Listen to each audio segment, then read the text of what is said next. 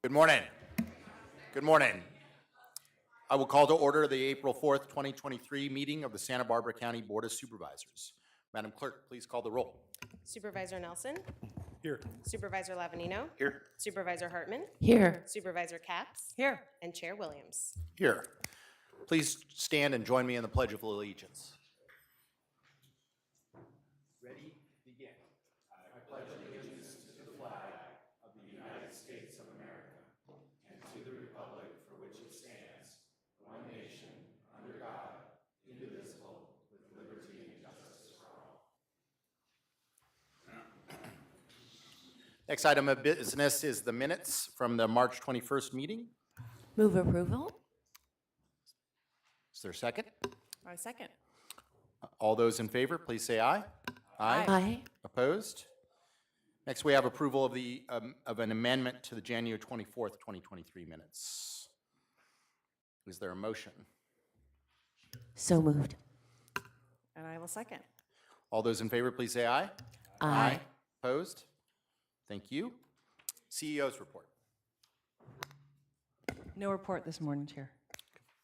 And Madam Clerk, are there announcements for our agenda today? Chair Williams and members of the board, I do have a few announcements this morning. We posted an addendum on Friday, March 31st, amending today's agenda. The departmental agenda was amended to reflect the addition of departmental item number 11. This item is from Human Resources Department. It is a hearing to consider recommendations regarding an extra help service and retirement waiver for the Human Resources Department. This addendum was posted online and has been made available to the board and the public. Additionally, staff respectfully requests that departmental item number 11 be heard prior to departmental item number 8. In addition, we received 2 continuation requests. A request has been made by the department to continue departmental item number 5 to the May 9th, 2023 agenda. Departmental item number 5 is from the Public Health Department. It is a hearing to consider recommendations regarding an extra help service and retirement waiver for the Public Health Department. And a request has been made by the department to continue administrative item number 3 to the May 2nd, 2023 agenda. Administrative item number 3 is from the Behavior Wellness Department. It is to consider recommendations regarding an agreement with Idea Engineering, Inc. for fiscal years 2022 through 2024. These changes can be added to the balance of the administrative agenda. And lastly, for the Board of Supervisors' methods of public participation and to provide public comment on general public comment or an item on the board's agenda, please see page 2 of the agenda. Individuals that would like to provide verbal public comment may do so via Zoom by registering in advance via the link available on page 2.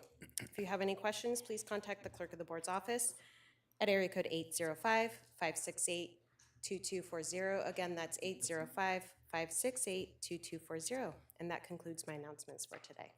Thank you. And Supervisor Hartman has a happy, sad announcement to make. Thank you. And Madam Clerk, did you have the picture? So today I'm announcing that Jefferson Litton, our 3rd District Chief of Staff, is departing after today. He's taken a new job with the City of Santa Barbara as the manager of the Sustainability Program. He served us well, and we're going to miss him, and he takes a piece of our heart with him. Would I have for being pulled A6, A13 by the board, and A22 by the board. The public pulling A5, though A5 is being moved to May 9th, so I don't know if that is still necessary to comment on it being moved to May 9th, but we'll let that member of the public know. Chair Williams, my Yes. apologies, but that was departmental item number 5 being moved to May 9th. So A5 is being heard Okay, today. great. Thank you. So we have A5, A6, A13, and A22. Any other items to be pulled? Okay. And let's proceed with A5.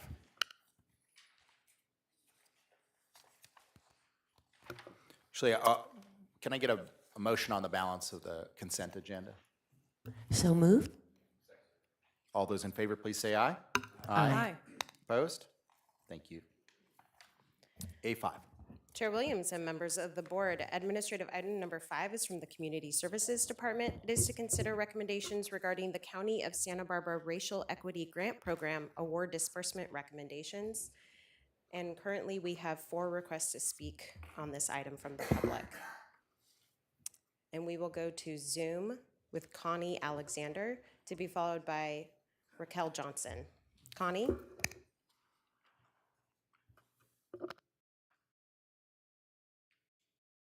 Good morning, board. Can you hear me? Yes, we can. Please proceed. All right, thank you. Good morning, Connie Alexander, President of the Santa Barbara NAACP, calling to support this racial equity fund and to ask you to continue to support the way that it's being administered. I think that the fund is doing an exceptional job of the equity of this, of the process of this. It was really great this time around to see how many more organizations applied in the grant making process that I had the opportunity to be a part of, to see really incredible amount of cross generational participation, which I really appreciated seeing this time. North County organizations, South County, and more North County organizations participate. So, yes, calling to encourage you to continue to support the process, to support how they're doing the process, and to remember that so much of what I did see that went through here had to do with direct services and supporting and uplifting community members and community organizations being able to bring about more community services. It's like having those in really important frontline people who understand what's happening, being able to help the community with what it needs. I did have one question in my mind for you, just as a board, because the fund has continued. I don't believe that I have heard because there's a portion that's going through from the fund that goes out and is allocated. But I really haven't heard what about the other part that is being kept with internal programs, I believe, from the county. And I don't believe that we've really heard a report on that. Maybe we missed it, but would really like to hear some report on that part of the funds and what the county is doing on the internal part with the other portion of the money. Would love to hear how that's impacting community and how that's impacting your work and your work around equity. So again, thank you. Thank you for keeping this as a priority. And we look forward to just continuing to continue this work. It's very important work. And thank you for your support. We will now go to Raquel Johnson, to be followed by LaWanda Lyons Pruitt. Raquel?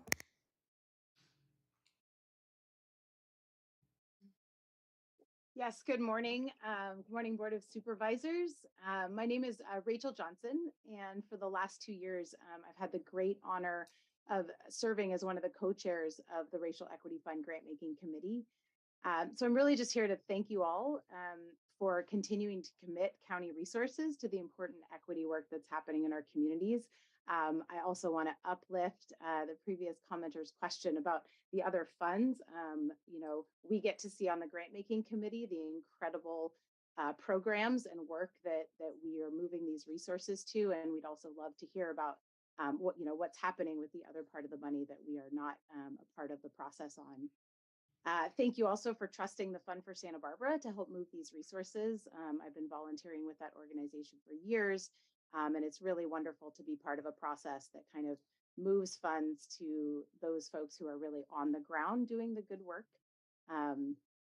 You all know better probably than most of us the really deep disparities throughout our region and our county districts, and also the power of what can happen when we come together to make change possible, rather letting these sort of divisions and differences separate us further. So committing resources from public funding really sends a strong signal that we're all committed to this collaborative work.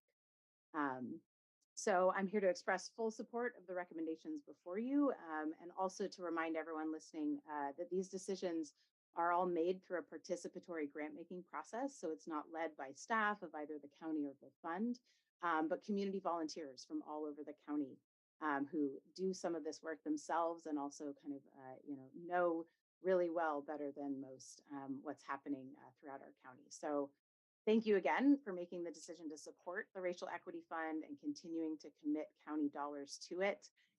Whenever you're able, we also urge you to consider increasing those allocations.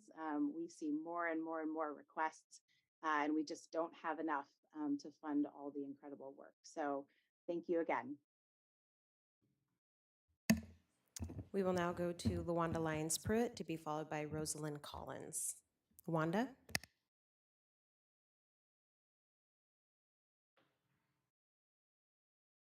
Good morning, Chair Williams and supervisors. LaWanda Lyons Pruitt, representing the Santa Maria Lompoc branch of the NAACP. I want to acknowledge that this is the 55th anniversary of the assassination of Dr. Martin Luther King, one of my heroes.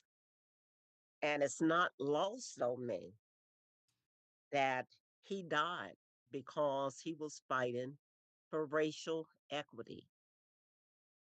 And he was fighting against that. And here we are 55 years later, and we are before you with a racial equity fund where we are asking you and appreciating you and uplifting the fact that you acknowledge and that you recognize the need to address racial justice and the disparities that exist in our county.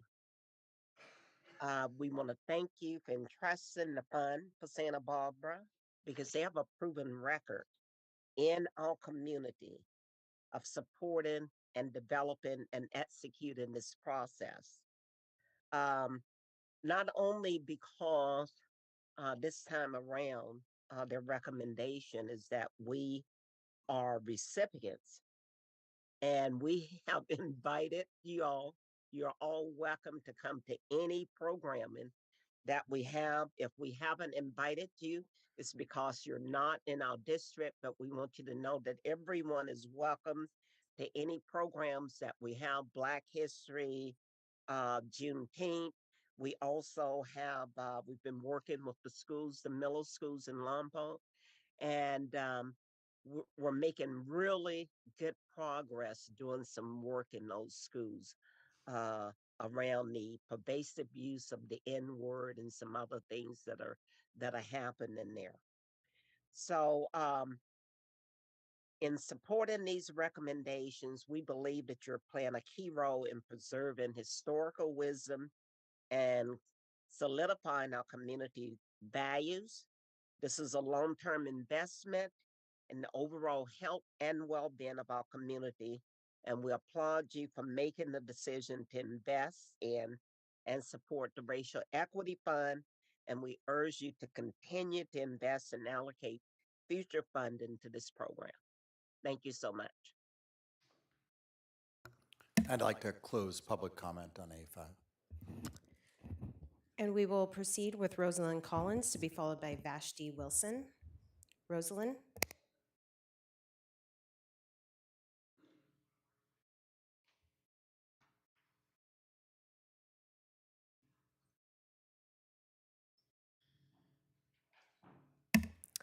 Rosalind, we have unmuted you on our end. If you can please unmute on your end to provide your comments.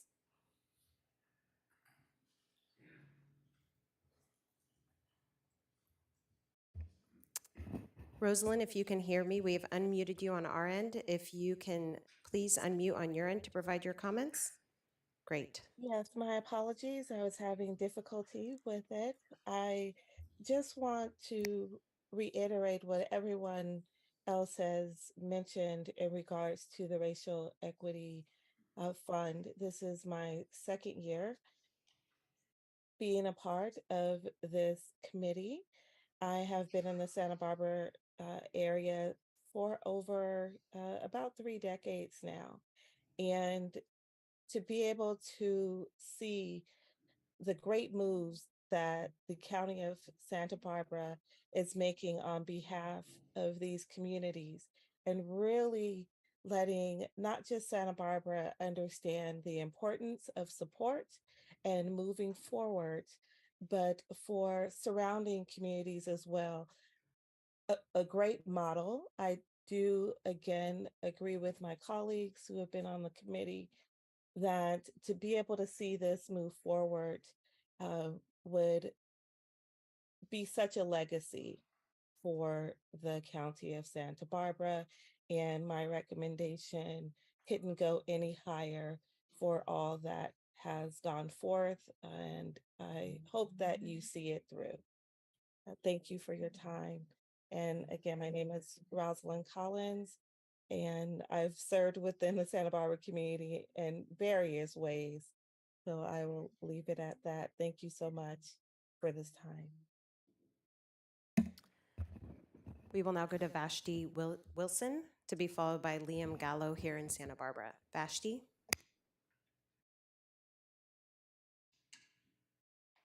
Hello. Hi, Supervisors. Thank you for having me here today. My name is Vashti Wilson, and I'm speaking on behalf of Maddie's Treasure Box. I want to say thank you for moving forward with not only proclaiming your support of these type of diversity initiatives, but actually following through with actions. It's one thing to take the picture, it's another thing to provide the resources to ensure that change is long lasting. I want to also uplift and uphold the hard work put in by the fund. This was our first time applying for our grant. We are a relatively new organization, and I want to say the staff was so supportive in helping us through this process. Tanya, in particular, answered many of my emails many times after hours because I wasn't sure exactly the correct terminology or the correct process for applying for these types of grants, as this is the first time we've had a nonprofit. My daughter's company, Maddie's Treasure Box, she did an initiative that went viral about 3 years ago in which she wanted to raise money for multicultural supplies to donate to local schools. We started doing that, but what we figured out was that it wasn't enough to make the donations. There also had to be training and education to go along with those donations to teach educators how to effectively implement them into the classrooms. And then along with that, we have our annual Juneteenth program in the Valley. So we have all the supplies, but we needed additional funding to be able to implement those training programs as collaborators. And so part of this funding enables us to do that, to use these wonderful resources we've attained and to start activating this program with schools. So I want to thank you for that. Um, I hope that this is not a one and done. I hope that this is a relationship that continues forward and that you uplift this and hold this as a high priority moving forward as well. Thank you so much for everything you've done to support your words and what we set forth a couple of years ago. Have a wonderful day. We will now go to our final speaker on A5, and that's Liam Gallo here in Santa Barbara.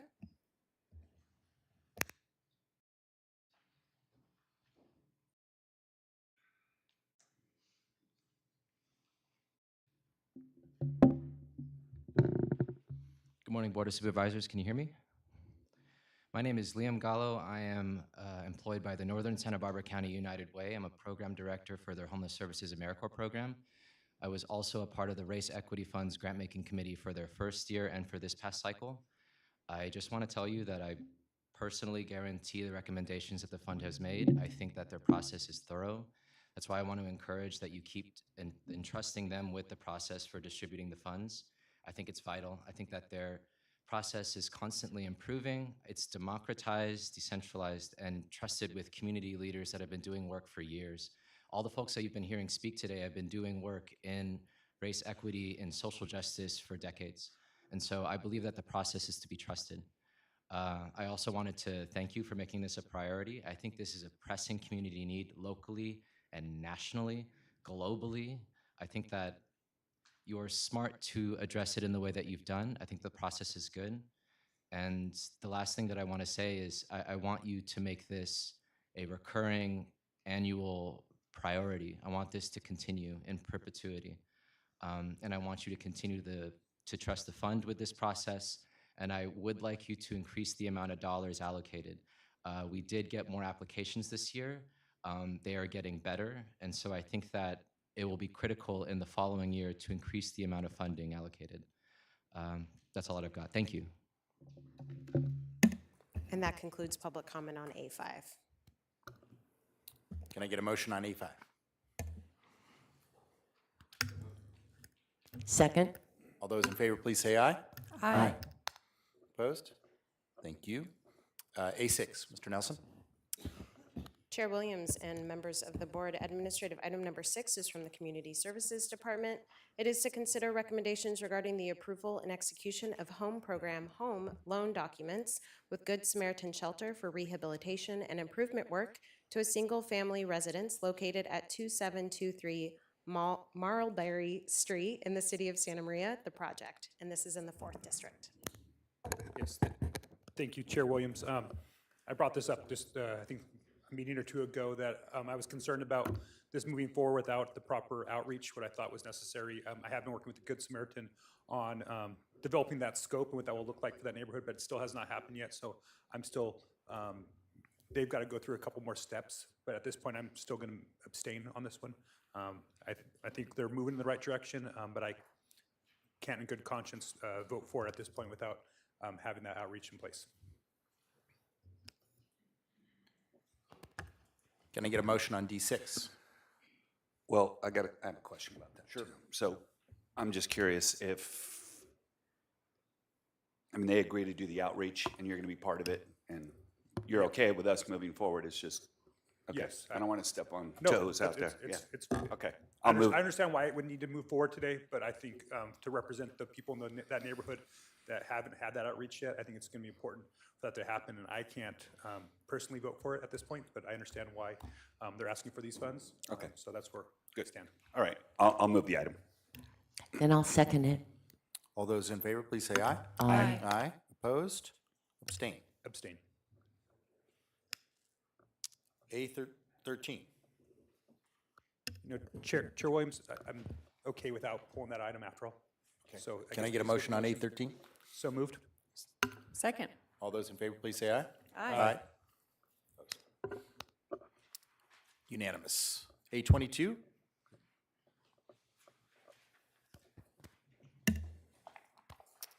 Chair Williams and members of the board. Administrative item number 22 is from the Public Works Department, Board of Directors, Flood Control, excuse me, and Water Conservation District. It is to consider recommendations regarding a Public Works Director's report on emergency response actions from the impacts of flooding and storms and continuation of emergency actions. And there is a 4/5 vote required on this item. Mr. Lavany. Thank you, Chair Williams. I just wanted to take this opportunity to thank our Public Works team and our flood control team. Been extremely responsive. As you might know, I represent Guadalupe, which was flooded out in this recent storm. They're still underwater in many areas. A lot of our local farmers are. Public Works, regardless of how far away Guadalupe was, we had a full contingency last week explaining to city leaders and also some of the local farmers. We had a couple of meetings. Supervisor Nelson was also in attendance, discussing strategies moving forward. And one of those strategies is, I believe, the fact that we are going to be looking to state and feds to try to get an emergency permit to go in and try to thin some of those willows in that area. And I think this emergency proclamation, continuance of this emergency, helps us in that endeavor. So I just really wanted to thank Public Works and Flood Control. And also I want to throw Matt Young in there as well, because he's had to respond to a lot of phone calls about why are we releasing what we're releasing at Twitchell and Kachuma, and been extremely responsive. It's just because we don't always like the answer, doesn't mean that we don't appreciate the knowledge, the depth of knowledge you have. And I also want to say, Walter, this is the first emergency that I've dealt with, flood control, since Walter's been there. He has the perfect personality to deal with folks that are, responding to an emergency. Just his calm demeanor, depth of knowledge, really kind of relaxes everybody and understands that we're not there to try to impose anything on somebody. We're there trying to help. So really appreciate you guys. Can I get a motion on A22? I'll move A22. Second. All those in favor, please say aye. Aye. Aye. Opposed? It's unanimous. A49.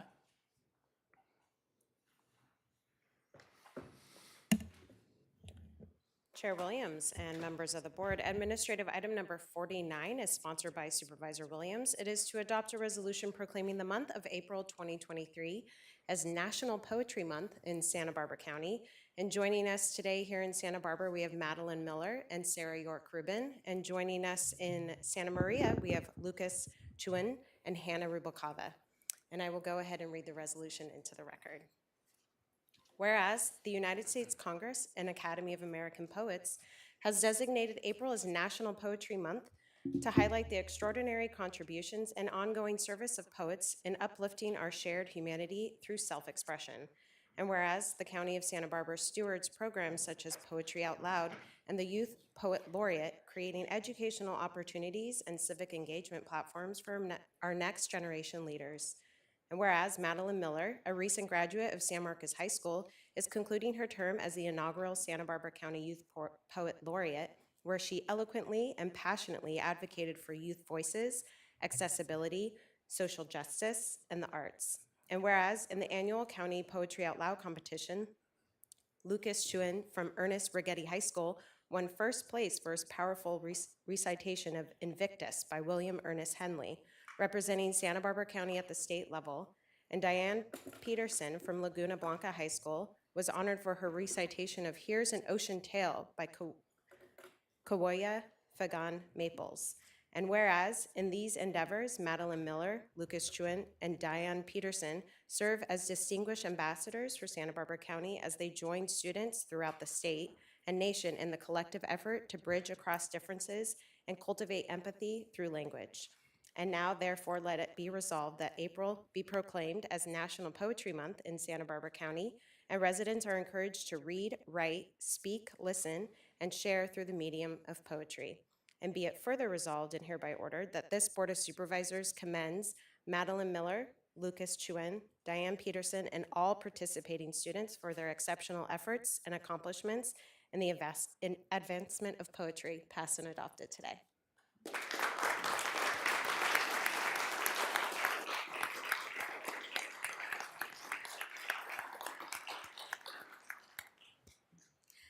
Thank you to the board and to Chair Williams for bringing forward this resolution. I want to thank you all for your commitment to supporting the arts and to supporting the furthering of language as a method of the arts and a means to further our community. It is the foundation of community, and our respect and reverence for language is also a part of that. I'm going to read a poem for you all and then be out of your way. Something sparkles like broken glass on pavement in the foliage behind my house. I squint for CD shards, trash tinsel, my mother's attempt to fend off magpies. There is steam of recent rain drifting off rooftops. I look again. Rainwater is catching the light on the leaves.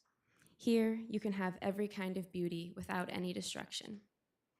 Thank you all for having me today, and thank you for making April Poetry Month. Thank you.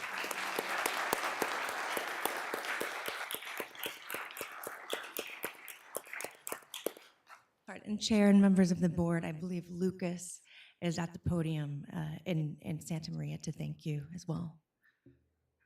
Lucas? Hi, my name is Lucas. I go to Ernest Brigetti High School. I would just like to say thank you so much for this opportunity. I am very glad that I took upon this opportunity, and I am so happy to have done this. I could have wished for nothing better, for nothing more. Do you want to recite your poem? Sure, I'd like to recite my poem. Invictus by William Ernest Henley. Out of the night that covers me, black as the pit from pole to pole, I thank whatever gods may be for my unconquerable soul. In the fell clutch of circumstance, I have not winced nor cried aloud. Under the bludgeonings of chance, my head is bloody, but unbowed. Beyond this place of wrath and tears looms but the horror of the shade, and yet the menace of the years finds and shall find me unafraid. It matters not how straight the gate, outcharged with punishment to scroll. I am the master of my fate. I am the captain of my soul. Thank you.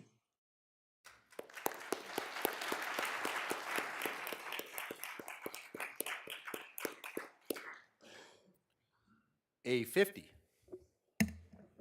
Chair Williams and members of the board, administrative item number 50 is sponsored by Supervisor Capps.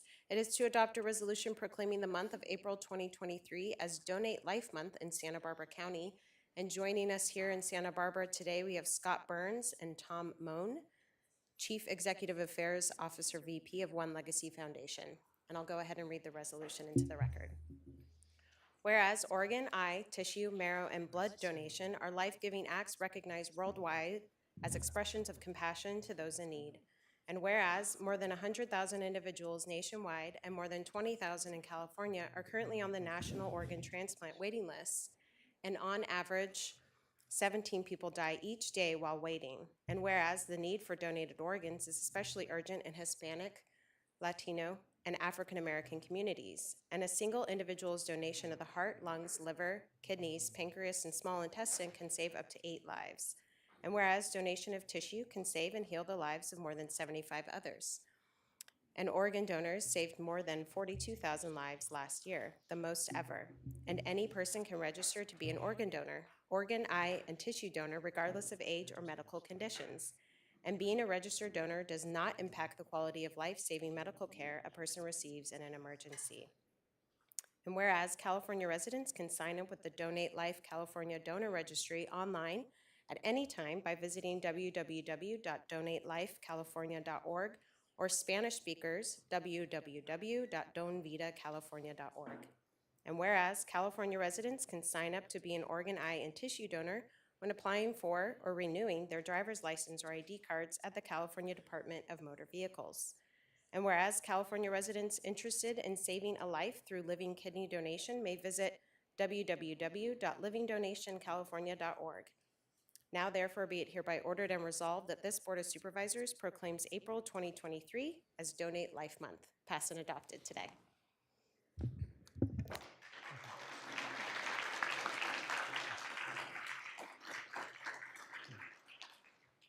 Thank you, Supervisor Capps and the Board of Supervisors for making this presentation proclamation happen. My name is Scott Burns. About 8 years ago, I ended up with a kidney donation, and the lady who died was a nurse at Cottage Hospital. Myself and 4 other people are alive because of her donation. So I'm very happy of that. And now I'm going to introduce Tom Moan, who is a very good person. Thank you very much, Scott. Thank you very much, Supervisors. We appreciate this opportunity of your acknowledgement of Donate Life Month here in Santa Barbara and California. I am Tom Moan. I'm the prior Chief Executive Officer of One Legacy, the Organ, Eye, and Tissue Service program serving Southern California, and most recently External Affairs Officer, so I get to spend more time with people like you, and thank you for your work to help organ, eye, and tissue donation happen and get the message out about the value, the life-saving value. I can share the very good news that in the last 2 years, we've seen a 25% increase in organ donation here in Southern California. Unprecedented increase and doubled over the last decade. So some very, very good progress made. But still, there's some people still do die on the wait list waiting, and we can end that if we help everybody make the choice to check the box at the DMV, to be a donor when they have lived their lives and can leave a legacy of life. Like the legacy that Scott has been left and so many others, and the good they can bring back to their communities. And your help and your support in getting that message out is invaluable. And I would like to finally end with a thanks to Santa Barbara Sheriff Coroner Brown for his and his department's incredible support in helping balance and ensure the needs of custody of evidence, but also the ability to make life-saving gifts from their decedents that they care for and care for that evidence, but also caring for our community and our world. So thank you all here in Santa Barbara.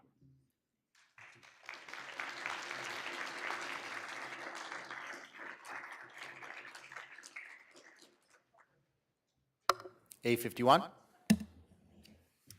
Chair Williams and members of the board, administrative item number 51 is sponsored by Supervisor Capps. It is to adopt a resolution proclaiming the week of April 23rd, 2023 through April 29th, 2023 as National Crime Victims' Rights Week in Santa Barbara County. And joining us In person today here in Santa Barbara, we have District Attorney John Savernock and Megan Reinschild, Victim Witness Assistant Program Director. And I'll go ahead and read the resolution. Whereas over 4,000 individuals are directly harmed by crime each year in Santa Barbara County, and each crime affects many more family members, friends, neighbors, and coworkers. And whereas crime leaves a lasting physical, emotional, and financial impact on people of all ages, abilities, and economic, racial, and social backgrounds.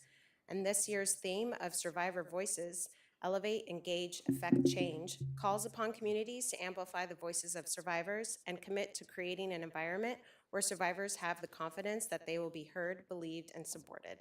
And whereas the Santa Barbara County District Attorney Victim Witness Assistance Program is the primary provider of help and support to victims of violent crime and provides services such as court support and advocacy, obtaining crime victim compensation in an attempt to mitigate the negative impacts of crime, and assistance with navigating the criminal justice system. And whereas National Crime Victims' Rights Week honors the extraordinary progress that has been made on behalf of millions of victims since the passage of the Victims of Crime Act in 1984. And whereas National Crime Victims' Rights Week challenges our community and our victim service providers, criminal justice partners, and concerned citizens to promote victims' rights initiatives and the need for effective and compassionate victim services, and financial and emotional support for all those affected by crime. Now therefore be it hereby ordered and resolved that this Board of Supervisors declares the week of April 23rd through 29th, 2023 as National Crime Victims' Rights Week in Santa Barbara County, thereby reaffirming the county's commitment to respecting and enforcing victims' rights and expressing our appreciation to all of the victims and crime survivors who have turned personal tragedy into action in order to build a more just community. Passed and adopted today.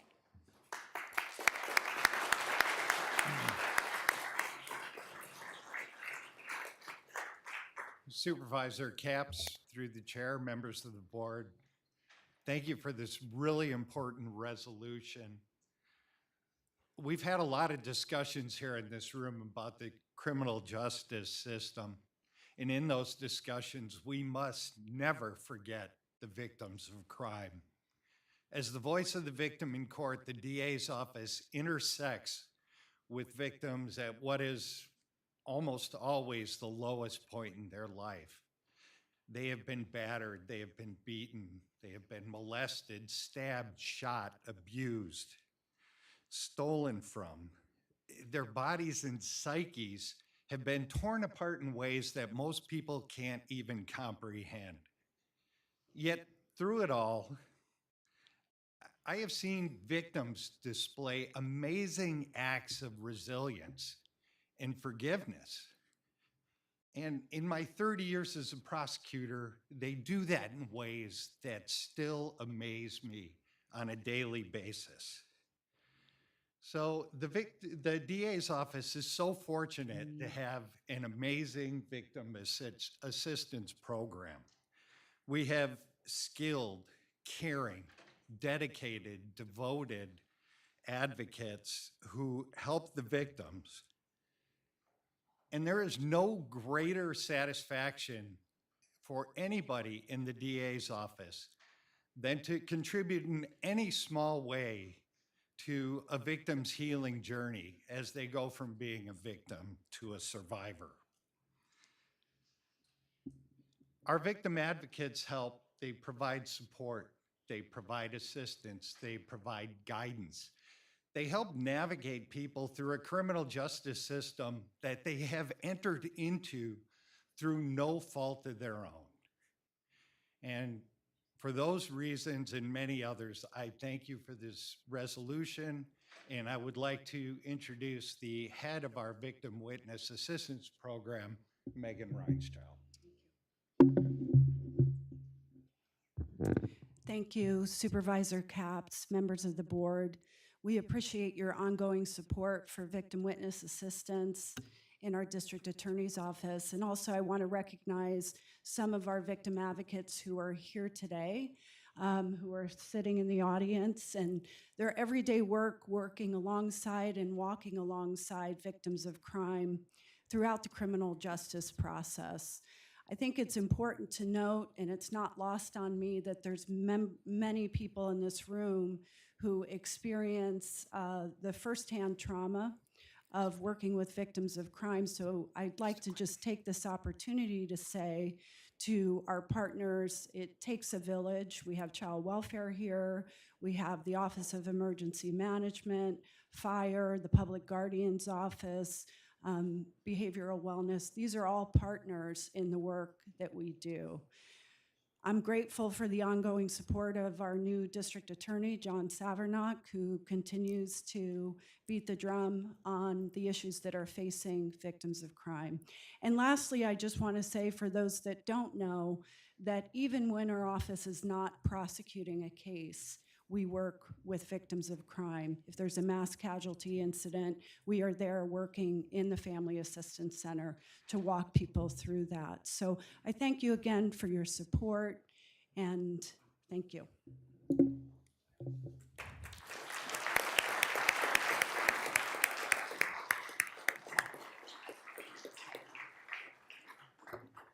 Thank you, Megan. DA. Supervisor Capps? Yeah, just a quick point. And thank you to underscore the importance of victim rights for all victims. But especially as we know, hate crimes are up, the highest we've seen. The FBI has put out numbers that, so many people, increasingly 60%, are victims of crime simply because of the color of their skin. And I just wanted to connect to and honor what the previous speakers spoke about with our Racial Equity Fund and the work that's happening here, and just to look out and see so many people who are advocating for the rights of victims so often that are silent voices because of their crime. And I just want to extend my honor and was proud to bring this resolution forward. Thank you. Thank you. A52. And we've got a lot of seats here and we're not having egress. And once we have a lot of public comment, that's going to slow things down. So please get some seats. I saw some kids. If they have a real interest in public policy, they can hang out, or they could also hang out in my office, the First District office. I have coloring books and crayons and toys in there.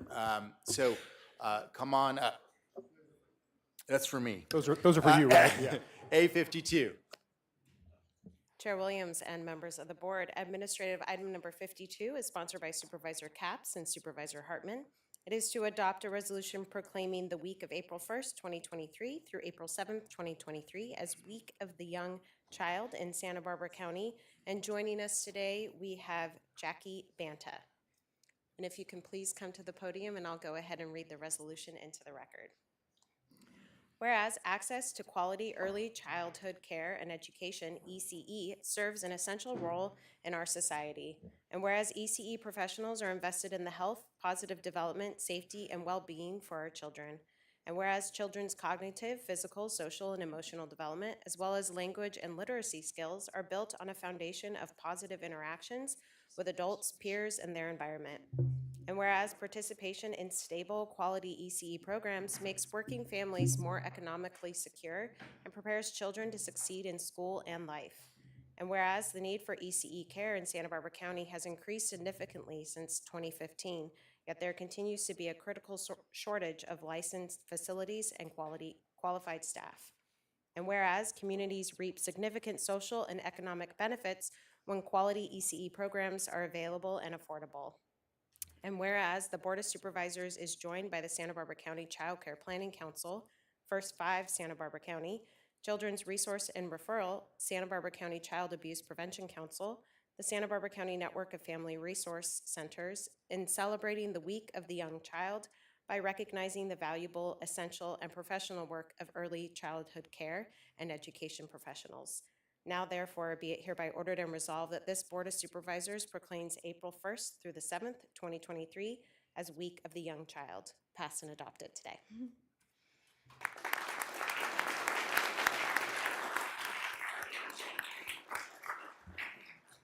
Thank you to the Board of Supervisors. I'm Jackie Banta, Chief Operating Officer for Children's Resource and Referral of Santa Barbara County, also here representing Santa Barbara County Child Care Planning Council.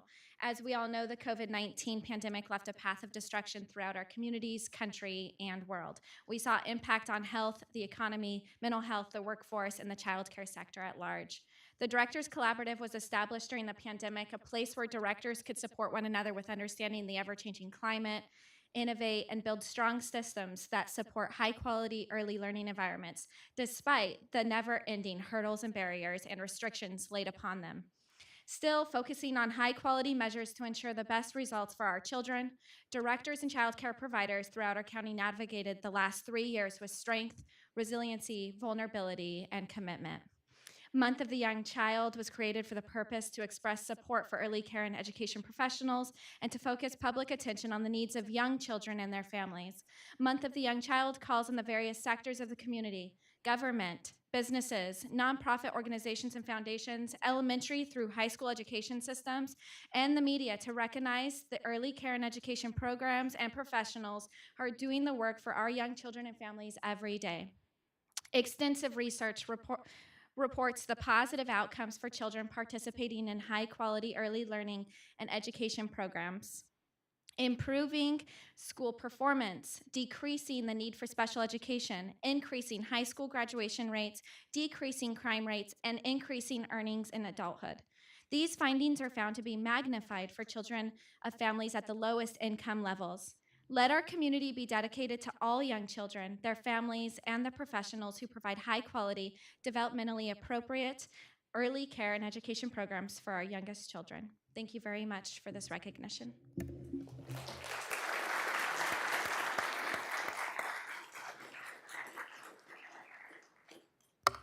A53.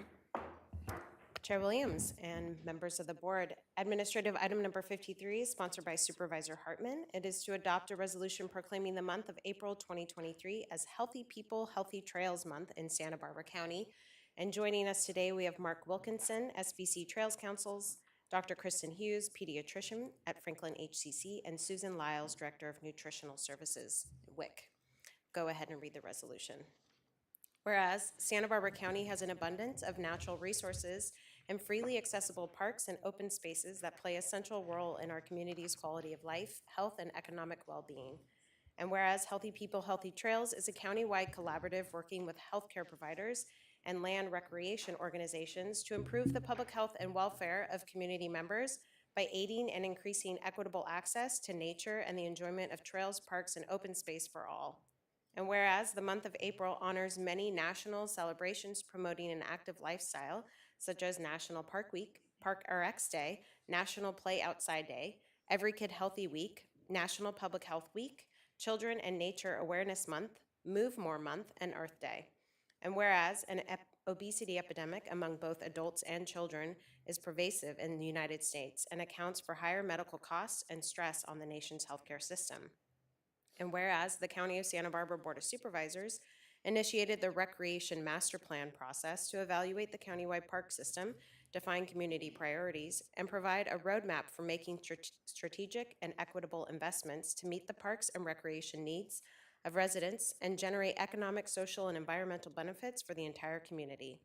And whereas Healthy People, Healthy Trails Month allows for further awareness, education, collaboration, and an increase of outdoor activities through promoting the exploration of amazing places, discovering stories of history and culture, and the growing movement of healthcare providers referring patients to venture outside to improve their health and well-being. Now, therefore, be it hereby ordered and resolved that this Board of Supervisors declares April 2023 as Healthy People, Healthy Trails Month, passed and adopted today.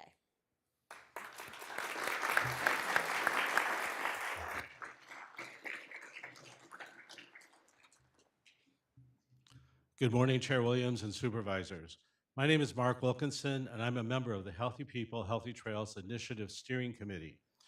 On behalf of our leadership team, Sansom Clinic, SunCal Health, Healthy Lompoc Coalition, County Public Health Department, City of Santa Barbara Parks and Recreation, and the Santa Barbara County Trails Council, I want to take this opportunity to thank the supervisors and the county agencies for your work to improve public health and welfare for all community members.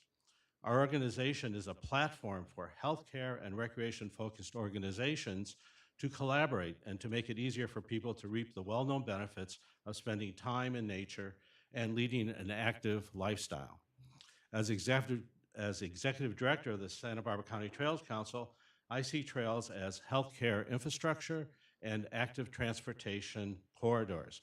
Trails provide a way for people to connect with nature and outdoors. They offer a safe and accessible way to explore the natural world and support outdoor activities like walking, hiking, biking, running, and many, many others.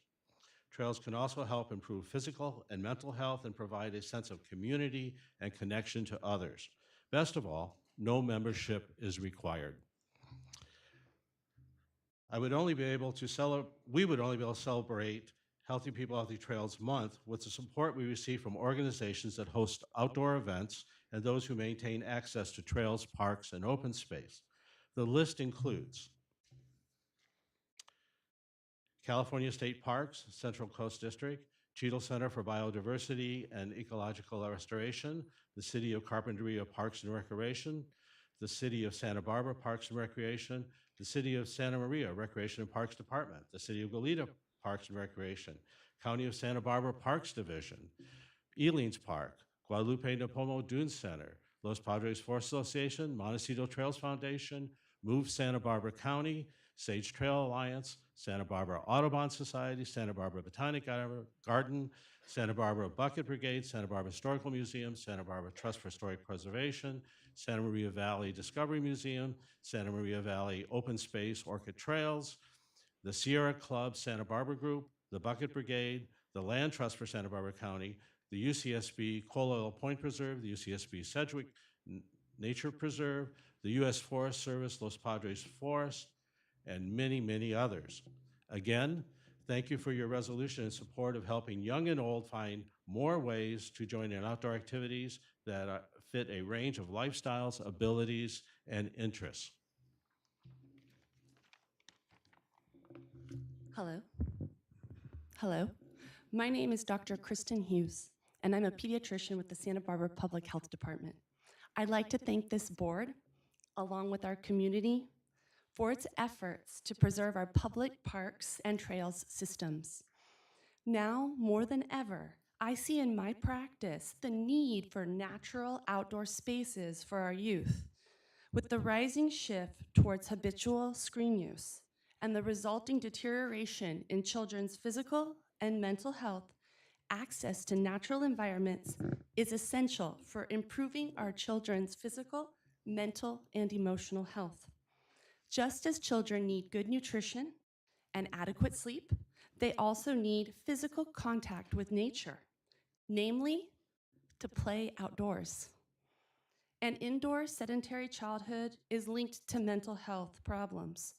Containerized kids with a diminished life of tunneled senses, primarily hyperstimulated sight and sound from screens, with little other sensory input, need free play outdoors. They need this primary experience with nature in which all the senses are fully activated in order to feel completely alive. With mounting rates of youth mental health issues, no separation is more pervasive in this age of anxiety than our disconnection from the natural world. The findings of over 100 studies confirm that one main benefit of spending time in nature is stress reduction.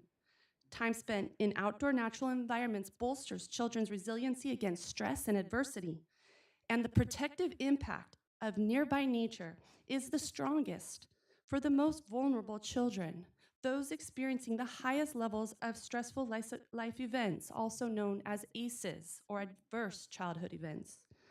As one Santa Barbara child put it, being in nature makes you realize that there are far larger things at work than yourself. This helps to put problems in perspective. Being in nature can be a way to escape without fully leaving the world. Another individual suffers from ADHD says, "Nature is my Ritalin. Nature calms me, focuses me, and yet excites my senses." In a world of increasingly inattentive and distracted youth, play in nature can be an alternative, additional, and preventative therapy. Nature provides attention restorative therapy that's accessible, free of side effects, non-stigmatizing, and inexpensive. And studies show that unstructured play in nature improves children's cognitive abilities, attention, and resiliency to negative stress and depression. Finally, as a growing body of research positively links our mental, physical, and emotional health directly to our association with nature, our hope is to inspire the next generation of young people to resist the rapid slide from the real to the virtual world and instead rise from the matrix to the mountains through the preservation and celebration of our natural spaces. Thank you very much.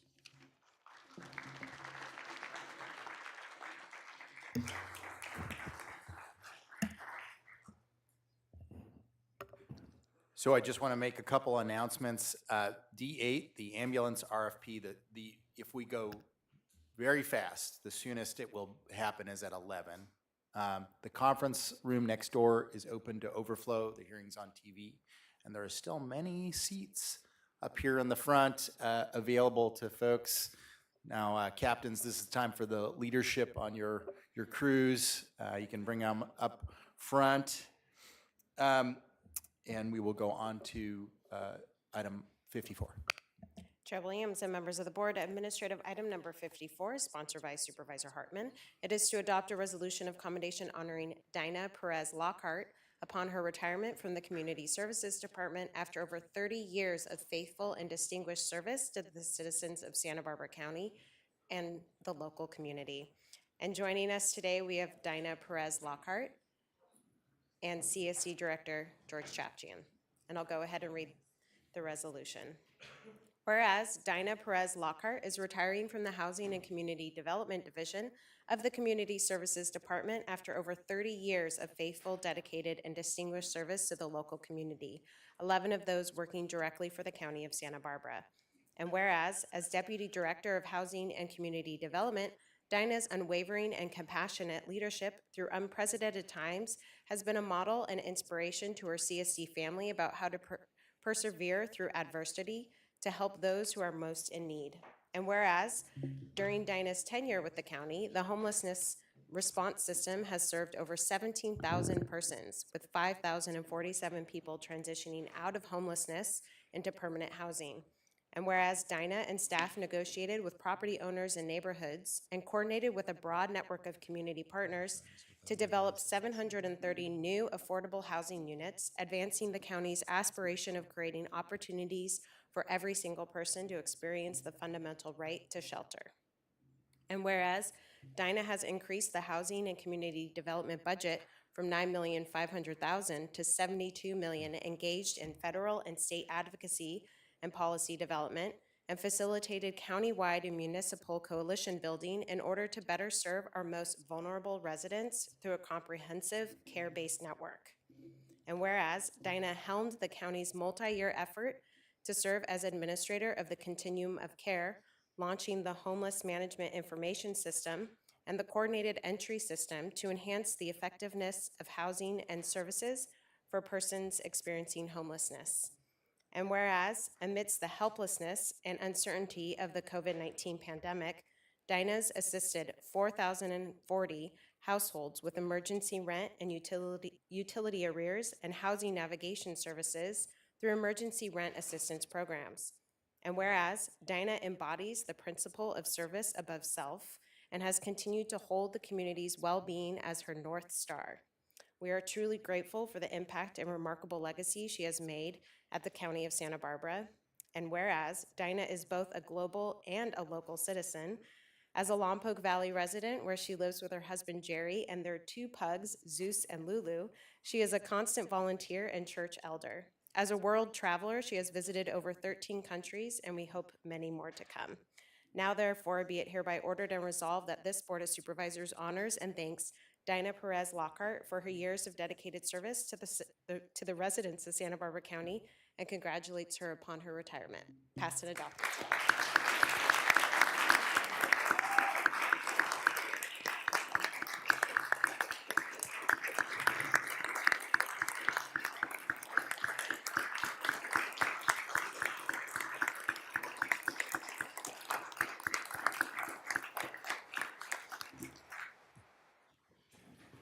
Good morning, Chair Williams and members of the board.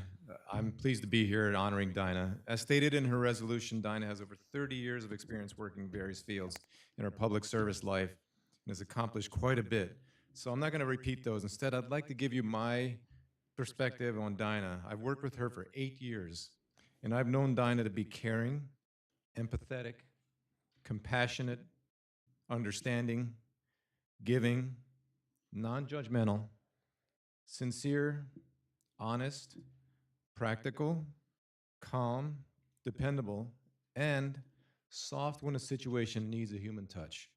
Qualities I think we all aspire to. I've seen Dinah unflappable in the face of overwhelming stress. There have been times when I've marveled at her calmness during what were very stressful moments and issues for her team. She and her team were stretched to their limits when COVID hit. And for the past 3 years, she and her team have performed nothing less than miracles in addressing the impact to the homeless population and providing housing and services in an extremely effective manner. Most people who choose public service as a profession do so because they want to help serve others. They want to make a difference in someone's life. Providing needed services and a roof over just one person's head is a big deal to those of us who want to make a difference. Dinah and her staff took that to another level these past 3 years. The number of housing units they created and the number of households they helped in securing safe, decent, affordable housing is astounding. For example, among many of her accomplishments, Dinah's team created new housing units that served 730 households. They assisted over 1,300 households with safe, decent, affordable housing through the federally funded tenant-based rental assistance program. And they also helped over 4,000 households from being evicted by providing emergency rental and utility assistance during COVID pandemic.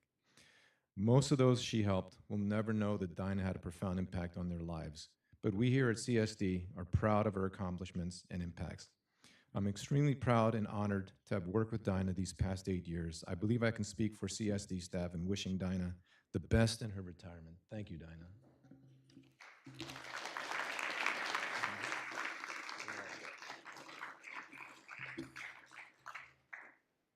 Good morning. I will be brief. Good morning, Chair Williams and members of the Board of Supervisors, CEO Miyasato, and members of the public. I am overwhelmed by this resolution. It has been an honor to work for the citizens of Santa Barbara and the public for the past 30 years. I have been constantly inspired by the outstanding dedication of my fellow county coworkers and my colleagues with the Community Services Department and the Housing and Community Development Division. And if I could just take this moment and ask everybody from Community Services and Housing and Community Development, if you could please stand. I just want to recognize you all.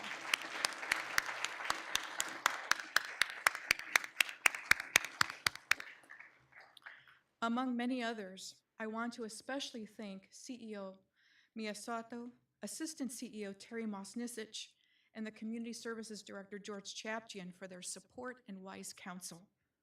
There are many important and exciting housing and community development projects that will come to fruition in the next 12 to 24 months, and I will continue to support and encourage these efforts as an engaged community member.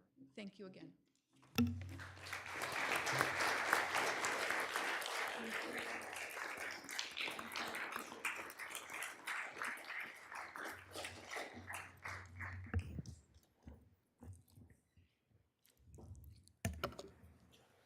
Joan. Supervisor Harper. Thank you, Chair Williams. I just wanted to add that Dinah Lockhart and her team have revolutionized how we deal with homelessness in our county. It has been a really vexing issue, and with Dignity Moves and Bridge House in Lompoc and Life Arc, we've got all kinds of new and exciting ways to house people that aren't as expensive, that wrap around services and really transform lives. So with COVID came a lot of challenges, a lot of money, and how that mighty little department rose and addressed the need in ways that make us all proud. And Dinah was at the helm, so thank you so much.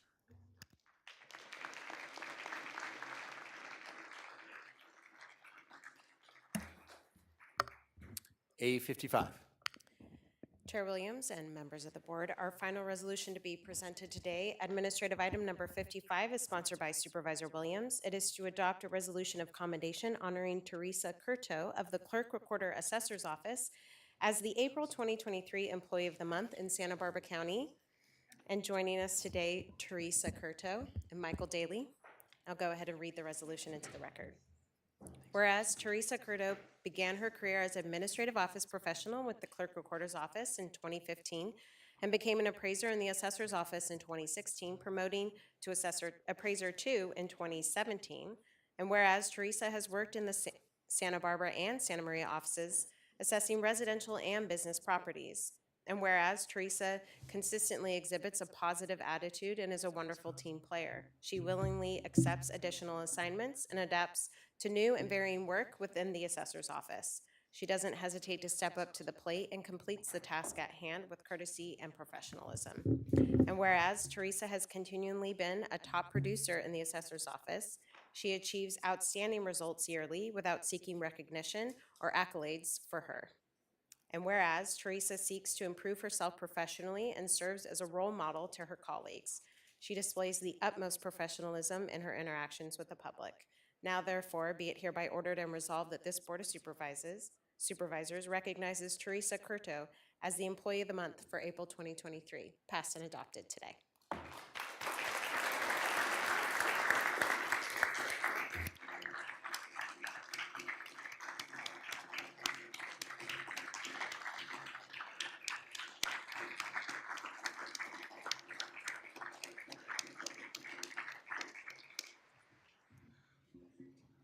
Thank you, Chair Williams, members of the board. I just have I'm not prepared with a poem, unfortunately, but I do have some words I'd like to say about Teresa. She's been with our office about 8 years almost now, and in that time, while raising 3 young children, has also just been a very positive influence on our department.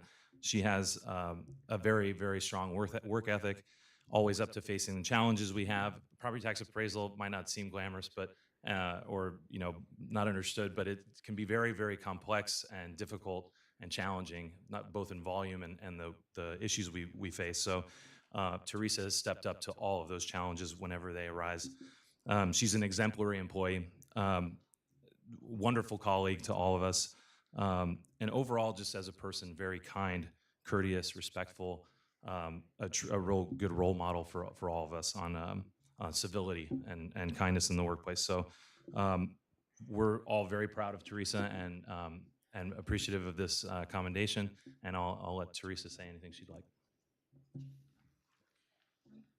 Thank you so much. I'm incredibly grateful to be here today to receive this recognition and really for my part as an employee of the County of Santa Barbara. I do feel very fortunate to be part of a department who I feel supports me and really does value my contributions. So for that and for this recognition, thank you very much.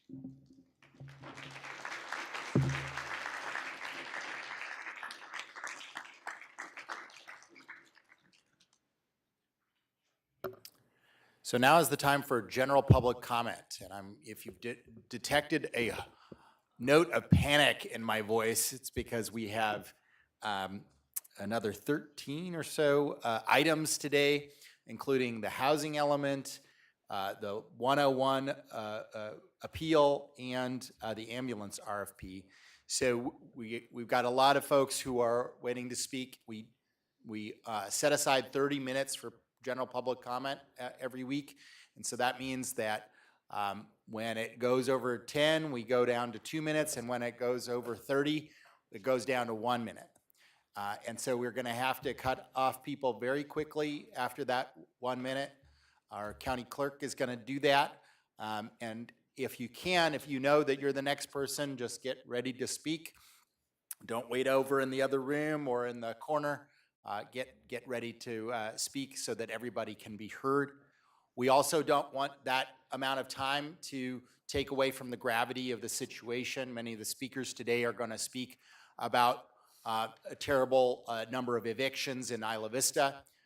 And so I am working with Supervisor Capps to see if we can schedule some kind of special meeting to address the issue and give it the attention it deserves.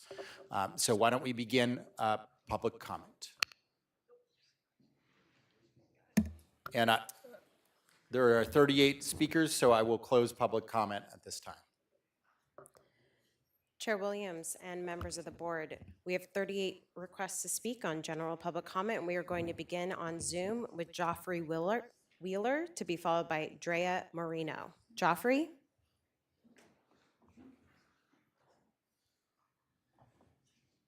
Good morning, supervisors. I would like to advocate for documentation to be required for landlords that want to terminate tenancies to do renovations. In 2020, I rented with my wife a one-room duplex for $1,200. The other half had been rented for 2 years prior for $1,050. Although the Tenant Protection Act was widely known, the Advantage Property Management Company declared that the unit I was in was exempt. That's what it said on the lease. I didn't know. It's owned by an out-of-state retired judge. In 2022, I asked for a vent fan for the kitchen because the smoke detector and carbon monoxide detector had gone off, and the smoke detector went off often. Within a couple. Thank you. That was your time. And again, we just need to be able to go through. We have 37 more public speakers, and as well as we have 13 more items today. So this is our custom, and we will be scheduling a special meeting because we think this subject deserves its own time and not just be an afterthought at general public comment. We will remain on Zoom for Drea Marino, to be followed by LaWanda Lyons Pruitt. Drea?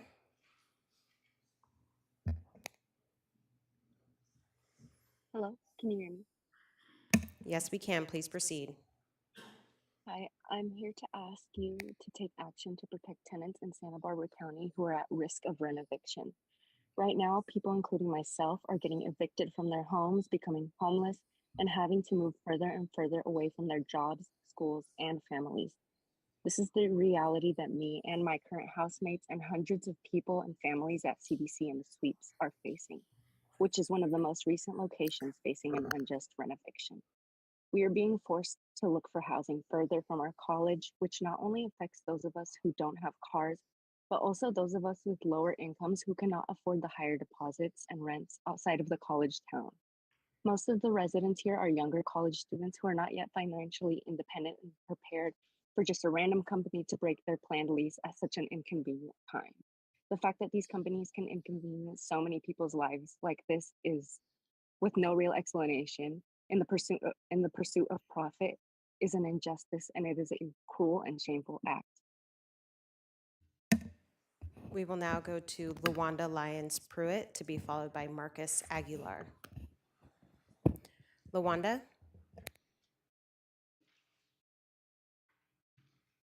Good morning again, Supervisors. LaWanda Lyons Pruitt, representing the Santa Maria Lompoc branch of the NAACP. Looking forward to the special hearing. We need to put a stop to corporate greed. Thank you. Thank you, LaWanda. Supervisor Capps. Chair Williams, thank you for letting me interrupt this. I just thought I wanted to ask a few questions that may inform the comments. Thank you to our speakers for being here today. This is code red for me and my office. We represent Isla Vista, but more importantly, this is code red for probably close to 1,000 people in our community, people, hardworking people, diligently paying their rent that had no idea that this exploitation was coming to them from this out-of-state company. I'm learning that this is perhaps the biggest mass eviction in California. Again, it's 264 units. We've gone to every single one. We've been working around the clock trying to help. So I just appreciate these speakers taking the time out from their days after hearing this devastating news that they need to find new homes. I had a couple questions, if I may, that for our county staff here that might inform the comments and the process here. So if I can begin with our county council to please discuss And I want to thank you, Chair Williams, for working with me on this. I know how much you care about Isla Vista and how we are going to try to do what we can here. And I wanted to just ask our county council, what are our legal options? Because I know that's been a lot of the questions that have come in thus far. Mr. Chair and Supervisor Capps, this item isn't on the agenda today for discussion, but we can give a brief response to Thank you. public comment. Eviction law and tenant protections are largely regulated by the state. In 2019, the state enacted the Tenant Protection Act, which is a just cause eviction statute, and allows local jurisdictions to also regulate. The county already has an existing relocation ordinance, Chapter 44, that can be paid to tenants in certain circumstances and provides a more generous relocation payment than the state. The board has the option to agendize an update on County Code Chapter 44 and amend provisions.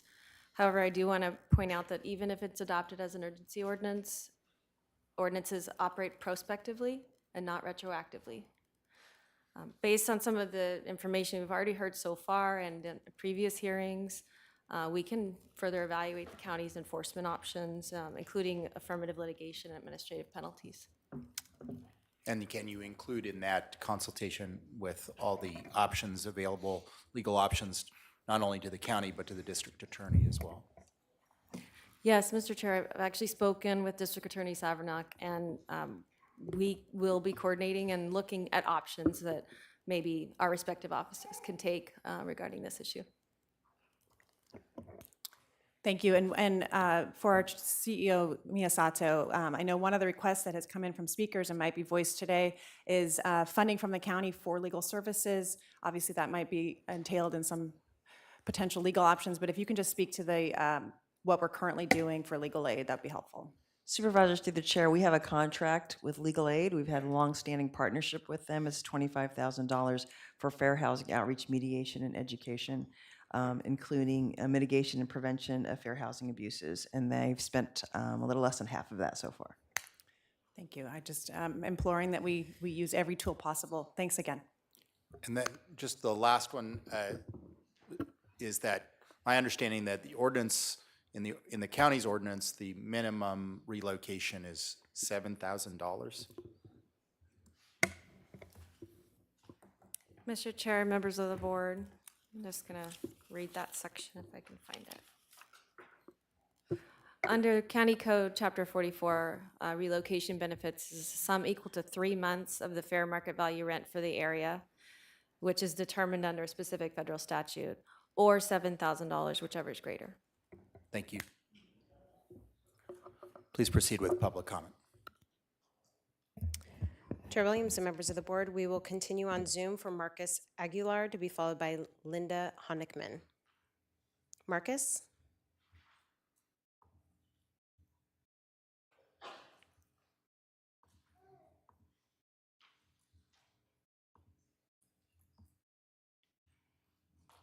Hi, good morning, supervisors. Can everyone hear me? Yes. I am Marcos Aguilar. I am one of the directors and the current board president at the Isla Vista Community Services District. And I'm very happy to hear that there will be a special meeting. I appreciate the words from Supervisor Capps to express their urgency on this matter. Our district is sending you all a letter with 4 points to explore all possible legal avenue to protect these residents and minimize the impact it will have on the local community, such as updating Ordinance 44 to close points of exploitation and strengthen provisions for renters moving forward. Also considering declaring a moratorium on mass evictions in light of the local and state housing crisis. This instance of mass termination of tenancy is not the first in Isla Vista and will surely not be the last. Thank you. Linda? We will now go to Linda Honickman, to be followed by Rachel Sim. Linda?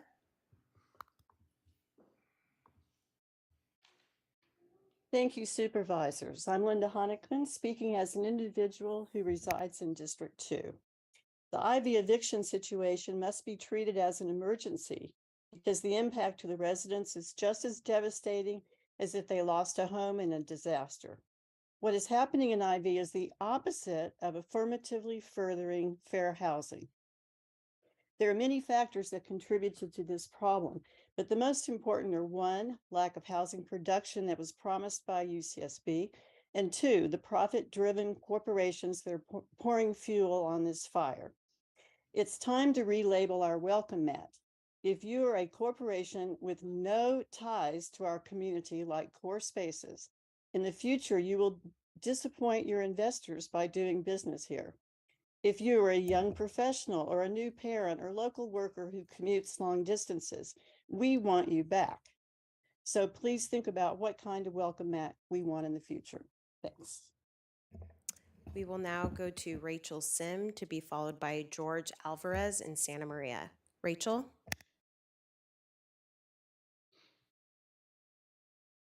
Hi, I'm a tenant in Santa Barbara, and I am asking you to protect tenants in the broader county that are at risk of renoviction. This is an issue that is obviously very pressing in Isla Vista, but across the broader county in general. Tenants, as others have mentioned, are being pushed out of their homes, being forced to relocate, all so that unscrupulous landlords who claim that they need to do major renovations in order to evict tenants then raise the rent beyond the otherwise legal limit of 10%. I, like many tenants, live in fear of receiving a renoviction notice because if forced to leave my home, I simply would not be able to afford the so-called market rate. But despite paying my rent on time each month for years, and despite the fact that one of the much promoted benefits of being a renter is that my landlord is apparently responsible for repairs and upkeep, my apartment, by the mere fact of being lived in, is in worse condition each year. We're a community that is bigger than just city limits, and I urge you to. Thank you for your comments. We will now go to Santa Maria with George Alvarez, and then we will return to Santa Barbara for Kevin Wallace. And I would just like to make a brief announcement. For those of you that are in need of Spanish translation services today, please inform my staff located at the back table. We can provide that for you. I believe there are a few. So yes, thank you, Brittany, for pointing them out. We do have translators standing by. So if anyone needs translation today, we do have that available. Yes.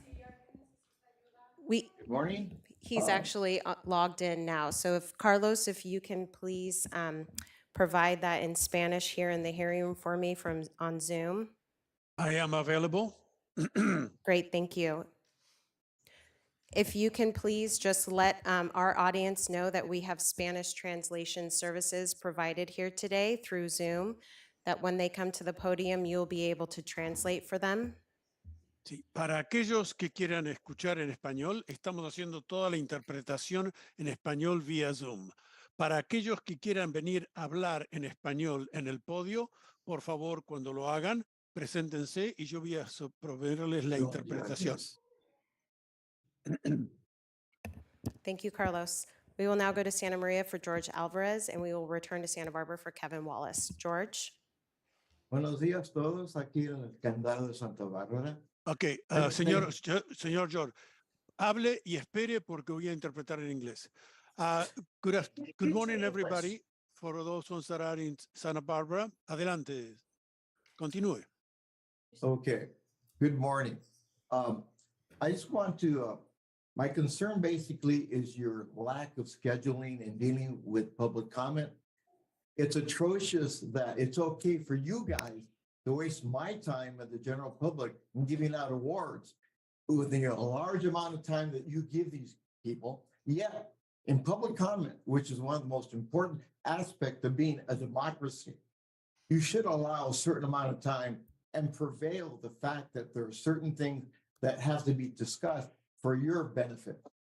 I didn't like the idea that you're cutting me short from that perspective. Now, Mr. Lavanino, I expect you, out of common courtesy, to get back with me on this levy situation, because basically there's a lot of issues that I'm familiar with. I've been embedded with this problem for 20-something years, and I have not gotten the responses that I need to get to move forward to help the situation here. Okay? I expect that out of common courtesy. We're lagging. Thank you. Thank you, George. Since Mr. Alvarez called me out specifically, I'll go ahead and answer that. Is that we had to come up with a strategy first approved with the city and with our public works and and flood control. So as we firm up that strategy, I'll be getting in touch with you, George. We will now return here in Santa Barbara with Kevin Wallace to be followed by Gordon Seal. And I would also like to know if, Carlos, you can translate this as well. For any of those that need translation services, you will get double the amount of time, so you'll get 2 minutes so you can speak, and then it will be translated. So I just wanted to make that clear. Para aquellos que van a hablar en español, les van a dar el doble del tiempo para dar la oportunidad de que usted hable, yo interprete, hable y yo interprete, hable y yo interprete. Van a tener 2 minutos. Gracias. Kevin?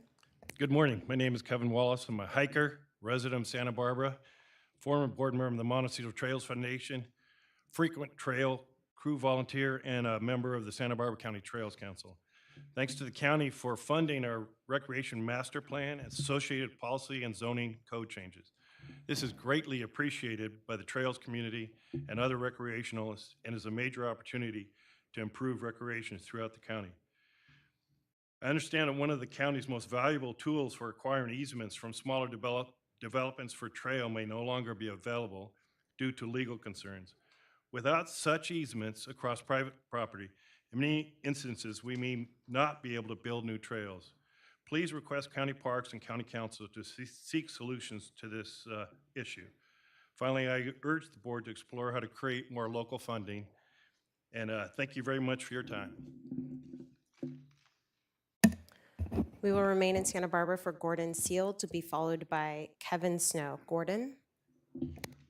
Thank you, supervisors, for the opportunity for public comment. My name is Gordon Seeke, and I want to shout out for Supervisor Paul E. Stewart, who was the 2nd District representative on the board from 1943 to 1958, served 4 terms on the 2nd District.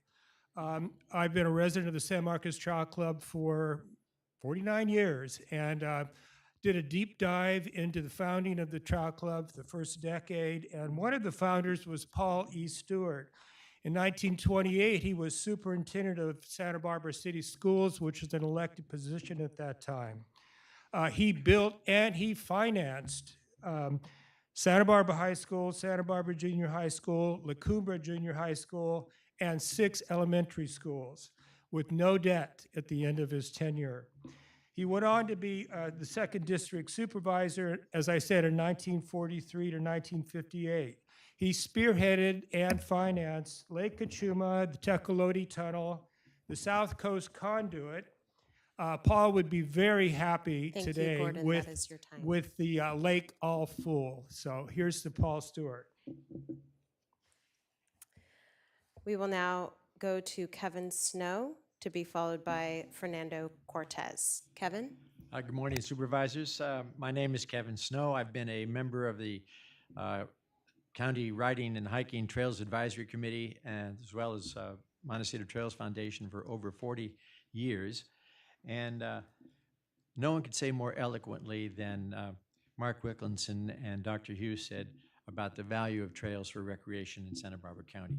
I want to thank you for the funding that has been made for the recreational master plan, and the key will be the elements in that plan that will help landowners have incentives to include trails in their projects as they come forward, zoning changes that will permit trails where there haven't been in the past, particularly interagency cooperation so that things can get done more quickly. You know, the Franklin Trail took over 30 years to get implemented. Perone Ranch has taken, since I've been on CRATAC and Montecito Trails, has been up for over 30 years. So these things take time, and I hope that the recreational master plan will help expedite, particularly in the North County and along the Gaviota Coast, new trails that are so desperately needed and so beneficial to the public here in Santa Barbara County. Thank you very, very much. We will now go to Fernando Cortez to be followed by Chancey Rose. Fernando? Good morning, supervisors. My name is Fernando, and I am a current tenant at CBC in the Sweeps in the county of Santa Barbara. I'm here to address the issue of an eviction where tenants are forced out of the safety of their homes and into lives of uncertainty and fear, all for corporate profit at the expense of actual human lives. From my understanding, this is all legal under current law, but I find myself constantly asking, what about the lives of the people at CBC and the Sweeps and similar communities that have, will, and continue to suffer because the law is the law and it's not on our side? What if we change these laws instead? The law is only the law until people in positions of power decide our struggles are finally enough to change these laws. We are just the latest targets of this greed. Help tenants by passing laws to stop this renovation and prevent renovations like these from happening in the future. Prove to us, prove to our families, prove to our children, prove to our community, and prove to others that yes, the law is the law, but these laws can change if people are united against injustice, and laws can change to finally be on our side. Thank you.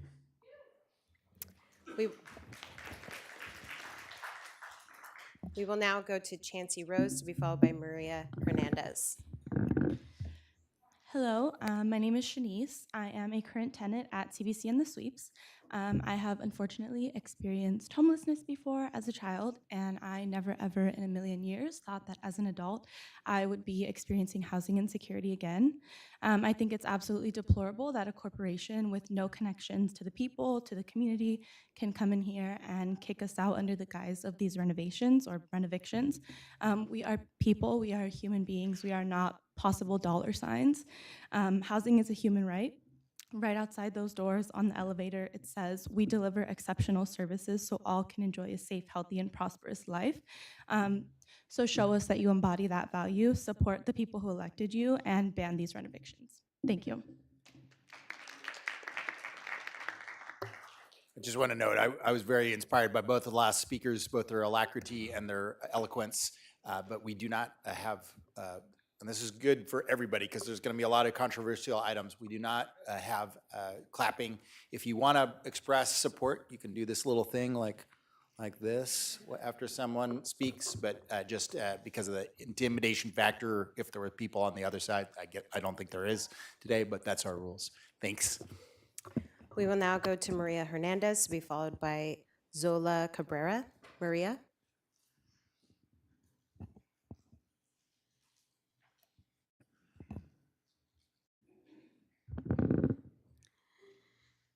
Pues buenos días, yo voy a hablar español porque no sé hablar inglés.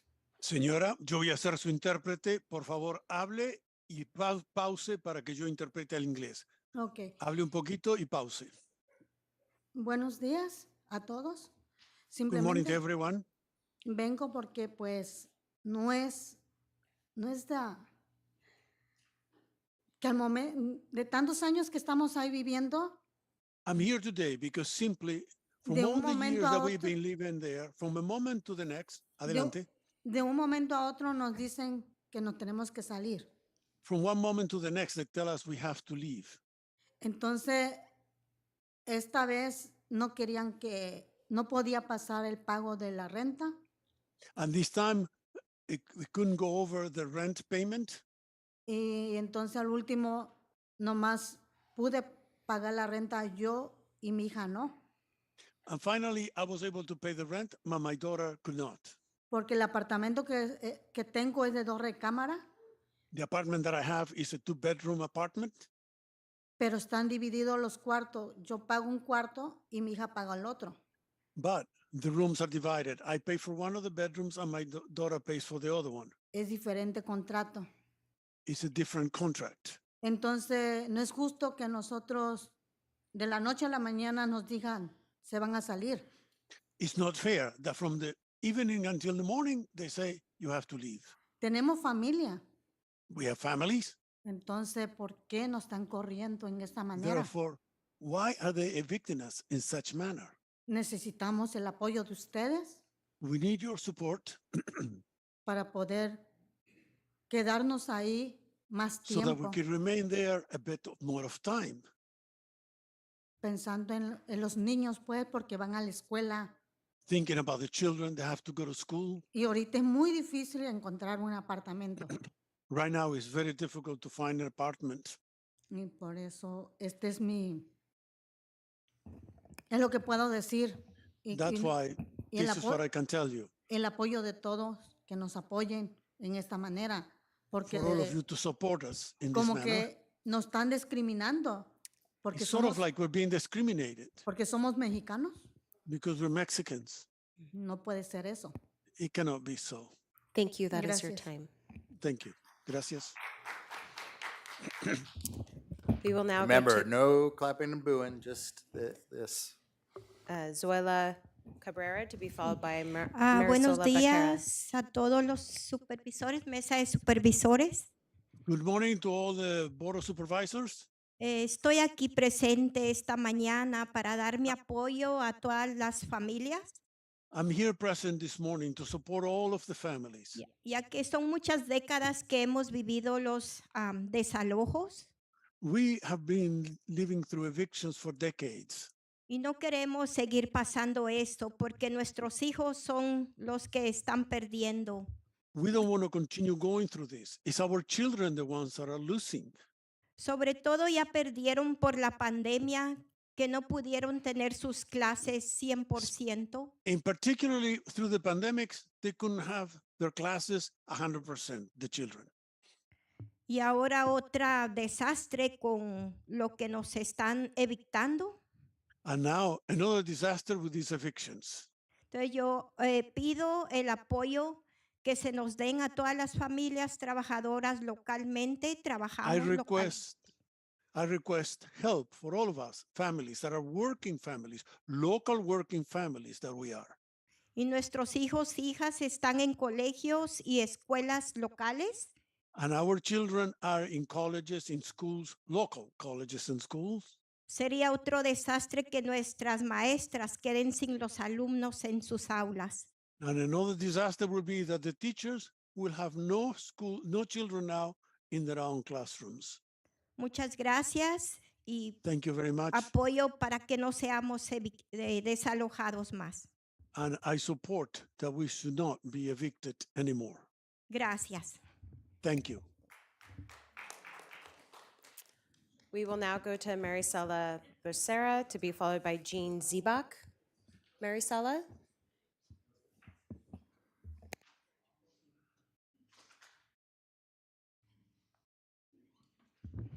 Hola, buenos días a todos.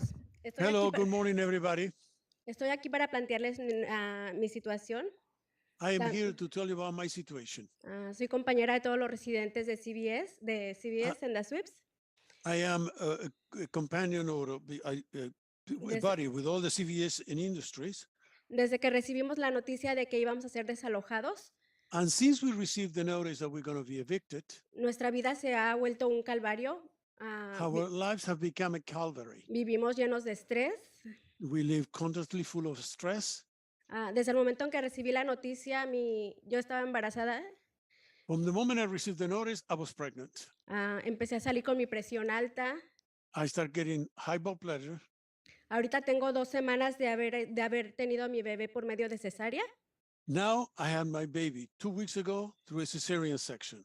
A los 4 días que salí del hospital, 4 days after I left the hospital, no he podido llevar mi recuperación porque he andado de un lugar a otro. I have not been able to recover. I got to go from one place to the other, one place to the next, Buscando un lugar donde vivir. searching for a place to live. Sin embargo, no hemos tenido suerte. Although we have not been lucky. Pues todo, para poder rentar te ponen muchas trabas, In order for you to rent, now they're making a lot of obstacles, muchos requisitos. lots of requirements.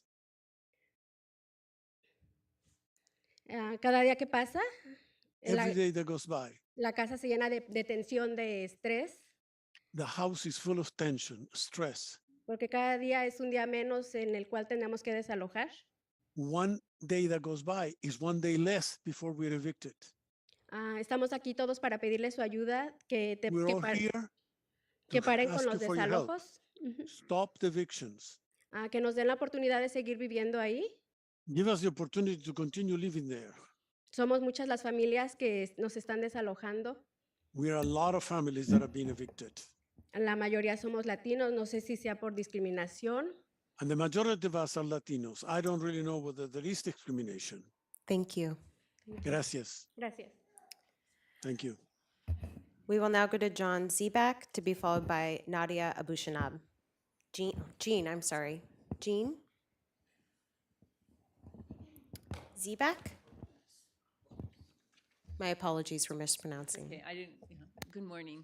I'm just here, I'm a homeowner in Santa Barbara, and I'm just here. I think it's absolutely terrible what these evictions, and I just think it's corporate greed, and whatever you could do to help would really be appreciated.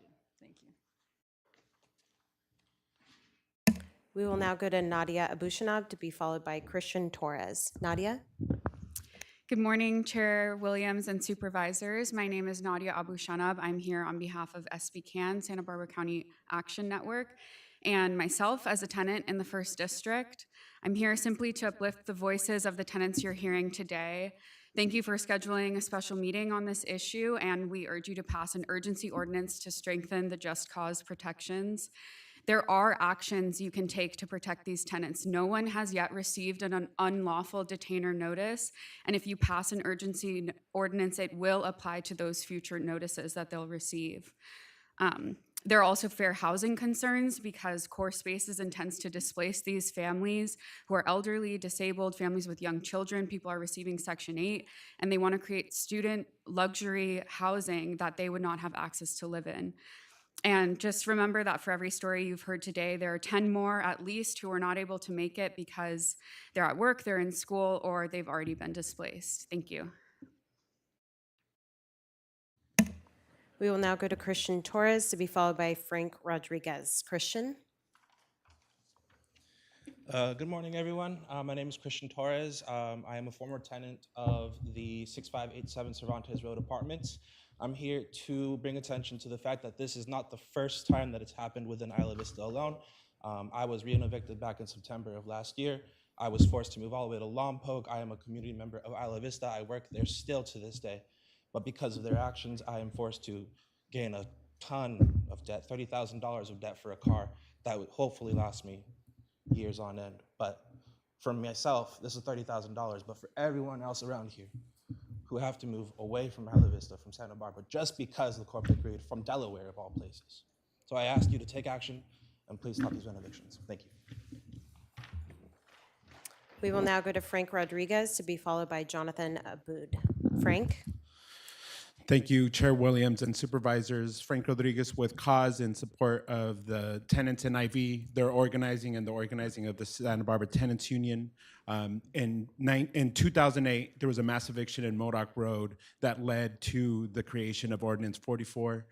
So we are always reacting to these mass evictions. So I want to make sure that when we're addressing this issue, and thank you to Supervisor Capps and Williams for taking the lead on this, that let's make sure that we have strong laws to prevent this in the future. Really look at Los Angeles and San Francisco went through this in the 60s and 70s. There's a lot of examples of how to have strong protections, not just relocation assistance, because relocation companies are willing to pay that to evict people. So let's not be reactive, let's be preventive and make sure we have these strong laws in the future. Thank you. We will now go to Jonathan Aboud, to be followed by Omar Figueroa.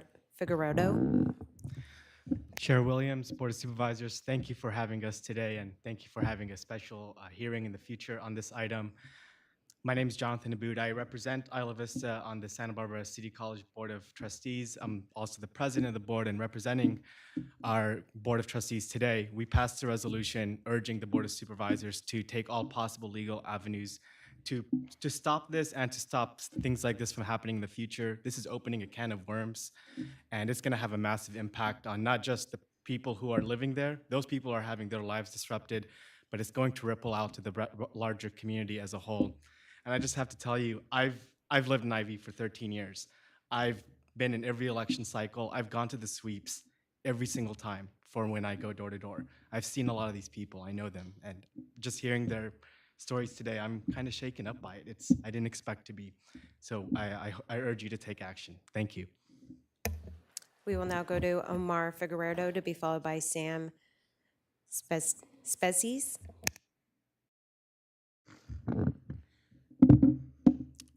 Good morning, Supervisors. My name is Omar Figueredo. I'm a tenant, a renter in the city of Goleta. I'm a resident here for 7 years. I work in downtown Santa Barbara, but I cannot afford to live in downtown Santa Barbara. I can barely afford to live in Goleta. I have an 8-year-old daughter. And as the previous speaker said, I'm a lot more shaken up today listening to the stories of these families than I expected to be. Because even in my situation, even though I'm not currently facing this renoviction, I know that I'm very close to, it's very easy for that to happen to me and anybody else because there aren't enough protections. And I know other people have been asking, but I'm imploring you to use your imaginations to make sure, as Frank said previously, not just to react, but to think ahead for the future. How can we make sure that this never happens to anybody? Thank you. We will now go to Sam Sepsi to be followed by Nanny Harris. Sam? Hi, my name is Sam Sapezi. I'm currently a UCSB student living at CBC in the Sweeps with my partner and our cats. Because of this renoviction, I'll be forced to delay my graduation and move all the way to Ventura, paying a lot more in rent because what they want here is $3,500 to $4,000 for a one-bedroom. I've heard before that the blame should be on UCSB, but I want everyone to know that this has nothing to do with their housing crisis. Our complex is not on the fall or summer turnover, meaning they don't generally lease to students specifically. Many people here are families that have been here for over 30 years, people on Section 8 or low income, elderly, disabled. While this problem has been happening all over Isla Vista, our complex is about to evict roughly 240 units and over 1,000 people. As of March 16th, many families were given 60 days, so we need to act now. Thank you. We will now go to Nanny Harris to be followed by Angeliza Sanchez. Nanny? Hi, my name is Nani Harris. I live in the Sweeps and I've lived here in my unit for nearly 3 years. I'm psychologically disabled and I've been diagnosed with schizoaffective disorder and PTSD. Since receiving my lease termination notice, my symptoms have increased. I can't sleep without nightmares. I can't rest without flashbacks. My thoughts are disorganized and I can barely eat. I already lived in fear of losing my housing and returning to a family that is harmful to my mental health.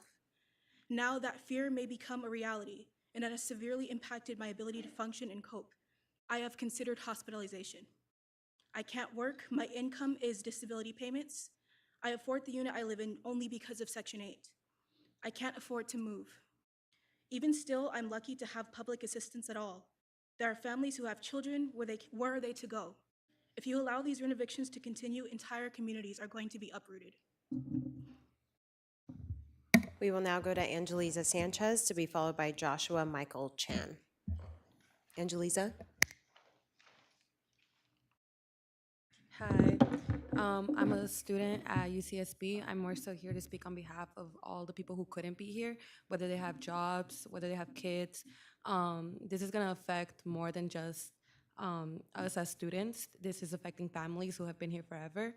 I think it's on large part corporate greed, and we need help, not just from them, but also from the collective.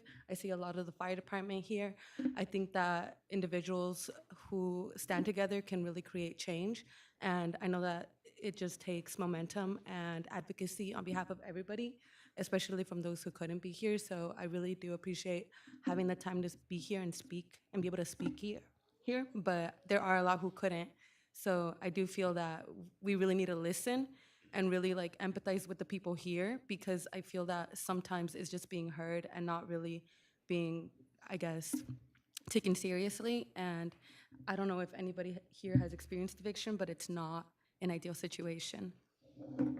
Thank you. We will now go to Joshua Michael Chen to be followed by Anaya Kepper. Joshua? Good morning, supervisors. My name is Joshua Chan, and I am a UCSB student and current tenant at CBC in the Sweeps. And I come before you with a heavy heart on behalf of everyone on the brink of eviction. The eviction notice came as a shock to all of us. For some of us, finding alternative housing will be nearly impossible due to the high cost of living in the area. For others, it will mean uprooting our families, leaving behind our jobs, and disrupting our lives in irreparable ways. We urge you to please take action to prevent rent evictions from occurring in our community and to prevent something like this from happening ever again. We ask that you stand with us in our fight to protect our homes, our families, and our future. We implore you to remember that behind every statistic, every number, there is a human story. We are not just numbers on a spreadsheet. We're people with hopes, fears, and dreams, and we ask that you listen to our voices and take action to protect our homes. Thank you for your time and attention. We will now go to Anaya Kepper to be followed by Alex Sandoval. Anaya?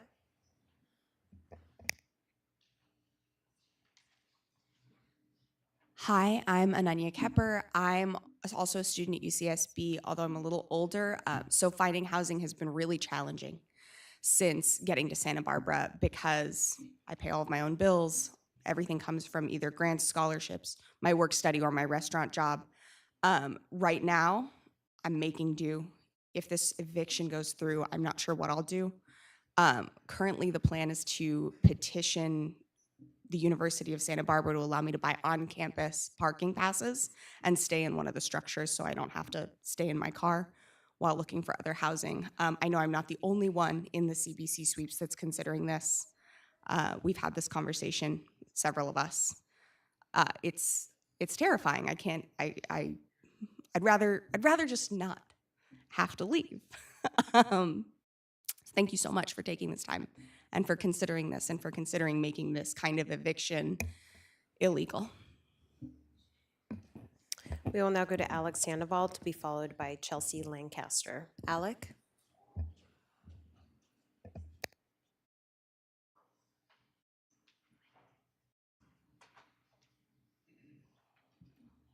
Hello, my name is Alex Sandoval, and thank you for having us here today and for also having a special meeting in the future. I'm not one of the people that's being evicted in this instance, but I'm here today because I know that it could be me tomorrow, and it could be somebody else the following day, and I know that you all have some ideas of things that you can do to help the people in the situation now, but you know that's not enough. It's not going to help the people. It's not going to help the trauma that the children experience when they're getting evicted. So we need to pass some laws that won't allow this to happen again. It can't happen again, and I hope that you hear us today and keep that in mind. Thank you very much. We will now go to Chelsea Lancaster to be followed by Marcy Ortiz. Chelsea? Hi, everybody. I'm here as a mother, as an organizer, as a person who cares deeply about this community, and as an educator at Santa Barbara City College to remind everybody that students are also not a monolith. I'm here representing my students who are student parents. They're single parents. They live in this development with their children. One had to move back to Santa Barbara after attending nursing school because she has a severely autistic son and desperately needed the support of her family and community. Now they are facing eviction. I'm here to represent Areli, who has a 2-year-old daughter who's thriving after returning at Santa Barbara City College. I'm here to represent all these families, and I want to say that everybody here who is interested in public safety should be extremely passionate about this issue. Mass evictions are an affront to public safety. If we want healthy communities, we have to protect our tenants, we have to protect our families, we have to let people live where they work, we have to let children stay in their schools, we have to prevent this kind of violence. This is violence, and I encourage everybody who's maybe not here in solidarity with us to stand up, because I'm actually an affordable homeowner. I'm not even a tenant anymore. But as a single mother, I knew how hard it was to survive in this community. Folks deserve to live here. This is our community. Please act boldly. Thank you. We will now go to Marcy Ortiz to be followed by Alejandra Torres. Marcy? Hello, thank you very much for having us here, letting us speak, and for giving us an opportunity in a future date to direct more things that we can do to solve this. I originally came as a supporter for the people in Isla Vista. I live in Solvang. I don't know who my representative is. we are also going through this and solving. We don't have the renovictions yet, but we have been bought out. Our complex has been bought out by supposedly a local from Montecito who, since they've bought the property, we all have been harassed about just every little thing, and we can handle the small things, the things that are like, oh, you can't have an umbrella on your back balcony anymore. You can't have a bird feeder. The things that are, like from homeowners associations, we can handle those things. The things that we're facing now is nobody will even come to these meetings. Nobody will stand up because we're all Thank you. afraid that we're going to be evicted. Whether or not it's true, we can't get any confirmation from our property owners. And it's heartbreaking to see the seniors, the disabled, the veterans in my apartment complex that are just, they Thank you, don't know what Marcy. they're That gonna is do. your time. We will now go to Alejandra Torres to be followed by Pedro Zamora. Alejandra? Hi, good morning to all. I ask you put yourselves in our situation for a quick minute. Imagine having to explain yourself to your family and processing. You could potentially be homeless within the next few days, months, weeks. There are innocent children, hardworking individuals who are affected by this unfair, inhumane situation.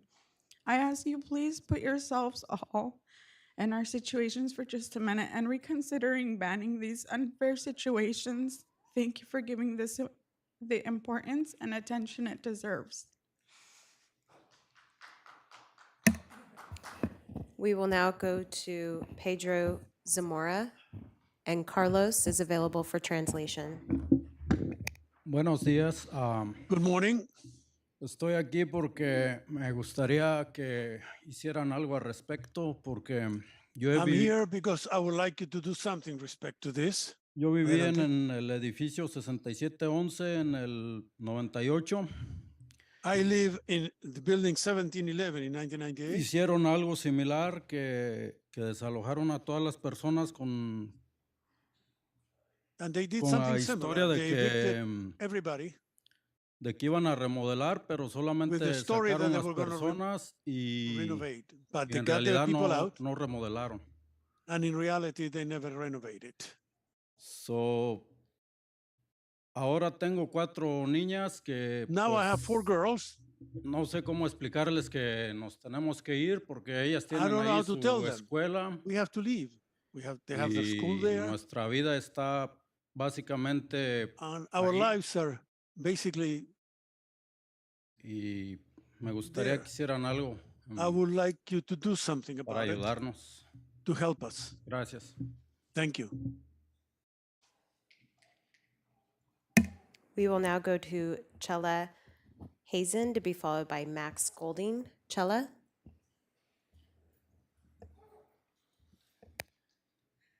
Hi, good morning. My name is Chella Hazen, and I was rent evicted when I was 8 months pregnant, like a fellow speaker. The building needed some electrical work, and we received a 60-day notice that put us at moving out with a 4-week-old baby. And this all happened only 4 months after we had renewed our lease. And I can say the rent eviction, the money that we received is like barely enough to combat the rent increases on the market. It's just insane. It's like impossible to find a place to live. I was really afraid that we were being faced with the reality of not having a home to bring our baby to. Also, yeah, it put us on the renter's market that's just even more ridiculous than it was like 7 months ago. We are lucky enough to find a place that we can barely afford, but not everyone can be so lucky. Now that my daughter is here, I feel that the only thing worse than being evicted while pregnant would be to be evicted with a child. I don't know if any of you have been faced with home insecurities, but I would never wish it on my worst enemy. If any of you have children, imagine their home being taken away from them and not being able to do anything about it, like what is happening in Ivy.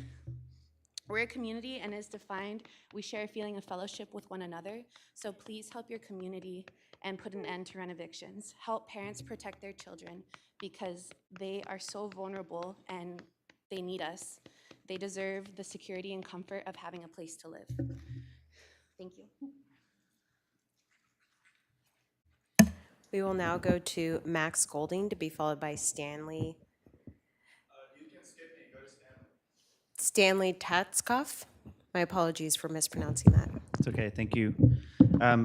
Hello, everyone. Here to uplift the voices of the tenants facing mass evictions at IV, and just want to echo, there's so many who couldn't be here today who already got pushed out, who are working. And I appreciate you and your staff taking this issue with the gravity that it deserves, going door to door, and scheduling a special meeting. And I want to stress here that there are actions you can take to protect all county tenants and affordable housing throughout our county. The county can and must act within their police power. If they don't, county funds will support the sheriff evicting hundreds of families in Isla Vista and many, many more around the county. In Isla Vista, no notices have expired, no unlawful detainers have been filed, and the sheriff has yet to evict anyone in the newly established Core Spaces tenant union. And just like in the city of Santa Barbara, let's be clear, this is absolutely not an issue about the regular cost of business, maintaining habitability or a fair rate of return. This is absolutely about runaway corporate greed that's exploiting and causing massive harm to our community. So thank you so much, and I urge you to be bold and compassionate. We will now go to Alina Ortiz to be followed by Wendy Santa Maria back on Zoom, who is our final speaker. Elena? Is Elena Ortiz here? Alrighty, we will now go to our final speaker on Zoom, Wendy Santa Maria. Wendy?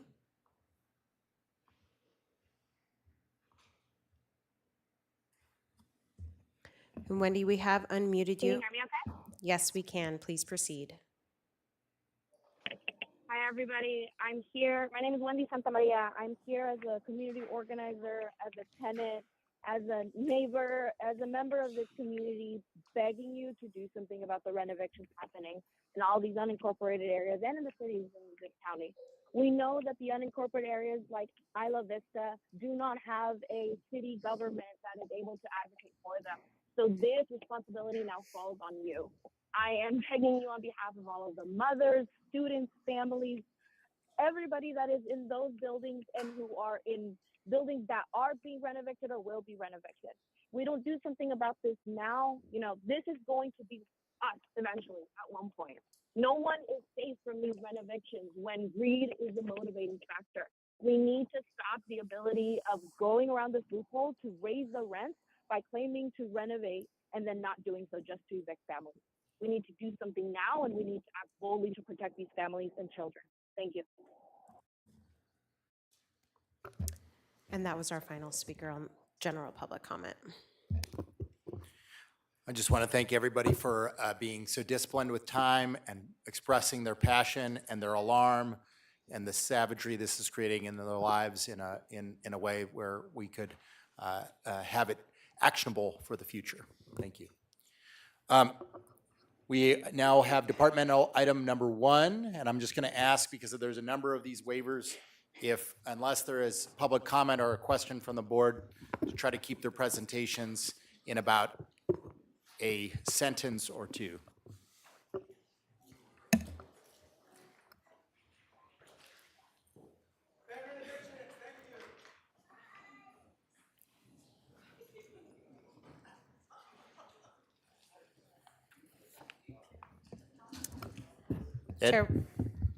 Chair Williams and members of the board, departmental item number 1 is from the Auditor Controller's Office. It is a hearing to consider recommendations regarding an extra help service and retirement waiver for the Auditor Controller's Office. Good morning, Supervisors. I'm Ed Price, Assistant Auditor Controller, and I'm here this morning to request an extra help service and retirement waiver for Barbara Zamora, who recently retired. Barbara is one of 2 veteran payroll employees who together represented 75 years of payroll experience, who both retired on the same day. Because of the circumstance of the retirements, there was not an opportunity to backfill and cross-train for both of the positions. As you know, payroll operates on a very short processing cycle and affects every employee in the county. Barbara's role is to handle the volume of transactions required to accurately process payroll within that short operating window, and also to help and handle all the service issues for leave of absence pay, which is about 125 employees each payroll cycle. In addition, the increasing demands for the ERP implementation has been taxing on our division, and it already has a high operational need. That's the reason why today Brandy Cass, our payroll division chief, was unable to attend. She's in a mandatory training for Workday that takes 32 hours of her time this week. In closing, the auditor's office is not in the practice of asking for such waivers. In fact, in the best of my knowledge, this is the first time our office has done so in the 24 years that I've been here. So I hope you see this as a sincere need and appreciate your help. Thank you. Thank you. Is there any public comment? Chair Williams and members of the board, we have no requests to speak on this item. Is there any questions? Move staff recommendation. There is a motion. Is there a second? I have a comment or a few. Sure. Before we get to a motion. First of all, I want to I'll second it just Okay. so that's for discussion. Yeah. Just wanted to thank you, Mr. Price, for reaching out to me. Obviously, in the past, I've expressed concern about these retirement waivers. I think that the intent of the law back in 2012 was to make these things few and far between. I'm disappointed to see so many of these come before the board. Just after last week, these people retiring and having to come back. I think we're a big organization with a lot of employees, and I think we should be able to adjust to these things. Today, as these come forward, I'm going to be voting no on them. I think that one of the reasons why we have so many people that retired on the 31st to take the CPI adjustment and the retirement and then come back is because they just expect us at the board just to rubber stamp these things. And so I like to send a message to departments that that's not necessarily going to happen, at least with my vote moving forward. I know that there are exceptions to these rules. And you have put out a very compelling case for your department. And again, I do appreciate you for reaching out directly to me with this. I think you might have been one of the only ones to have done that. And so, but I will be voting no on and as well as the other retirement waivers today. Supervisor Capps. Thank you. Following along with Supervisor his comments, I always want to also ask, because I'm new to this, and it does seem as though there's an excessive amount of these. This is nothing personal about anybody that is seeking these waivers, but I just wanted to ask CEO Miyasato if she could inform me as a new supervisor. Is this the norm to be seeking these many waivers for retirement? Thank you. Supervisor, through the chair, this is not the norm. We've never seen this many waivers on an agenda. And I think, as Supervisor Nelson pointed out, we've had an abnormally large number of people retire March 31st to take advantage of a higher COLA through the retirement system. So this is unusual. I think some of the difficulty that departments will express is some of the employees made decisions at the very last minute and didn't give them enough time to adjust to get a recruitment going. I know that's the case for a couple of them. Some are here today because they have special expertise and the department needs them immediately and for a short period of time. I know there's someone on here from Public Health who's the main person in budget, and the department head needs them to get through the budget workshops because that department is new. So there's varied reasons. We have talked to department heads and asked that they be very judicious about who they ask back, and it has to be for a really limited period of time and a specific need and an immediate need. And so, but it is unusual. I think departments have been discussing this. They're not bringing this to you without a lot of consideration in bringing these before your board. Thank you. Like Supervisor Nelson, I'm uncomfortable with this process, but I understand we do have a historic worker shortage, so I will be supporting the staff recommendation with some discomfort with the process. Thank you. And I agree with that sentiment. We are unfortunately at a disadvantage of times with difficulty recruiting and retaining. And of course, the other protection is that these are limited number of hours allowed by law. So that is some of the reforms that the state legislature has put in place to make sure that this process is not abused. So there's a motion and a second. All those in favor, please say aye. Aye. Aye. Opposed? No. 4-1. Okay. Departmental item number 2. Chair Williams and members of the board, departmental item number 2 is from the Behavioral Wellness Department. It is a hearing to consider recommendations regarding a retirement waiver and extra help services for the Behavioral Wellness Department. Good morning, Chair Williams and supervisors. I'm here on behalf of Behavioral Health, Behavioral Wellness to ask for a retirement waiver and extra help services for our long-term care therapist, Leonora Kearney. Leah has been with us for 8 years, and she is the sole person in our department who has the expertise, knowledge, and experience working with courts and officers. Her role is that she handles a caseload of about 130 individuals who are on Lanterman Petra Short conservatorship, and her role is to provide the court preparation and testimony for all of these clients. Any lapse in the duties of this position, as noted in the board letter being performed, could severely impact our clients. An intersection of CEO Miyasato's comments. This was an unpredicted, quick warning that she was leaving, as well as a person who has sole expertise in our system at this time. We have completed a recruitment, and we do have someone coming on board in the next couple of weeks. And the intersection there, of course, as you know, Be Well has staffing issues. This person's coming from another department in crisis and will only be able to work 4 days a week versus 5. This extra service time from Leah will allow us to provide the training necessary and the coaching and the establishment of the relationships that she's had ongoing with the court and its officers to ensure that the patients on Lanterman Petra Short conservatorship in our county are taken care of and their hearings are conducted timely.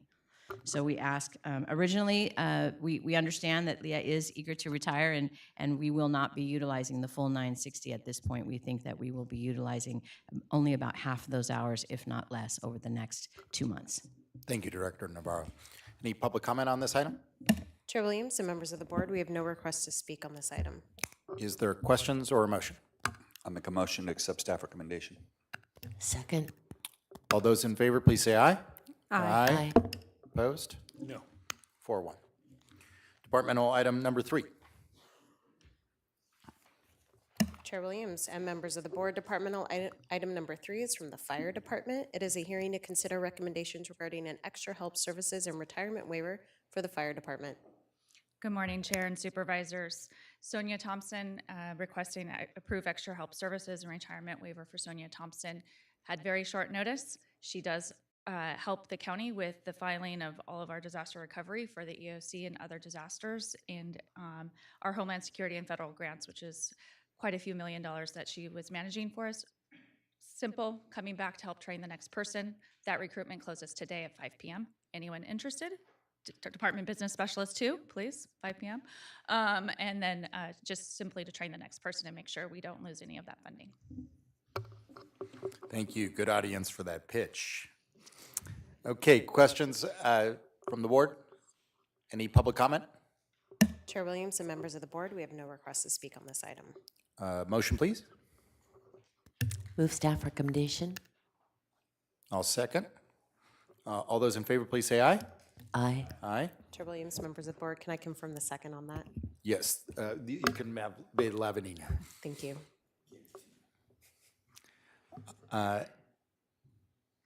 All those in favor, please say aye. Aye. Aye. Opposed? No. 4-1. Departmental item number 4. Chair Williams and members of the board, departmental item number 4 is from the Public Health Department. It is a hearing to consider recommendations regarding an extra help service and retirement waiver for the Public Health Department. Good morning, Mr. Chair, Supervisors.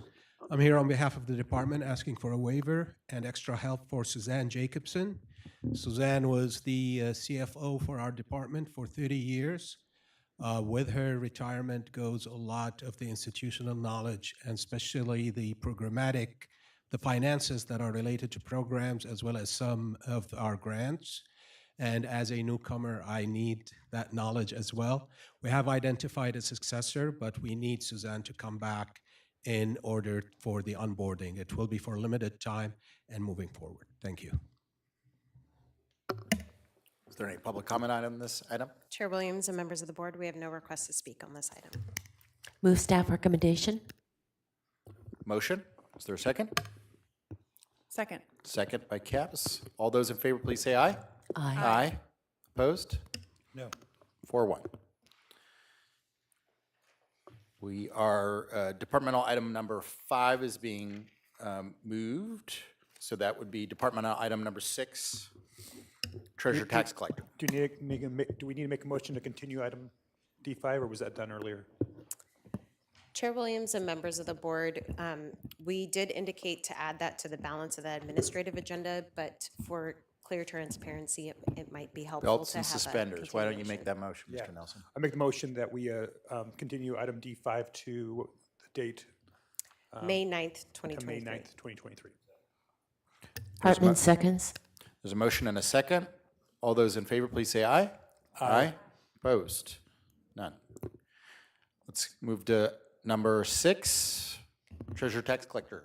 Chair Williams and members of the board, departmental item number 6 is from the Treasurer, Tax Collector, Public Administrator. It is a hearing to consider recommendations regarding an extra help service and retirement waiver for the Treasurer, Tax Collector, Public Guardian, Lisa Northrup.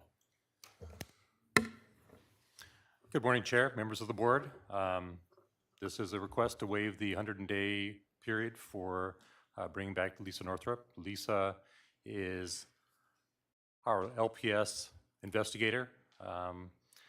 For those that aren't familiar with the Public Guardian, it's a really small division in my office. It's 5.5 people. We had an employee leave in September, somewhat abruptly, so we have a new employee there. We have recruited a new employee in the office, and we're actively recruiting another employee. The bottom line is they're all very new, and so it's taking a lot of time from our remaining 2.5 people, or counting Arlene, doing the training. So I'm not here to put you in an awkward position, though. So I mean, if you guys are dead set against it, I can deal with it. I'll just throw it out there. It'd be a lot better for us and the program if we could utilize our retired staff coming back. They've indicated a desire. The next item will be another employee, and they both show the same commitment to the program. They don't want it to fail, and neither do I. So that's why I'm here. I'll move staff recommendation. Oh, is there any public comment? Sorry. Chair Williams and members of the board, we have no request to speak on this item. Okay, then I'll move staff recommendation. Second. All those in favor, please say aye. Aye. Aye. Opposed? No. 4-1. And our last one, Mr. Hagan? Oh, no, this isn't our last one, sorry. That was, Mr. Hagan. Chair Williams and members of the board, departmental item number 7 is from the Treasurer, Tax Collector, Public Administrator. It is a hearing to consider recommendations regarding an extra help service and retirement waiver for the Treasurer, Tax Collector, Public Guardian, Tara Urig. Thank you, Chair. Members of the board, again, this is Tara, another longtime employee that we were able to recruit from social services. You know, fantastic high performer, just like Lisa, and the same situation applies at the small department or division.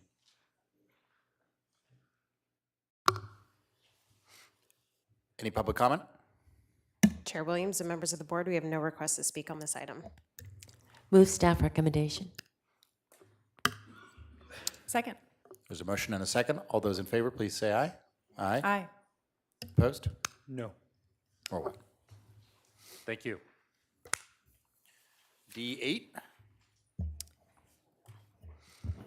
Chair Williams and members of the board, we did Oh, have a request to D11. take D11 prior to, and departmental item number 11 is from the Human Resources Department. It is a hearing to consider recommendations regarding an extra help service and retirement waiver for the Human Resources Department. Good morning, Chair Williams and members of the board. My name is Erin Jeffrey, here on behalf of Human Resources, requesting that your board certify a critical needs exists within Human Resources to allow us to rehire retired Employee Relations Division Chief Joe Pisano as extra help. If approved, Mr. Pisano will continue to assist HR with closing out negotiations with one of the county's 10 labor groups, and will also assist us with the implementation of Workday if there's any negotiations that need to take place in order for us to implement the human capital management portion of that ERP. Is there any public comment on this item? Chair Williams and members of the board, we have no request to speak on this item. Move staff recommendation. There's a motion. Is there a second? Motion by Hartman, second by Lavanino. All those in favor, please say aye. Aye. Opposed? No. Thank you. 4-1. We will now take a 5-minute break before D8. Everybody can get situated, get ready, get out your popcorn.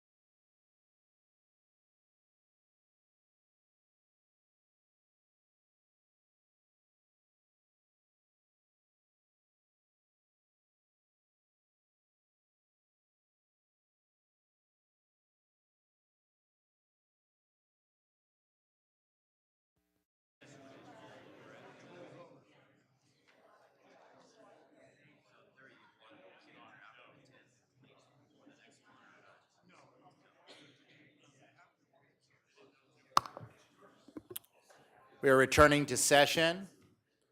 Madam Clerk, will you please read departmental item number 8 into the record? Chair Williams and members of the board, departmental item number 8 is from the Public Health Department. It is a hearing to consider recommendations regarding the ambulance request for proposal update and direction request. And I will note that because of the firewall that we have erected between different sides of this process, that our CEO, Mona Miyasato, will be sitting this one out, and in her stead as our ACO, Nancy. And, this doesn't have to be as exact as normal, ex parte, but we want to ask for ex parte communications since the last rung. Am I understanding that correct, County Council? Yes, Mr. Chair, that's correct. Anybody want to be brave enough to start? Mr. Lavanino. Real easy, because I think I might be the only one, and I'm now at a severe disadvantage, but I have met with nobody at the direction of County Council. Okay. I'll go, since I see no lights. The first rung around, I think I met with everyone, AMR, the fire chiefs, the rank and file firefighters. Since this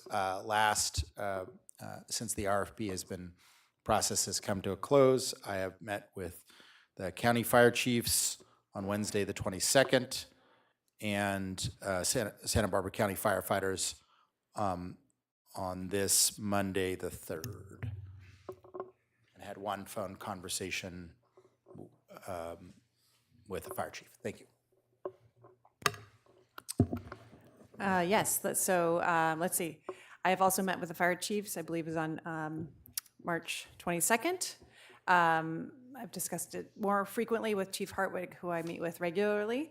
And I've also met with the AMR representatives, including Molly Culver, Dave Sherman, Mike Rice, I believe, or maybe it was Mike Sanders yesterday. And I've also met with Brian Fernandez of the Santa Barbara Fire Association yesterday with Supervisor Hartman and previously in January. Supervisor Hartman? Yes, I don't have the exact dates, but my meetings track Supervisor Capps. I met with AMR and Molly Culver in the last few days, as well as the fire chiefs, the fire union, and have discussed this on and off with Chief Hartwig. Thank you. Mr. Nelson. Yes, thank you, Chair Williams. I met with AMR and Molly Culver, Mike Rice, Mike Sanders, and there's and Dave Shiver as well. Close enough, thanks. As well as I met with the fire chiefs and with Chief Hartwig on this issue, as well as Brian Fernandez and others in the community that have just brought up the issue. Quite a few people are interested in this topic and have expressed their opinions. Thank you. Okay, staff recommendation or staff presentation.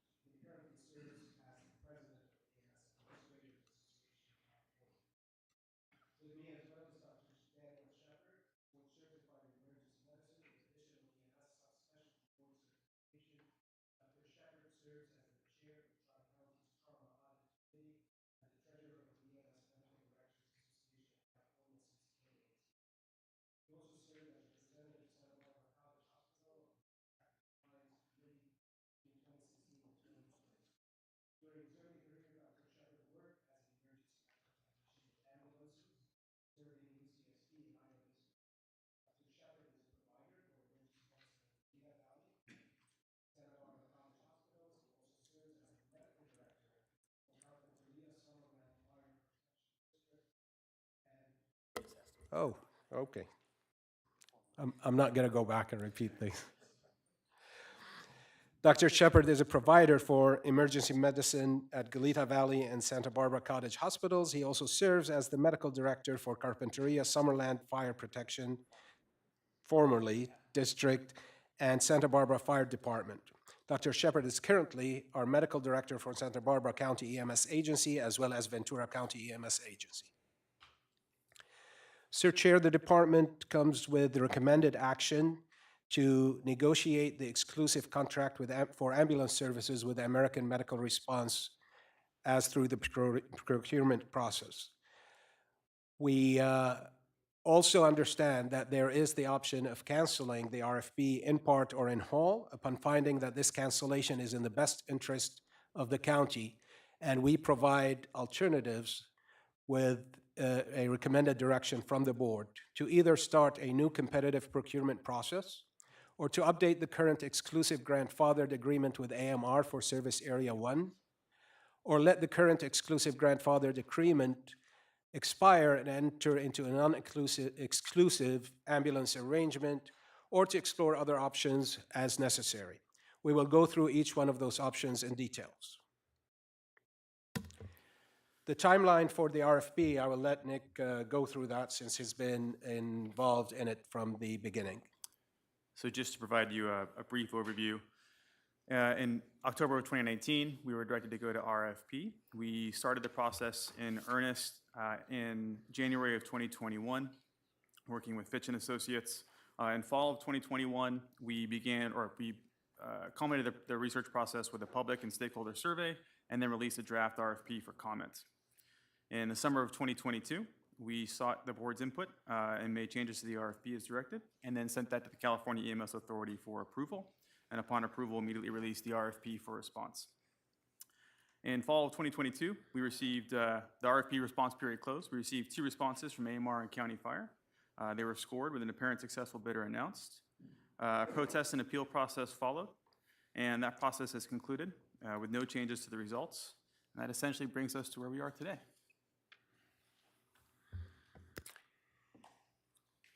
By October 1st, 2019, the board directed us to conduct an RFP for emergency services through an open, fair, competitive process.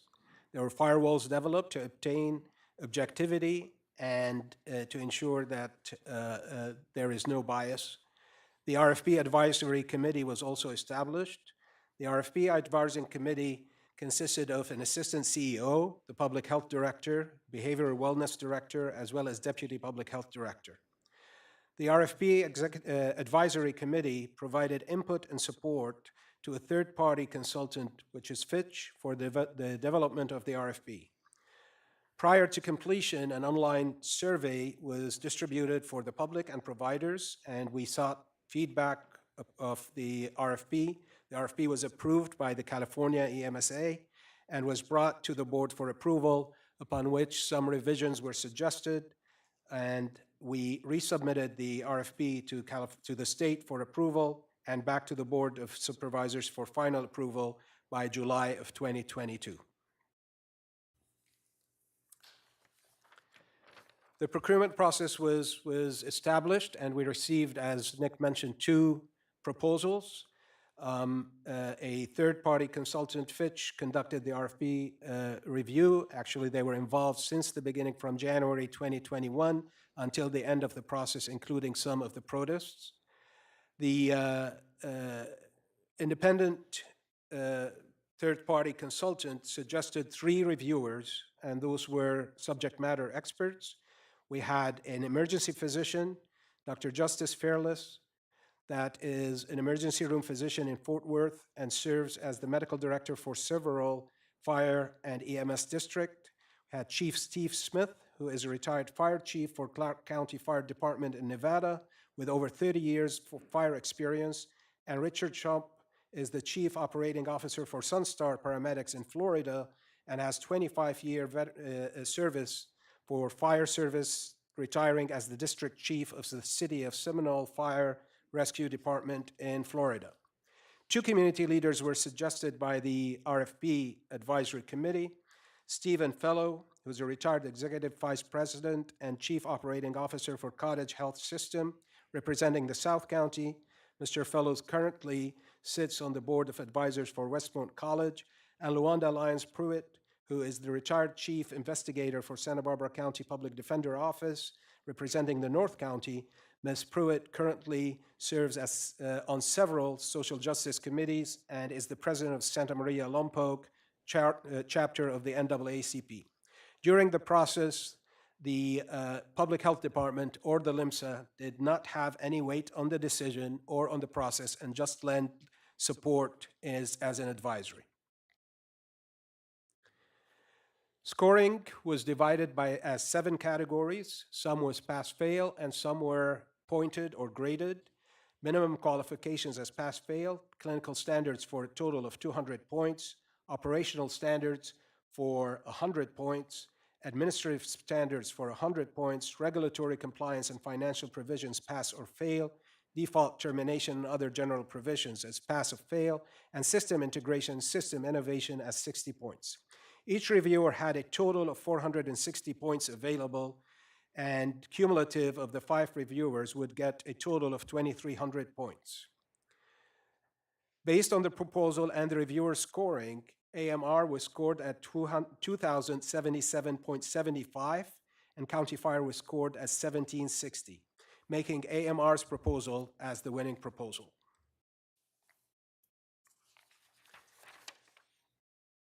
By November 2022, County Fire protested the RFP decision. The RFP does allow for protest based on the process and review, but it is not based on the judgment or the result of the panel's decision.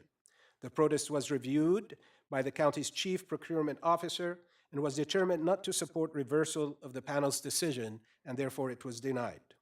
A follow-up appeal by County Fire followed in December. The appeal was reviewed by a third-party consultant, which is Healthcare Strategies, and as well as the Protest Resolution Committee, which was comprised of the Assistant County CEO, Behavioral Wellness Director, Director of Community Services, and the Public Defender. The appeal was denied on February 2023.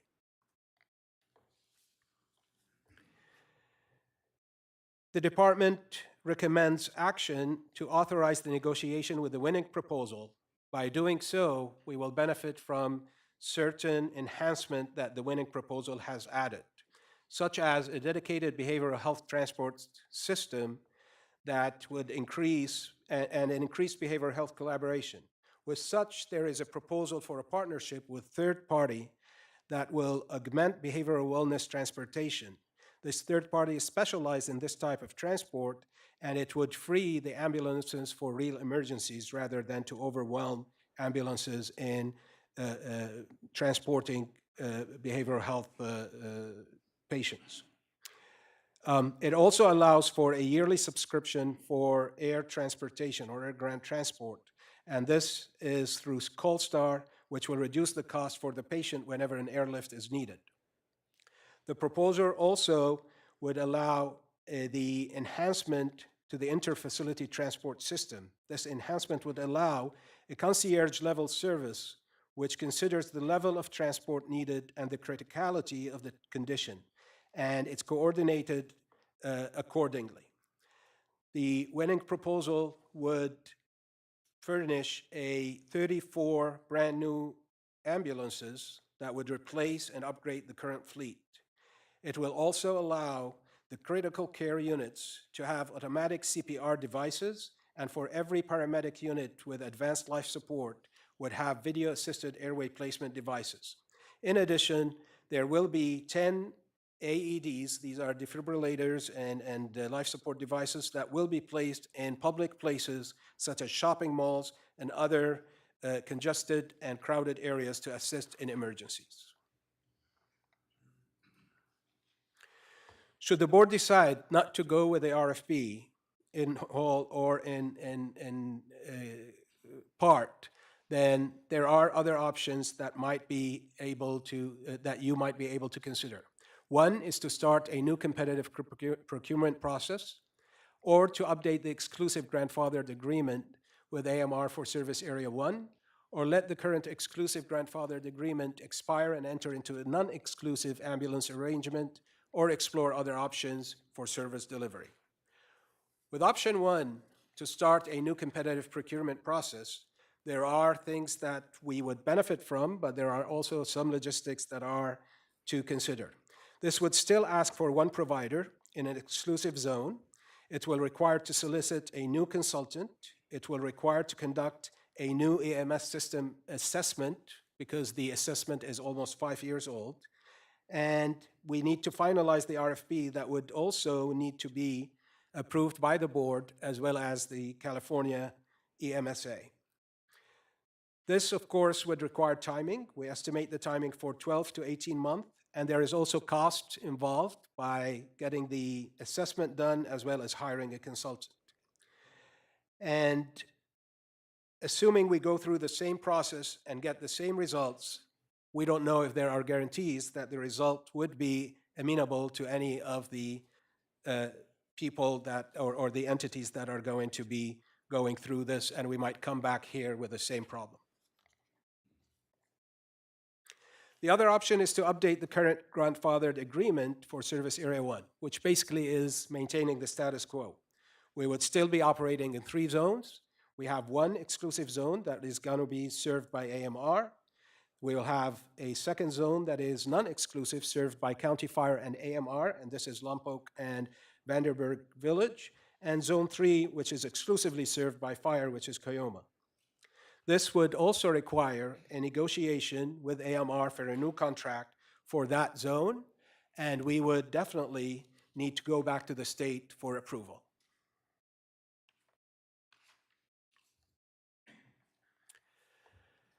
The other alternative is to enter into a non-exclusive arrangement.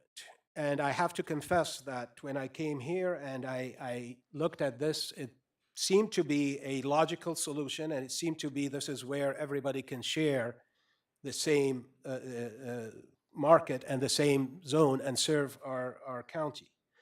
But going through some research, and I will let Nick and Dr. Shepard weigh more, we do understand that with such option, we are going to lose some of the leverage that we will have when we have to enforce for compliance, when we have to look at how are we responding to emergencies, when you have several competing ambulances that are huddling in high volume areas or areas that have high revenues, then how do we ensure equities for places that do not have that?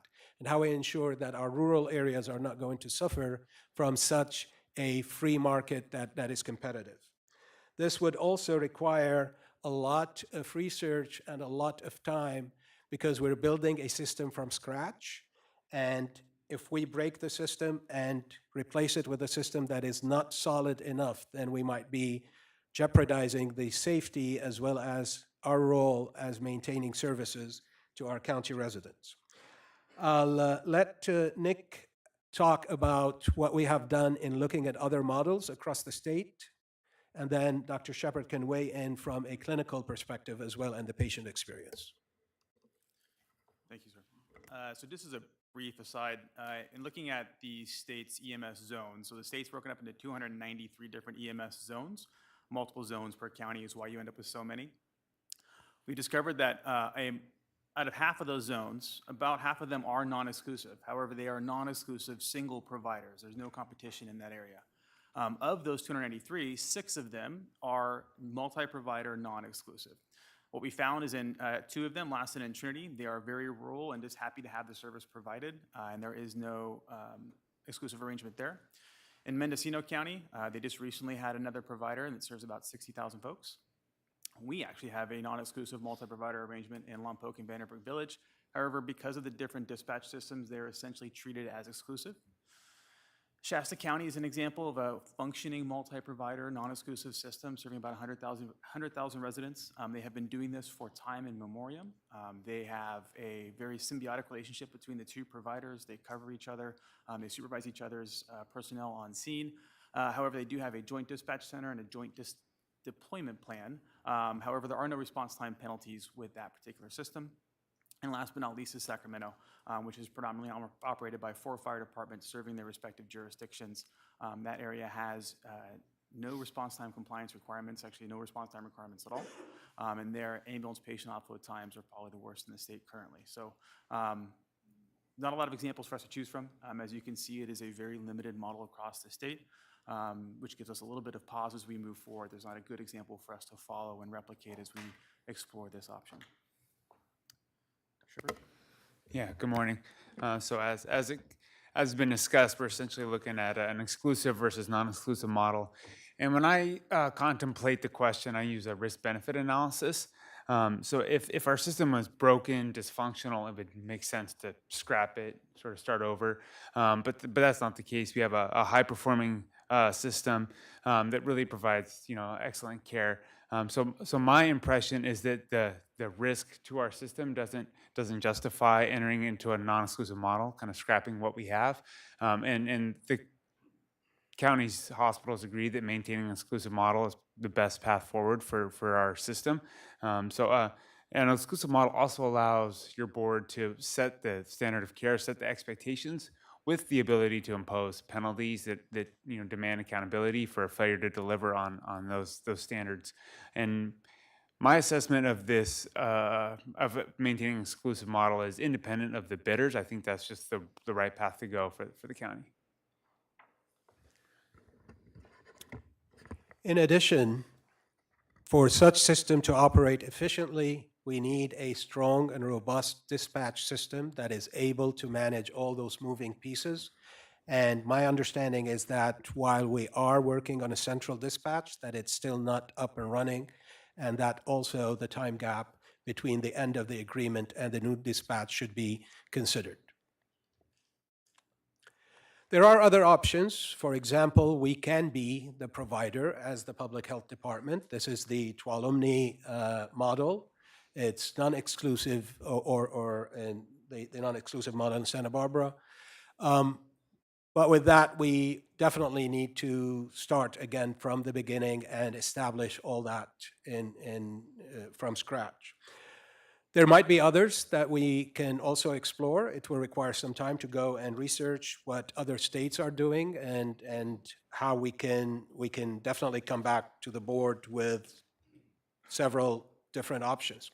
However, as we explore, then we need to understand that by exploring these options, we will need time, we will need definitely resources, and we definitely want to make everybody aware that the current agreement is going to expire within 1 year, and what we do not want to happen is a disruption of services.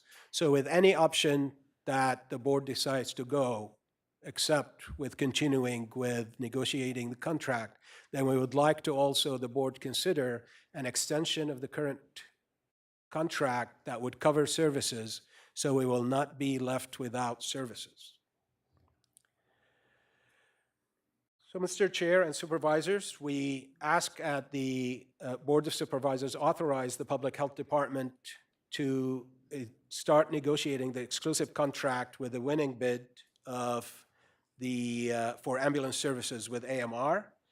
However, we also know and appreciate that if there is other direction and that is deemed more suitable and that would serve the county residents better, then we would follow that direction and come back to the board with whatever information needed. Thank you very much.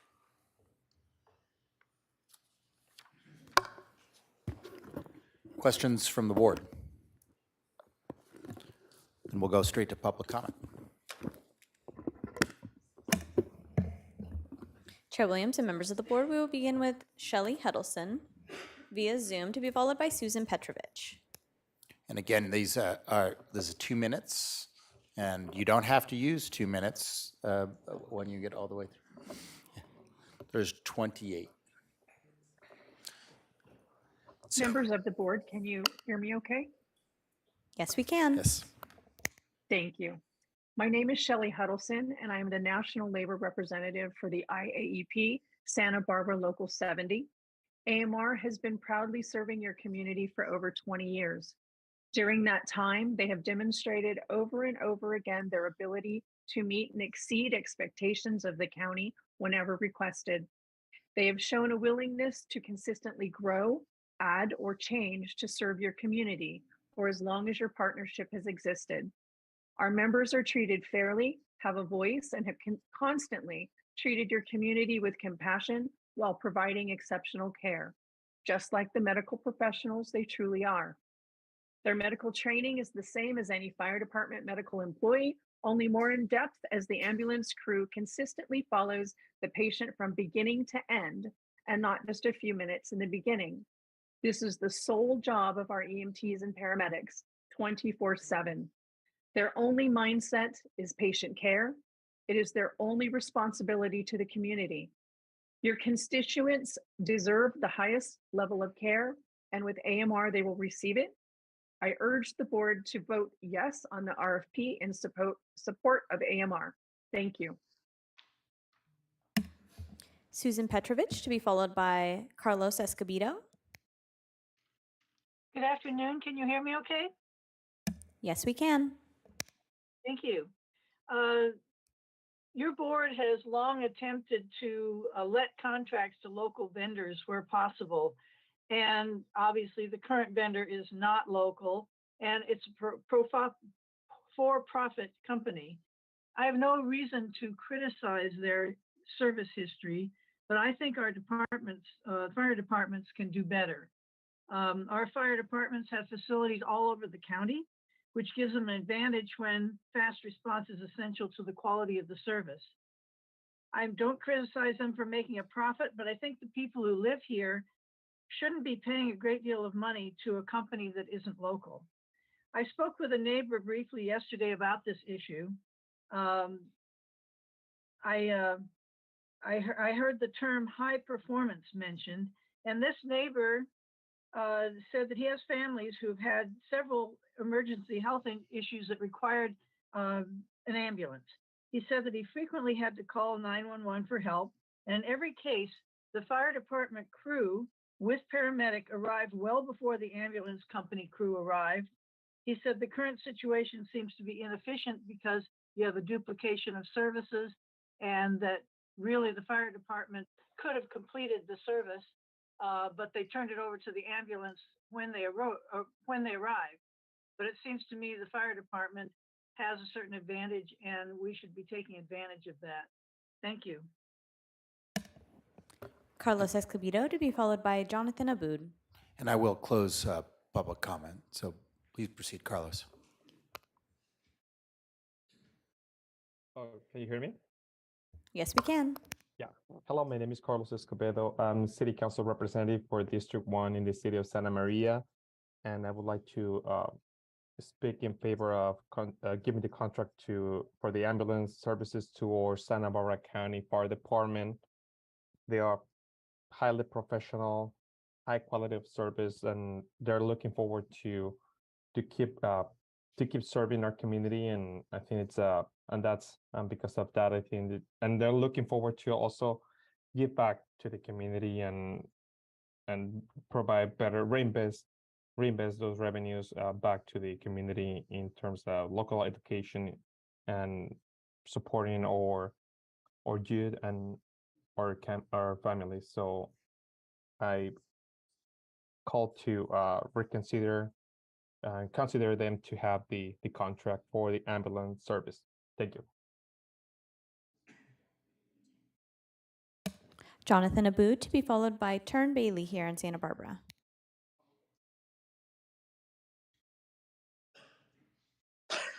Hello again. I'm speaking on this item completely on my own behalf, and I'm here to support the fire district taking on this contract. I've been following this issue very closely for many years now. I've spoken to county staff about it. I've spoken to Mr. Fernandez and the firefighters union, and I've also spoken to several childhood friends who work for AMR in this county and across the state.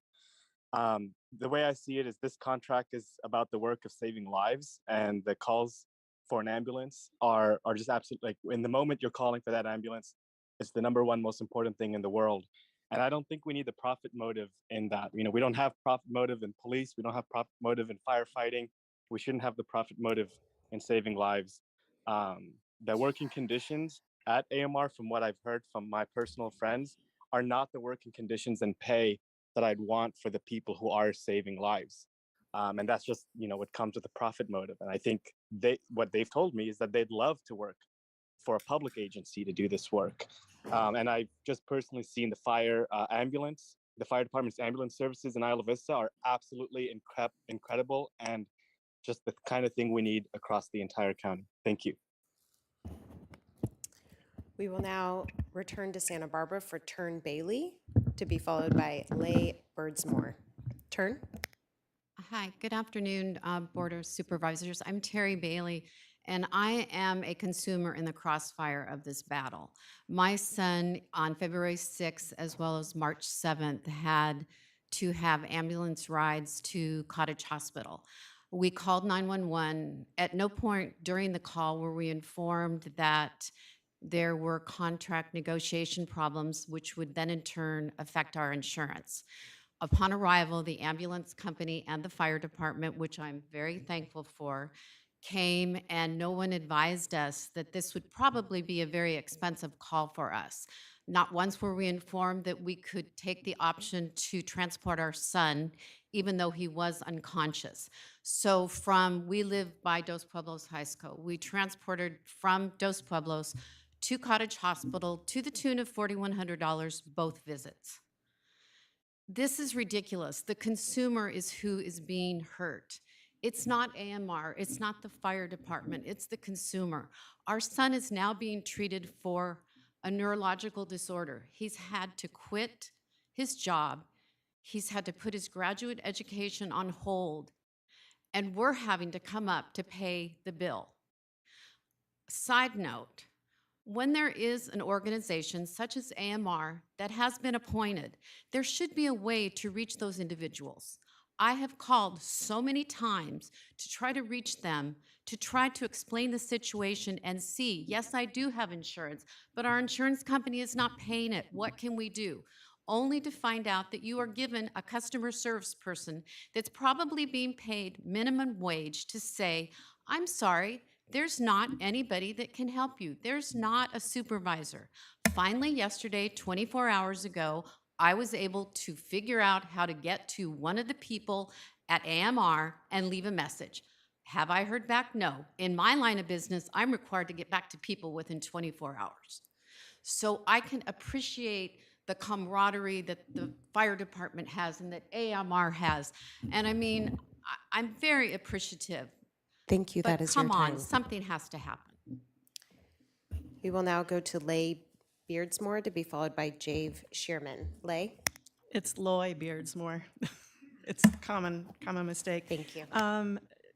Chair Williams and board members, I'm the current board president of the Eucalyptus Hill Improvement Association, encompassing almost 700 homes in the city of Santa Barbara. Our focus is emergency preparedness. We've worked closely with Santa Barbara City, Montecito, Santa Barbara County Fire Departments through the Santa Barbara County Fire Safe Council and independently through the years to enhance public safety. That is our focus. Our board has voted unanimously, and we have 100% confidence with the various firefighting departments and their ability and their role as first responders. Our board and our members feel strongly that a fully integrated 911 response should include dispatch, EMS, and ambulance transport. We believe that this would be fully transparent and accountable, and we believe that the county fire department is the best choice. We urge the Board of Supervisors to reject the recommendation to award AMR the ambulance contract and instead vote for option 3. Thank you. We will now go to Dave Sherman, to be followed by Mike Sanders. Dave. Chair Williams, members of the board, my name is Dave Sharman. I am the Director of Operations for AMR, and I've lived and served in this community for 35 years. The item before you today marks the end of a 5-year process of identifying much-needed improvements to the EMS system through extensive stakeholder input with a goal to seek out innovation and to ensure comprehensive improvements to our EMS system. Awarding the RFP as recommended is the only option that will accomplish this goal. We simply can't keep kicking this can down the road and delaying critical system improvements. Other options will add years to the process and will likely end with less benefit to the community and chaos in our system. Ambulance transport is just one part of the EMS system. Awarding AMR the RFP will give our fire colleagues the time and focus to get the Fire Communications Center up and running and to complete the complex task of bringing all the agencies on board. It'll provide AMR with the time and focus to implement the system improvements and innovations we promised in the RFP, and it'll allow us time to collaborate with our fire partners so we can leverage our respective strengths and expertise to provide a more comprehensive and robust response to emergencies and to the community we serve. Before we all know it, we'll once again be preparing for the next ambulance RFP. I urge you all to proceed with the RFP award and allow us all to refocus our attentions to making Santa Barbara County the best EMS system in the nation. Thank you. We will now go to Mike Sanders to be followed by Gordon Seal. Mike?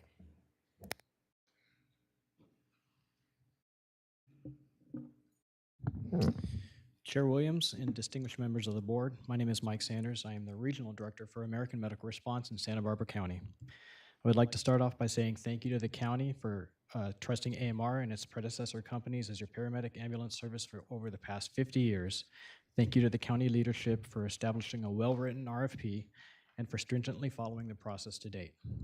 It's hard to believe that this all started 3 years ago with the county supervisors deciding to go out to a bid for ambulance services for the first time in the history of the county. There's always risk when something like this takes place, and we take our employees and this community very seriously, and we have pride in what we've built together with the support of all EMS stakeholders. We took comfort in 2019 knowing that the local EMS agency, the medical community as a whole, and the county medical director all supported AMR to continue with its great services. Fast forward to today, and I can honestly say this process was good in that it required AMR to take a step back, completely evaluate the great system that we have, and research to find out what new innovations were out there in order to take us into the next generation.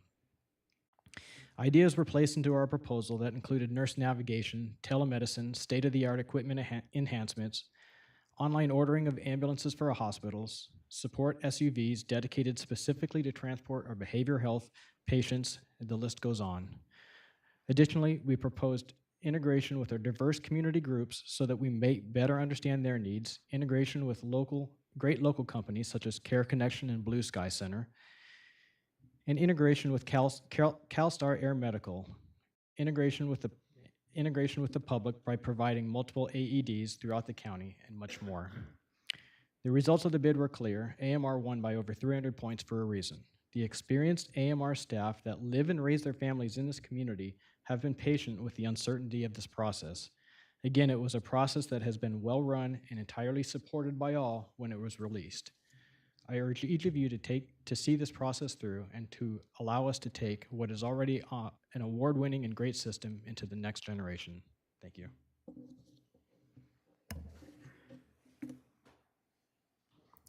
We will now go to Gordon Seahill to be followed by Daryl Scheck. My name is Gordon Seaky.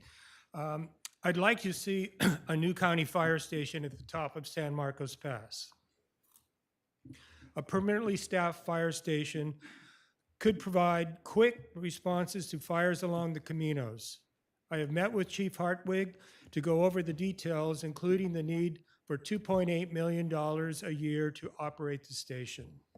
I support the chief's proposal for the fire department to assume responsibility for providing county ambulance services, which would save money as well as provide better service. The money saved would free up new money for the station. My wife and I are the proud parents of a Ventura County Medical Center emergency room doc. I asked our son, Dr. Tom Seaky, what he thought about having the county take over the transportation services now provided by AMR. Here is what Tom wrote to me.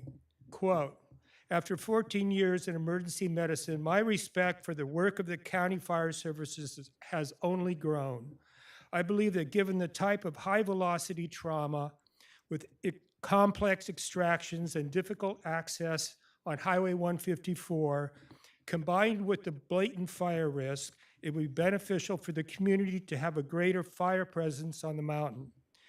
If the medical response is facilitated by county fire and thus the revenue from EMS goes back into the community in the form of reasonably compensated, well-rested fire personnel, it makes good sense.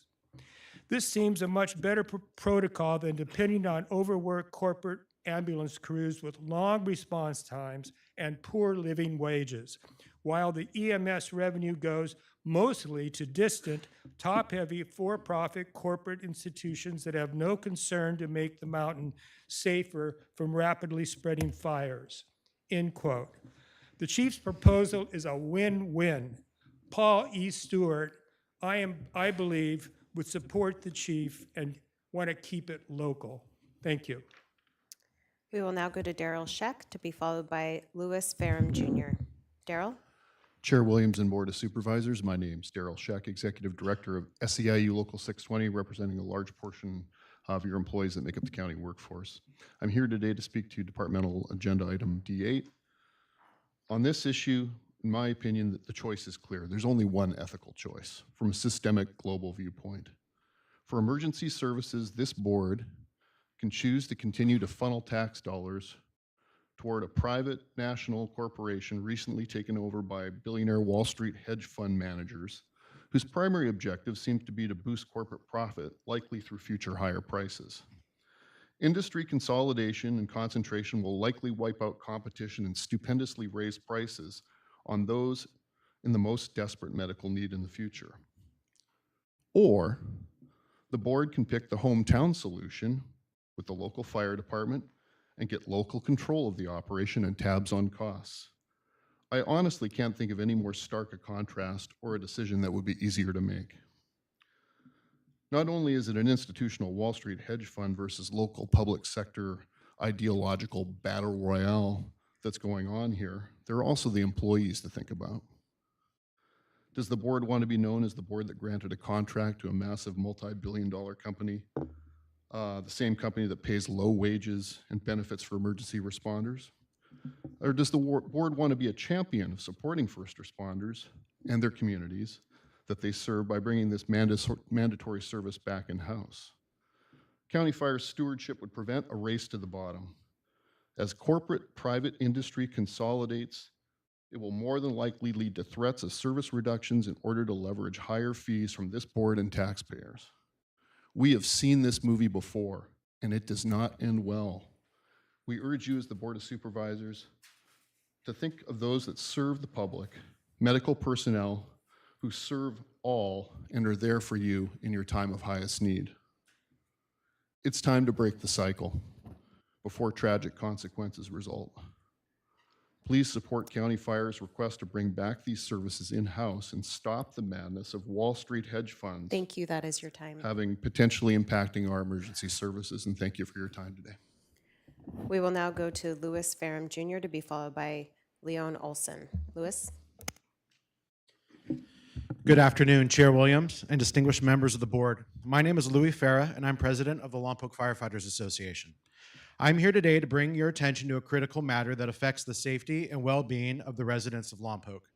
Over the past decade, the call volume in our community has risen dramatically. In 2013, our average call volume was 3,600 calls, and in 2022, it was over 5,200, representing a 44% increase over the last 10 years. Despite this, our current ambulance provider has staffed the same 2 ambulances in Lompoc over the last decade. Some medical professionals have stated to you that response times are not important performance metrics anymore. That might be true when talking about lower acuity calls. However, when it comes to critical calls, I think we can all agree that response times are paramount, especially in Lompoc, where our trauma centers and cardiac hospitals are 30 to 50 miles away. The problem is we can't predict when these critical calls come in, which means we need to always be aiming for fast response times. These days, our crews regularly wait 10 to 15 minutes for a paramedic transport ambulance, which can have severe consequences for those in urgent need of medical attention.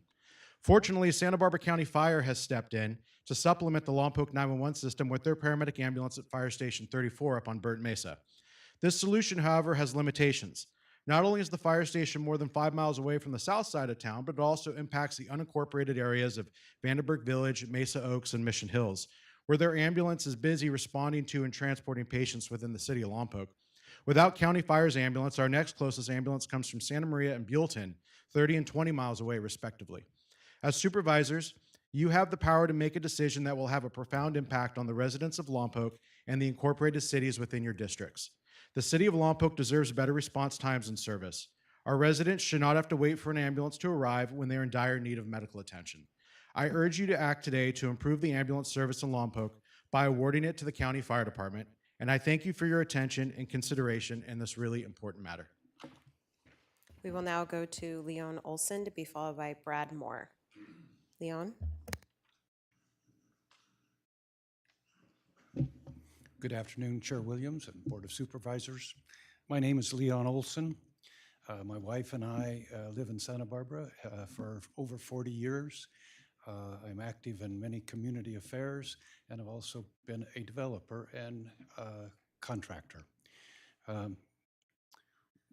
wife and I are 83. We, as I said, live in downtown. We have a special interest in various issues of this discussion. I've been following the contract, and I believe it's something very important. Though my research on this subject, there seems to be many compelling reasons for Santa Barbara County Fire to have the ambulance contract. Adding 30% more ambulances to the current level should greatly reduce ambulance response times when 911 is called, something that we're very interested in. I believe the fire proposal also makes all of the 40-plus fire stations throughout the county available to the ambulance crews. I often see AMR ambulances parked in parking lots very near our house or on streets around town, I assume waiting for calls. I assume that is the case because as they may only have a couple of bases locations throughout the county, I would think our fire stations being strategically located throughout the county would be a better place for ambulances to stage them in the parking, rather than the parking lot. Integrating all of the first response components, including dispatch, first response, and transport, make for a more accountable system. Our county fire department has proven their capabilities and their commitment to us. I have seen that, and as we all have, for many, many years. They have been there for us through fires, debris flows, floodings, and more. They have been to our residents on several occasions. If they have proven themselves with disasters and emergencies, why would we not want them to operate our critical support transport services as well? Thank you. That is your time. Thank you. We will now go to Brad Moore to be followed by Kevin Taylor. Brad? Good afternoon, Board. My name is Brad Moore. I've been a paramedic here for about 10 years, and I'm very grateful to AMR to have the opportunity to pursue paramedicine, and I've been able to utilize their resources and their networks to become an instructor in advanced life support and basic life support, and to help teach our community CPR, and also teach at our paramedic school that we have through our AMR network. So I love EMS. This is what I do, and we have a great fire department. No one's disputing that. They're amazing. I've seen them. So I just wanted to tell you I'm excited about AMR's next proposal, and I look forward to making EMS even better. And I do want to stress that our EMTs and paramedics that are out there in ambulances right now also care deeply about EMS, and we are opposed to a fire takeover. Thank you. We will now go to Kevin Taylor to be followed by Greg Fish. Kevin? Chair Williams and distinguished board members, I'm Kevin Taylor, recently retired fire chief for the Montecito Fire Department. Thanks a bunch for the opportunity to comment on this very important topic. Collectively, the Santa Barbara County Fire Chiefs encourage you to choose option C3 in the board letter. Cancel the ambulance RFP in whole and find that that cancellation is in the best interest of the county, and to provide direction to staff to let the current exclusive grandfathered agreement expire and enter into a non-exclusive ambulance arrangement. There is widespread and broad community support for this recommendation. To be respectful of your time, we've asked that not everybody fill out a speaker card, but you can see them in the audience behind me, and I would ask that they raise their hand to show their support. To ensure the success of a non-exclusive system that meets the needs of all our communities, we suggest that you assign county staff to update the ambulance ordinance.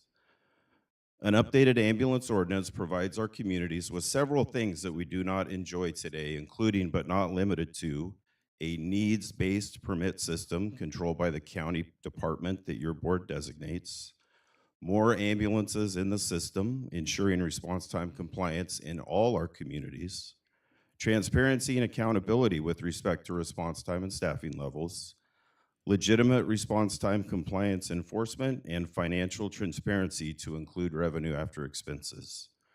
This updated ordinance would also clearly define the administrative authority of the board and the medical control authority of the LEMSA. It would require the board to review and approve the EMS plan annually and to complete a systematic review of our entire EMS system every 5 years to ensure that our community members continue to receive exceptional emergency care. Thank you. We will now go to Greg Fish, to be followed by David Niels. Greg?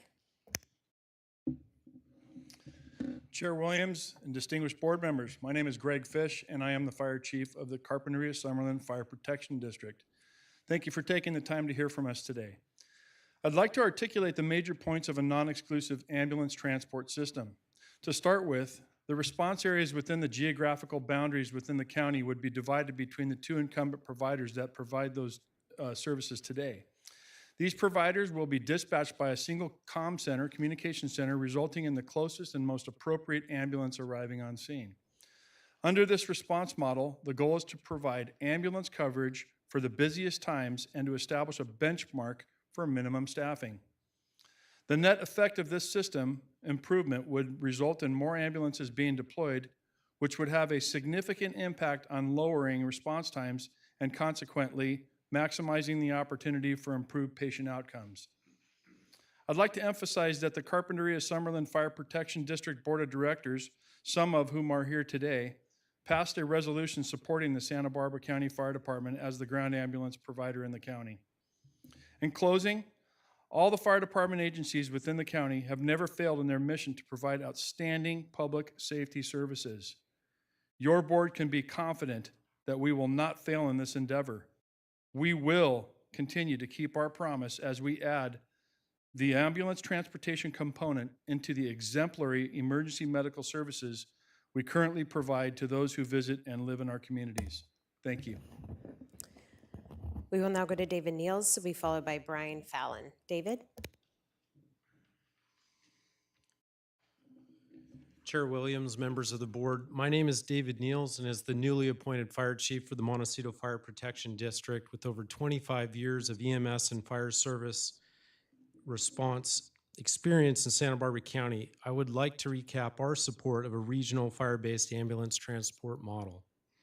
Joining me today in the audience are members of the Montecito Fire District Board of Directors who have been engaged with this proposal and believe so much in the increase in service to the residents of our community, they have submitted a resolution which is part of your board packet. This afternoon, I'd like to reiterate how our interagency partnerships have prepared us to be capable and ready to develop a fire-based ambulance transport model. Ambulance transport is something that the County Fire Department does today with ambulances in New Cuyama, Vandenberg Village, and at UCSB. Our fire departments offer robust medical emergency response to our communities, and with several of the fire departments responding with licensed paramedics, we have a workforce with experience and the knowledge to expand our EMS services. In addition, our response and management of complex emergency incidents within the county occur each and every day. And we mitigate, enhance, and then review our responses. As one of the incident commanders for the countywide Type 3 incident management team, with 42 deployments since our inception, we are experts in the management of extremely complex emergency incidents. From the weather events, debris flows, and fires, the coordination and skill sets of our members and our strong unity to serve all areas of the county make us successful in our mission. As we look to the future in the unification of our fire agencies and dispatching and enhanced EMS services for maximized patient outcome, we are grateful to be here before you and to be partners in providing enhanced emergency transport to our represented communities. Thank you. We will now go to Brian Fallon to be followed by Bradley Dandridge. Brian? Chair Williams and distinguished board members, my name is Brian Fallon and I'm the City of Lompoc's Fire Chief. Over the last several months, there's been extensive discussion regarding the feasibility of a non-exclusive transport system within Santa Barbara County, and further if this system would be a viable option. In the most simplistic sense, yes. Lompoc currently operates in a non-exclusive area. In our current system, we utilize a primary provider for ambulance service. However, with countless missed opportunities for prompt ETAs and available ambulances, we have relied on Santa Barbara County Fire Department for available medic ambulances. In the city of Lompoc, we have specifically enjoyed and count upon the availability of Santa Barbara County Medic Ambulance 34 to support the EMS needs in Lompoc. In the last 18 months, the city of Lompoc has increased its call volume by nearly 1,200 calls, yet with no additional ambulances added to support our transport system. Over the years, the Santa Barbara County Fire Department has supported the primary provider when ambulances were either unavailable or with extended ETAs. And because our call volume has increased by 1,200 calls over 18 months, we have called for the assistance of County Fire Medic Ambulance 34 180 times in 2022 alone. We rely on the County Fire Department to respond when gaps in service exist. We are today demonstrating the ability to work with multiple providers and fostered and enjoy a relationship with the County Fire Department. If it wasn't for the availability of Medic Ambulance 34, our residents would be without advanced life support service with tremendously long extended ETAs. In closing, our collective agencies will stay the course and support the mission of the County of Santa Barbara to care for all residents in our region through superb customer service that is available to respond. Thank you. We will now go to Bradley Dandridge to be followed by Chris Males. Bradley?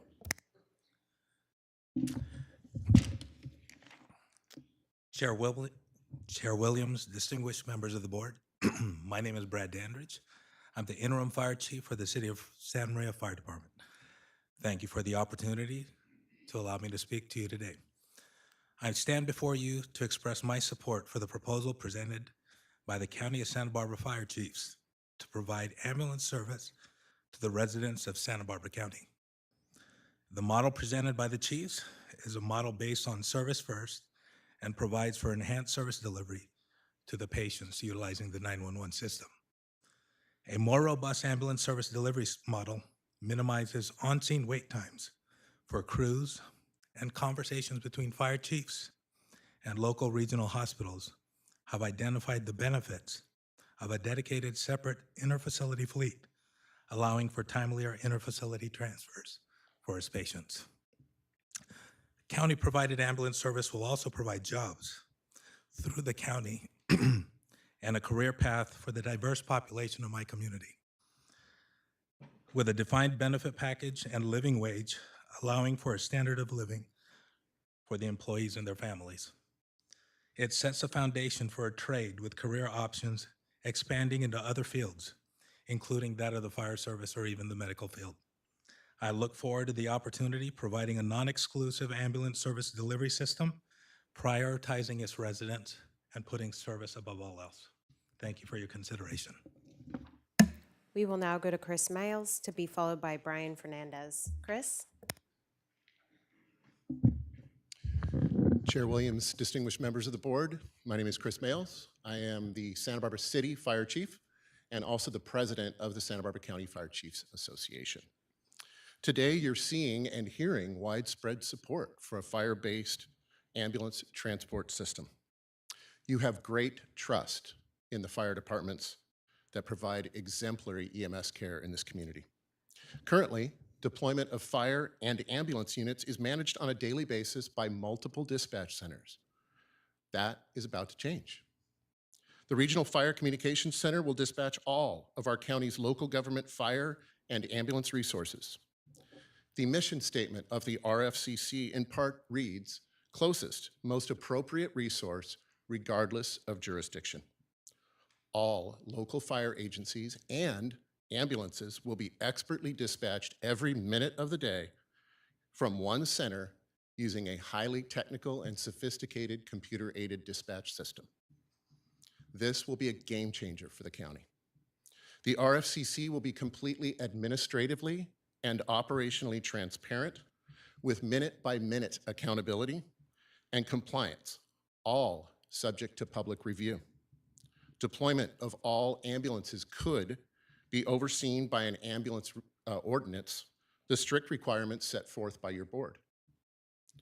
The County Fire Chiefs Association welcomes such a guiding document. Your county fire chiefs have given their word that they will assist in any way possible to ensure our community has the best possible fire and ambulance response system. A fire-based transport system will enhance service while not requiring any government injected subsidy. In fact, as has been stated, revenue after expenses will be brought back to our local community. Our system will be transparent, accountable, robust, reflexive, with an expert patient-centric experience with the highest clinical quality for everyone needing EMS care in our community. Thank you. Our next speaker is Brian Fernandez, to be followed by Randy Rouse. Chair Williams, members of the board. Chair Williams, I'm going to heed your advice and keep this short, hopefully to a minute. My name is Brian Fernandez, and I'm a fire captain paramedic with the Santa Barbara County Fire Department. I've been there for over 21 years. I come before you to speak on behalf of the United Firefighters throughout Santa Barbara County. I would like to take this opportunity to address a key principle that we are committed to as public servants. That principle is teamwork. Through this process, you have seen a divided group, but I can tell you from firsthand experience that what you are looking at is a team. If there were an emergency or a disaster right this moment, what you would experience is unparalleled, extraordinary teamwork. Our tradition of teamwork will be applied through a county fire department ambulance model.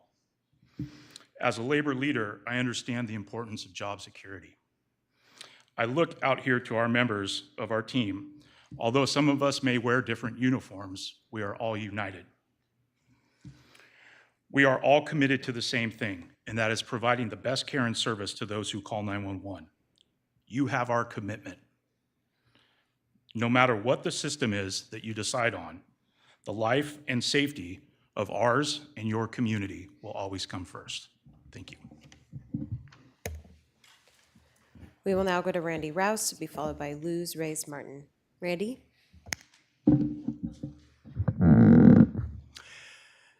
Chair Williams, colleagues, I'm here today as the mayor of the city of Santa Barbara, but representing myself. This is a unique opportunity. It'd be wonderful if all government agencies were able to cooperate the way across jurisdictional lines the way our firefighters do. No matter what happens when the alarm comes in, there's no borders, there's no turf, there's no jurisdictions. They just get it done and worry about the details later. This is a great opportunity for us to go forward with coordinated ambulance services. We're on the cusp of a new communications, new dispatch, AIS systems, and cell communications.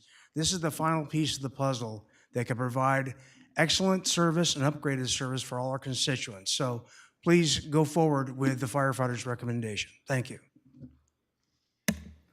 We will now go to Luz Reyes Martin, to be followed by Luis Farah. Luz? Is she here? No? All righty. Going on to Luis Farrow, to be followed by Mark Ingalls. Luis? Mark? Thank you. Brian Borgatello? Oh. I'm Mark. Great. Thank you, Mark. Good afternoon, Chair Williams and members of the board. My name is Mark Ingalls. I'm here today in support of our Santa Barbara County Fire Department and the incredible municipal departments that serve Santa Barbara County. Firefighters and first responders, paramedics, amazing. I appreciate and respect the difficult job as county supervisors and the decision makers that you have. I don't envy you in these hearings. In most of your deliberations, you are tasked with making difficult and sometimes impossible decisions for our county, many of which result in a some will win, some will lose outcome, or decisions that are not equitable between the North and the South County. Today is different. I do envy you. Today, you have the opportunity to choose a new ambulance transport provider, one who will ensure sustainable and substantial revenue sources to bolster our county 911 response and service without using a single penny of taxpayer dollars. The County of Santa Barbara has an obligation to provide the highest quality, most comprehensive, and most efficient emergency services available to its citizens. Integrating the entire 911 response from dispatch to transport under the proven accountability and community-focused capabilities of the Santa Barbara County Fire Department makes sense for our community. Santa Barbara County Fire knows it takes a comprehensive plan and collective effort and good communications to achieve the best possible results in a disaster. Santa Barbara County Fire is committed to creating a community advisory committee stakeholder group in the spirit of accountability, cooperation, and community. Santa Barbara County Fire is committed to engage our stakeholders, our local fire and first responder, labor representatives, local educational institutions, hospitals, and receiving facilities, mental health providers, substance abuse providers, and others who contribute collectively to the input and coordination, serving as essential partners in the quality and the success of our emergency services. Your board has been presented with considerable and empirical evidence and data. The best 911 emergency response system option for our county is a unified dispatch ambulance and fire service under the Santa Barbara County Fire Department. In closing, there's nothing proprietary about the equipment and/or practices in the ambulance transport industry. The committed EMTs and paramedics that choose this occupation are state certified and will continue to serve our community heroically, regardless of whose name is on the ambulance. The defining difference is what will happen to the profits generated as a result of who is awarded this contract. In the best interest of Santa Barbara, I urge you to vote your conscience and vote with confidence for the staff recommendation option C3. Thank you for your time. We will now go to Brian Borgatello, to be followed by Jared Giordano. Brian? Good afternoon, Chair Williams and members of the board. My name is Brian Borgatello, President of Marburg Industries. On behalf of Marburg Industries, I'd like to pledge our full support to transferring the management of our local critical transportation services to the County of Santa Barbara. Over the past 50 years, we have had the unfortunate opportunity to work side by side with County Fire during local disasters and even truck fires. We have always admired their professionalism and quick responsiveness. Allowing Santa Barbara Fire to handle our critical transportation services keeps profits in our community, which is a win-win for the entire community.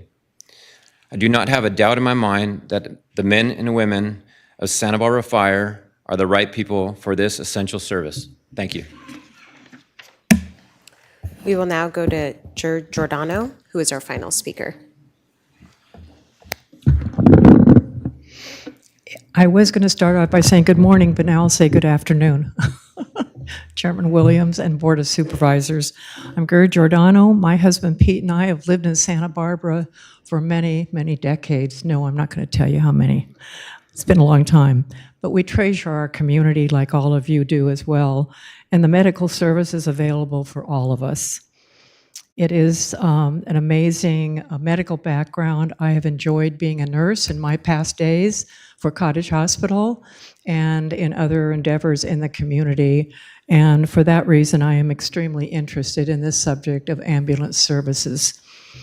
I served also on the board of directors of Cottage Hospital and also on Hospice of Santa Barbara and other local nonprofits. My medical background and involvement in our medical community is one of the reasons I feel compelled to speak on today's item regarding ambulance service in our county. A unified emergency response system is critical to the outcomes of the thousands of people who call 911 each year. With Santa Barbara County Fire's proposal to operate an integrated system, personnel will know where each ambulance is and which one to send to a particular location at a particular time. They are equipped and skilled to respond to the worst disasters our community has already faced and will continue to face. As community members, Pete and I urge you to choose the option from our trusted county fire department. Thank you to all of you for all your hard work on making this decision. We appreciate you. All the best. And Chair Williams, members of the board, my apologies. We did have one additional speaker on Zoom who has logged out. So that was our final speaker. Thank you. It's to the board.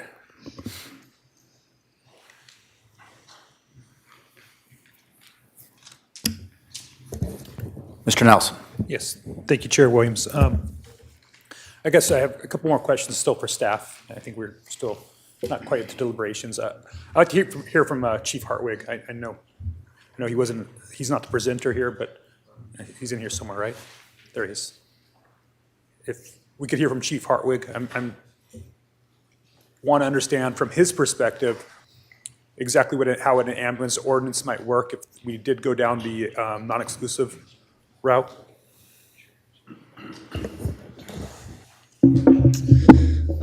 Mr. Chair, Supervisor Nelson, we have taken the deployment plan, and maybe for just a little bit of background, when I got here, the chiefs had already started discussing how to respond to the Fitch study, which is the three-phase study that was commissioned by the board. Following that, they got together, hired their own consultant, and said, "Hey, is there an opportunity based on the recommendations from the county's Fitch study?" They believe there were. Then I arrived. When I came here, we hired another consultant to take a look at some of the recommendations made by the Fitch study. And one of those, and I think you're referring to, is deployment. So of course, a very solid financial analysis to make sure that there was revenue within the system to support increased service level.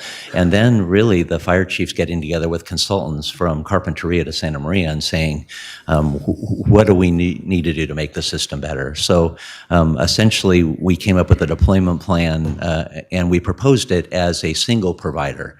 That was only following our attempt to find another provider.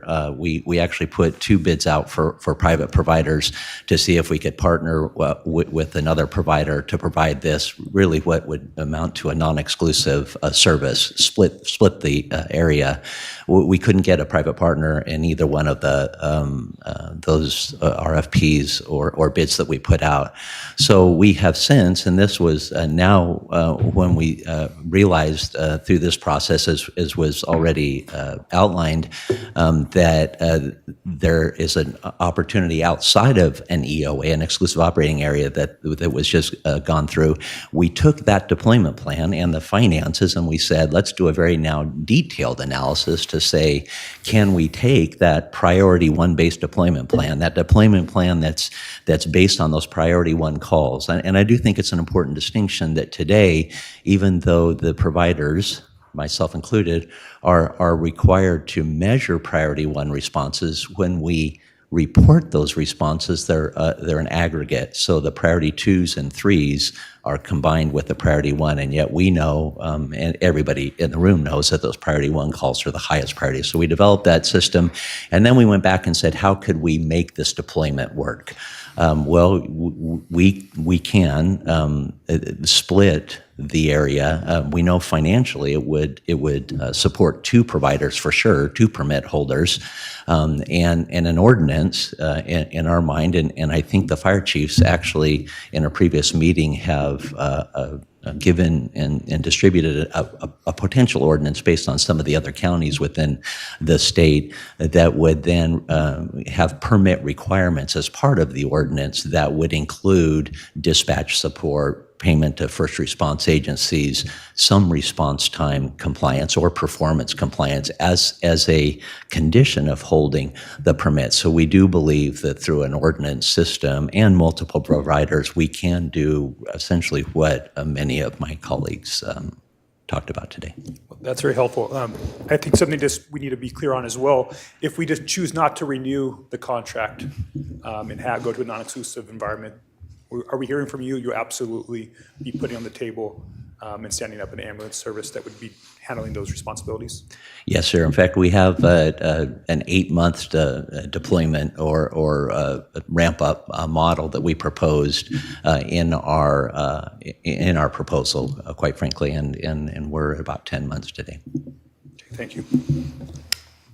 Supervisor Hartman. Thank you, Mr. Chair. I would like to continue to explore, I think, the path, Chief Hartwig, that my colleague Supervisor Nelson was exploring. And that is, if we had a non-exclusive service, it used to be kind of the Wild West. There'd be competition for lucrative areas, and other areas would be left without adequate service. Can you explain how the new dispatch would change that? That's question number one. And then could you explain the difference between a system status versus priority deployment? And then I'll let you answer those, and I have some more. Maybe the simplest answer is the first one. We would be dispatching, we will be, regardless of what happens here, we'll be dispatching ambulances based on blue dots on a screen. Ability, the closest, most appropriate resource, again, paying attention to those priority one calls. And so maybe that wraps into the optimum deployment system compared to maybe a true dynamic deployment, which really doesn't prioritize the priority one calls. As I mentioned earlier, today we respond the same way from priority one through priority three. At the new dispatch center, we have a priority dispatch system that will then triage and prioritize calls so that we always have a unit available for those priority one calls. It might mean that you take a little bit longer, which the current regulations and requirements allow. Those priority 2 and 3 calls are determined to be non-medical, acute medical emergencies, but again, about a third of those are true medical emergencies. And then if we did have an ordinance that describes the permit system, you've provided a letter that helps us think through at least some of the ways we might organize the permit. And if I understand it correctly, it wouldn't be by geographic area. So could you elaborate how it might work? Yes, Supervisor Hartman, through the Chair Williams, the objective of this all along from my colleagues from the time I arrived through really feedback that I've received from the community has been to have a redundant system. And if you were to break up the county into separate areas with separate providers, you really have what we have today just in broken up areas. And so it was important for us to say, how can we break up multiple permits or multiple providers, if you will, into having companies, providers working next to each other, again, providing that redundancy. So because our plan is really based on a system of priority 1 units and priority 2 and 3 units, that you would have them in the same area. And that would really be the distribution of the resources between, again, I say 2 permit holders. We've done a very detailed financial analysis, and what we know is the system can support, the revenue can support two permit holders. We're not as confident and comfortable when we talk about more than 2 permits from a financial sustainability. And I think this is my final question for now. If we did have an ordinance and the permit specifications are in the ordinance, how does that affect innovation? I mean, this whole field of emergency medicine is fast evolving, and I think everyone here is eager to stay on the crest of the wave. We want to make sure that our residents have the very best. And so can you explain how innovation and how learning and growth would happen if we have it in an ordinance? Supervisor Hartman, if I could, and there's a lot of speculation on that, I think both the incumbent provider, AMR, and County Fire put forth quite a few innovations. I would say, and they're all great. They're all going to improve the system. I would say maybe more attached to integration. Today, I like to say there are two good providers providing service, but not at all integrated. And so maybe it's taking those ideas, those commitments, if you will, and really integrating them into an entire system. And that's really where you get this non-exclusive or multiple provider system. You really do take the best of both worlds. Really one of the angles we were looking on when we look for a private partner is let's take that expertise, us having expertise in ambulance transport, of course, today, but then taking that expertise and combining it with what we have, expertise in emergency response and then dispatch, of course, as well. Supervisor Capps. Thank you, Chair Williams. The support for our firefighters is overwhelming. Hundreds and hundreds of emails, and those of you who showed up. And if one clear takeaway is just the support for those on the front lines, and it's very heartening to hear and experience. Someone that we did hear from is my predecessor, Assemblyman Greg Hart, who, and your former colleague, who wrote about the community and reinvestment. And that's been an area that I've been focused on as I've taken these meetings and learned about this process. And I have a question, kind of two-part. It's confounding to me that the investment back into services wasn't, as far as I understand, part of the RFP. I haven't really gotten an answer as to why, but basically the funds that mom spoke about of her son being taken to the ambulance, those costs that consumers bear, if County Fire has this contract or one of the contracts, those funds go back into services, yet if it remains with a for-profit, it doesn't necessarily. So I'm just hoping someone could explain why that wasn't part of the consideration. And second part to that question, if Chief Hartwick could answer, how will those funds be used to go back into community services? What will we see from that? Because again, that's an important and compelling component to this decision for me. Supervisor Capps, through the chair, thank you for the opportunity. I will say that over the past 18 years of this contract, there has been about $40 million reinvested back into the system through either direct payments to the different fire services or through the LEMSA itself. So there is reinvestment currently into this system. As we move forward, the ambulance RFP, there is a system enhancement fund that was established as a result of that, about $50,000 a year, whether that's for equipment improvements or other community programs that we could look at, as well as within the proposal, I believe, certainly AMR, and I have to double check the County Fire's proposal, if there was a fund to help support those who couldn't pay for their bills or support those individuals as well. And then as lastly, there is also a first response agreement option as well there for providers to pay the first responders additional funds back into the system. Supervisor Williams, I think I have a partial answer as well, if I may. Absolutely. My understanding was when we did the RFP that we had to make sure that it was a level playing field for both a private sector and a public sector. And so getting too deep into the economics was felt to weight the decision. And so we weren't allowed or didn't include it. As I understand, other counties have in fact included it in their RFP.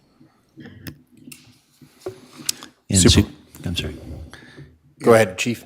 Just wanted to answer Supervisor Capps, if I could, through the chair, and that is, in our proposal, based on some of the community feedback we got, was this idea that we wouldn't take it and spend it somewhere else. Any revenue that we generated would be sent back into the system. So we proposed an enterprise fund that was then, the revenue after expenses was then captured and then reinvested back with either units on the streets or something that we've talked about a lot here, community paramedic programs, outreach programs, some of those programs that we could use that standing army that we have today.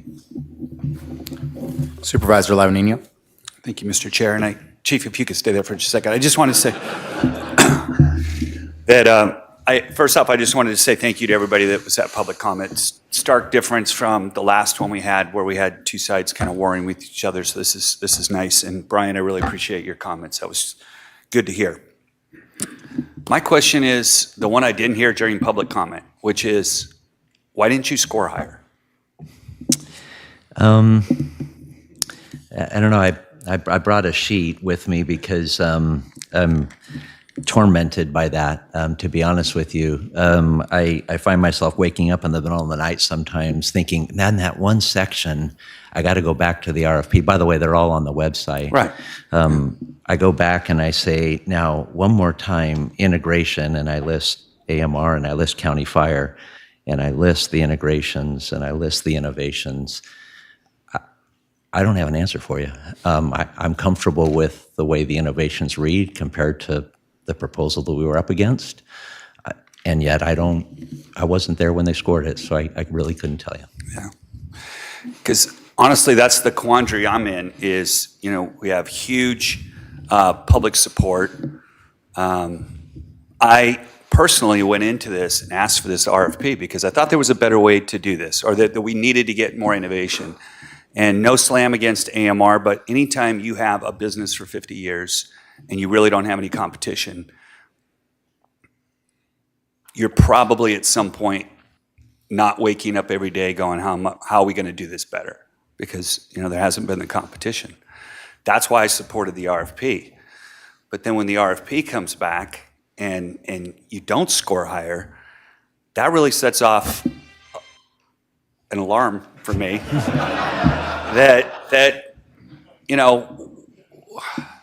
That's the part I'm struggling with right now. So one of the other questions I had is, as I said, for ex parte, I did not sit down with both sides and go through this because I did want to leave it as an open process. But what I did do is I went to my providers and I said, hey, are you happy with the service, or what can be improved? And that was one of the things they talked about, was that, while AMR, the ones I talked to did not have a problem with AMR. They said, they're providing a service. What they are lacking on that they thought was different, that, AMR wasn't coming to them proactively and saying, hey, how can we innovate? How can we do this? As when the RFP came out, Fire did sit down with my local hospital leaders and say, okay, what can make this better for you? But in talking to them, the one kind of parameter they put on things that they didn't want to see happen is to have multiple agencies running an ambulance service, so that they didn't have the predictability of dealing with an agency that is in charge of this. That was the one kind of pushback I got. So in this idea that's kind of being proposed now, how can you address that concern? Supervisor Lavanino, through Chair Williams, I think it was very well stated here today. We have that luxury in one of our service areas today. We have an area that if they're out of ambulances, or if there are not enough ambulances, we have another provider to provide those ambulances. I think, interestingly enough, I was part of some of those conversations with your hospital in the North County, and I think specifically related to their concerns, it was having a dedicated interfacility transport fleet. That isn't the most cost effective because there's a lot of downtime that they aren't being used, but when they do need to be used, they are there and available. And as long as the system can absorb that cost, we believe that's a really good place to spend the money. And as far as multiple providers, I can tell you I've been in this business now started in the private ambulance business in 1982, been part of public ambulance systems since 1991, and I haven't been in a system ever that has had one provider, singular provider, over an area as large as Santa Barbara County. Chair Williams, I kind of have a follow-up on Supervisor Lavanino, if that's okay. Supervisor Nelson. Because I did hear from our local hospital as well. They were concerned about multiple ambulances and whether that would make sure if that competition would actually bring better service. And I think Dr. Shepard mentioned that our local hospitals had endorsed moving forward with the contract. I went back and I asked them, would you be okay with a non-exclusive operation if one of those operations was actually our fire department? And they said they didn't know that was on the table.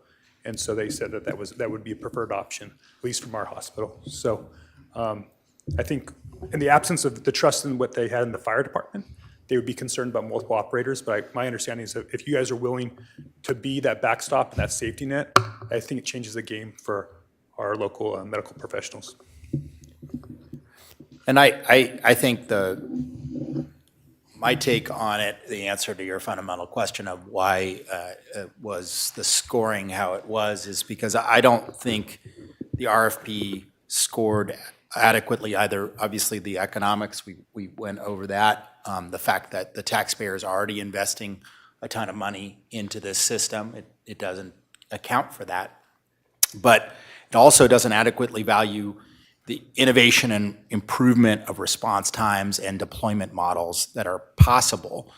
And, you know, I think what I would like and what I think, you know, there already was incremental improvement in terms of the competition in the RFP and both sides putting forward, you know, some good ideas. But I want a system that pushes innovation and improvement constantly, because I see a situation where just being good or just even being really good isn't good enough. We keep on getting more thrown at us as an institution, and all of you in this room keep on having to deal with more and more difficult technical emergency responses. And so, you know, I want a system that utilizes the staffing, infrastructure, and number of paramedics that the taxpayer is already paying for. And you know, that's why I hope, and I feel like that's what we're heading for today, is going towards a non-exclusive system. Supervisor Hartman. Are we moving into deliberations, or are we still having questions? I think so. Well, I'm willing to go first. I just looked a little bit historically, you know, how have fire departments been involved? How did private ambulances get involved? And it turns out that in the Civil War, firefighters, volunteer firefighters, were the first to work both in the North and South armies. But then prior to World War II, hospitals themselves provided the ambulance services.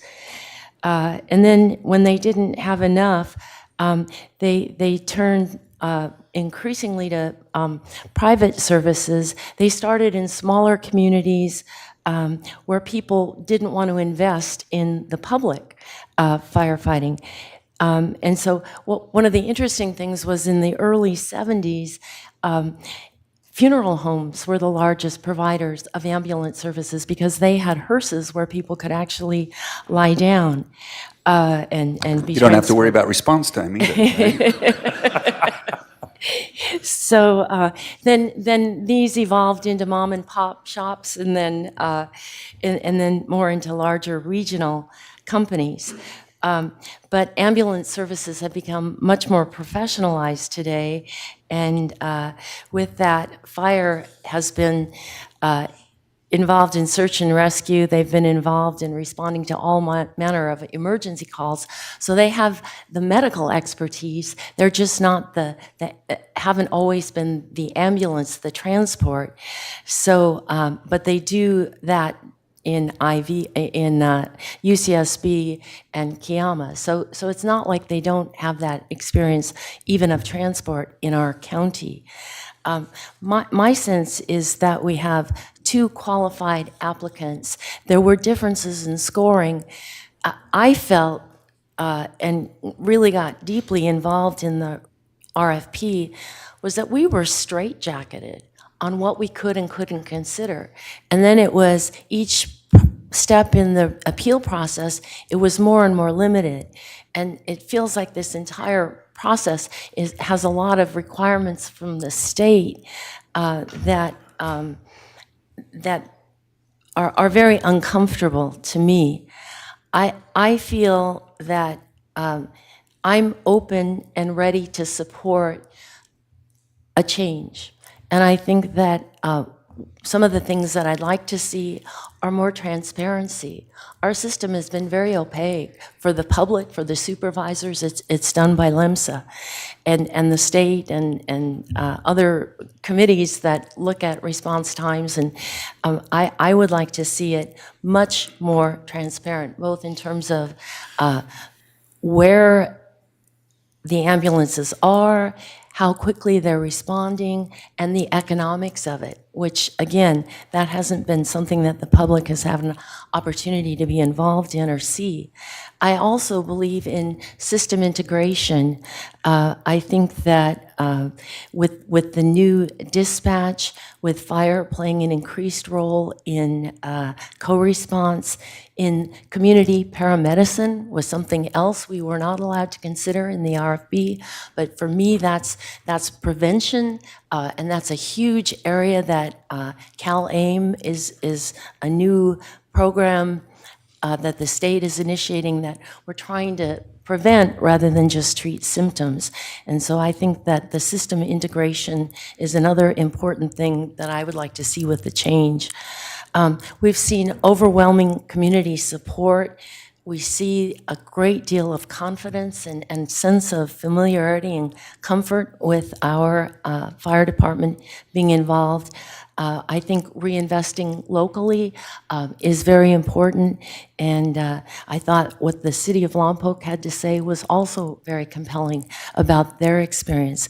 So I'm supportive of having a non-exclusive area. I would like to see LEMSA moved to the fire department, and I would like to see us develop an ordinance that comes back with how we could institute a permit system. Supervisor Nelson. Yes, thank you, Chair Williams. Agree with everything that Supervisor Hartman said, just start there. But, when you start thinking about all this, calling it a fire department is really a misnomer. Very little of what you guys all do out there is fire. Vehicle accidents, emergency management, dispatch, swift water rescue, disaster and other emergency rescues, ambulance service. It's really a public service department. And I think that's what the public expects. And, we need to have a system that is efficient, using our existing assets and maximizing those, making sure that we have integration in a unified system. And I think there's a new model out there that we're evolving to as a county and looking at, and I think having fire as a big player in that is important. I believe there's a better service delivery model. It's nothing against AMR. I believe that they've done a great job under the current model that exists. And I want to make sure that I say that. I appreciate the men and women that work for AMR. And every time I've ever had a conversation, I've asked people not to badmouth their work, because they're out there on the front lines as well. They're right standing next to our firefighters when there's accidents or when there's emergencies. But it really is about a better model, a more integrated model. And there are some problems in the system. I mean, we don't need to air all the dirty laundry. AMR says that it's perfect, it's working great, and if you talk to fire, it's not. And, at the end of the day, we have to decide, who do you believe? Who do you trust in this? Our firefighters and our fire departments that have been pushing for this is a lot more work. This is a lot more responsibility. And it isn't about the money. I mean, this is, money, there might be additional money in this, but at the end of the day, everybody I've talked to, it's the belief in the system, and they want to make sure that they deliver the best services possible to the public who they serve. They got into this business for a reason. Somebody on social media was talking about this was a big push for Chief Hartwig to pad his pension. He's not going to get paid any more. He's going to take on a lot more responsibility if the county is involved in this process moving forward. There's a lot of those rumors out there that I think are really unfounded. I think we've all been working to try to find a way to have fire fully integrated into this, into our ambulance service for quite some time. We went down the RFP process thinking that that was the right route because, it's a legal pathway. It's kind of uncharted ground. That wasn't ultimately what we ended up with.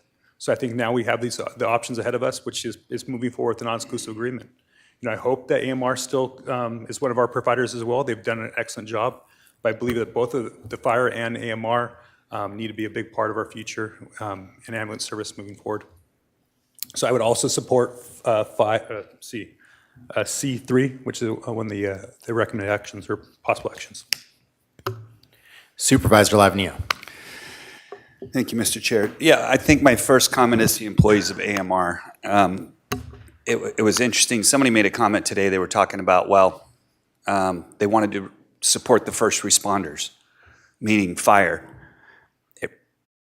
The employees of AMR are also first responders, and we have to, and I think Brian pointed that out. So we're all on the same team. And, you know, I came into this trying to come in with a blank slate, and, you know, my goal was to not have AMR win today or to have fire win today. It was that, you know, the person on the street that's calling for service, that's calling 911, that's who's got to win. And when they do, we're all going to win. Because you never know. It could be my family next, or, you know, so we want to make sure we're doing the right thing for everybody. But I have to say, I have a transparency problem because, you know, we went down this road, we issued an RFP, we had 2 responders, one scored higher than the other. And now, all of us, including me, are like, okay, well, hey man, was that really a fair RFP? And we really haven't, no one's explained to me in public, yeah, I've heard a lot of whispering, and I've heard this, and I've heard that, but no one's really come out and said in the meeting, you know, why did one score higher than the other? You know, what happened? And we're kind of, it looks like what the board wants to do is kind of throw the RFP out and go down another path. I have a purchasing background. That's where I came from before politics. And you can't do that in the private sector. You can't say, hey, I'm going to send out an RFP and I get 3 back. Now, if one's non-responsive or they've got problems, they've got issues, but it's a difficult situation for me to swallow. It's where I want to go personally. Yeah, I think fire would do actually a better job. I just think with the new dispatch center that we've got and the expertise, I do. I think that they're more into an innovation mode. But man, I'm struggling to get there because the record that's out there right now is hard for me to ignore. So I'm waiting to hear, and maybe, you know, Chief Hartwig wasn't able to answer it. Maybe the question goes to Nick or Dr. Hamami or Dr. Shepard.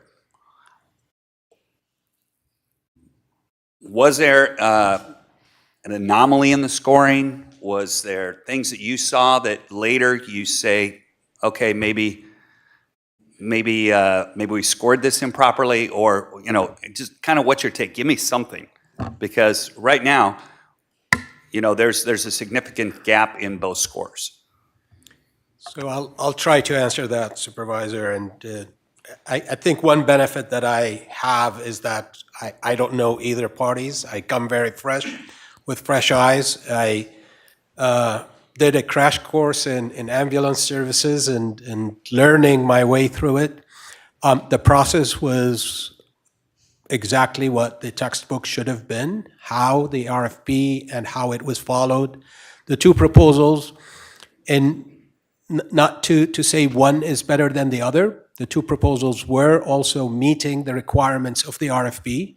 They had all the necessary information, and at the end of the day, you had 5 independent reviewers that some of them were experts in the field, some of them were community members, and this is the score that came out. So this was their judgment. When I look at the proposals, they both have some strong points. They both have some places where they can be improved. If I was scoring one versus the other, I might follow whatever the reviewers have done, or maybe differently if I know enough about the subject that I'm reviewing. But I think this is how the process goes. There has to be a winning bid and a bid that was also winning, but not as much. Right. And this is what we as the department are basing our recommendations on. If fire was the winning bid, then we would have been sitting here and recommending that we want to negotiate with fire. Right. So I guess I need someone to explain to me better than how the I think that a non-exclusive system in the old manner of things might be chaotic, but if one of those entities is also the dispatcher, which is what the case would be here, you have a potential for real integration and efficiency and improvement of response. And so I not only think that we should be moving toward a non-exclusive system of transport, but in order to make sure that the integration is complete, I think the entity that's doing the dispatch and therefore, deciding who's getting what call needs to be, needs to be integrated with the LEMSA. So I think this goes back to something that came up a while ago, that we should put the LEMSA under fire. And that should be one of the things that we're directing to come back to us today. Because if we truly do want this integrated, that's the only way to make sure that it is fully integrated. Supervisor Nelson. Yes, I wanted to answer Supervisor Lavanino's concern, or maybe how I can get my brain wrapped around it, is I wanted to move to a newer model, the more integrated model. And so I think we went down the RFP process believing that we would get to that. I do. I think we thought that through that process that we thought that RFP may that will bubble up to the top and that the scorers would have seen where we wanted to go to as a board. That did not happen. So, that's, for me, it wasn't all about the RFP. It was about what we want to get to in the future. And we thought the RFP was that vehicle. It did not prove to be that vehicle. So I think we're willing to take a step into another direction and maybe have more of an open environment with a non-exclusive option. And so that's for me, because the RFP was not the end all of this. The end all is what the end results will be, which is a better service delivery model that we'll have through integration. And so that's how I came to wrap my brain around the issue of the scoring. Supervisor Capps. Well, I just appreciated what Supervisor Lavanino said about, the winner here needs to be the person dialing 911 or their loved ones dialing for them. So, what I appreciate too, all the years of work that have gone into this that I'm coming in new to. But the word that I just keep thinking about is local accountability, and with respect to AMR employees. And you're right, this is not one over the other. They're all first responders. They're all answering those calls. Just opening this up and giving room for a department that is saying more, please. They're already doing, Supervisor Nelson pointed out, less than 10% of what they actually do. What you actually do is related to fire. It's saving lives. It's helping people in their greatest time. And I just hear that deep commitment for more local accountability from you all, and I put my trust into that. And I just think opening this process up isn't necessarily choosing one over the other, but rather respecting that deep desire for that local accountability and investment back into the community. And I do also support putting LEMSA, moving it to fire as opposed to public health. Supervisor Hartman. Are we ready for a motion? I think so. Then I would move recommended actions A and C3, that we let the current exclusive grandfathered agreement expire and enter into a non-exclusive ambulance arrangement. And I would add, develop an ordinance with a permit system and move LEMSA to fire. And then D. Second. County Council, does that seem to cover all the breadth of actions? Mr. Chair, members of the board, I just have a few items to add for you to consider. For the additional direction, I had it drafted up as I was listening to say direct staff to explore potential amendments to the county's EMS plan and amendments to the county code to implement a non-exclusive emergency ambulances environment, including exploring moving LEMSA from public health to county fire, and direct staff to return to the board with these proposed amendments. Is that agreeable to the maker of the motion? And to the Yes. seconder?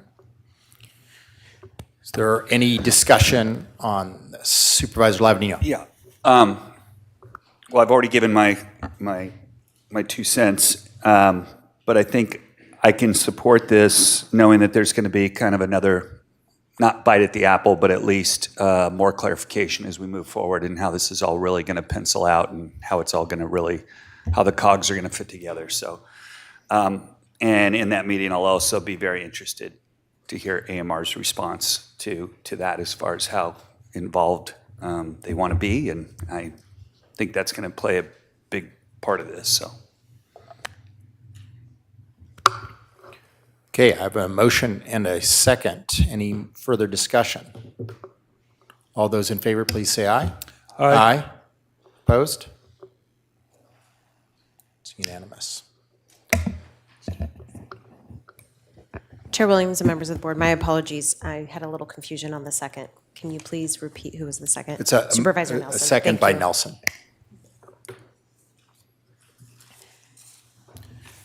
Thank you all. You are the people on the front lines.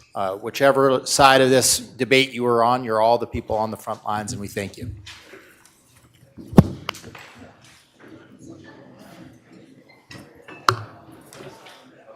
So we are going forward to a closed session. You want to give us a preview of what's for closed session?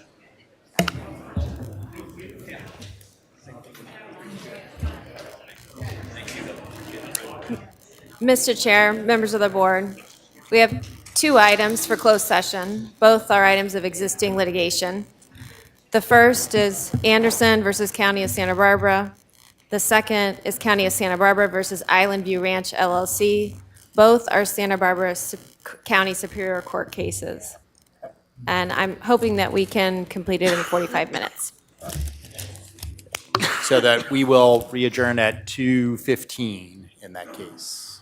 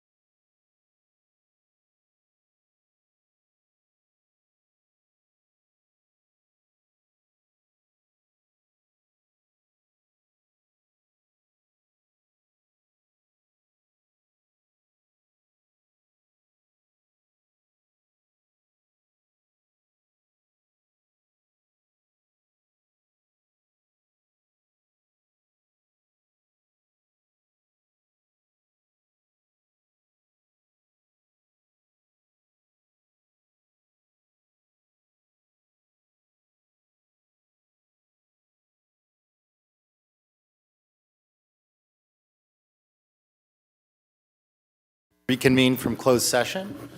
County Council, can you report back from closed session? Thank you, Mr. Chair, members of the board.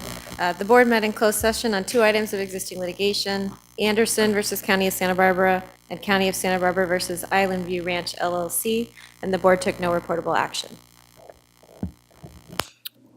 Okay, then we're on to D9.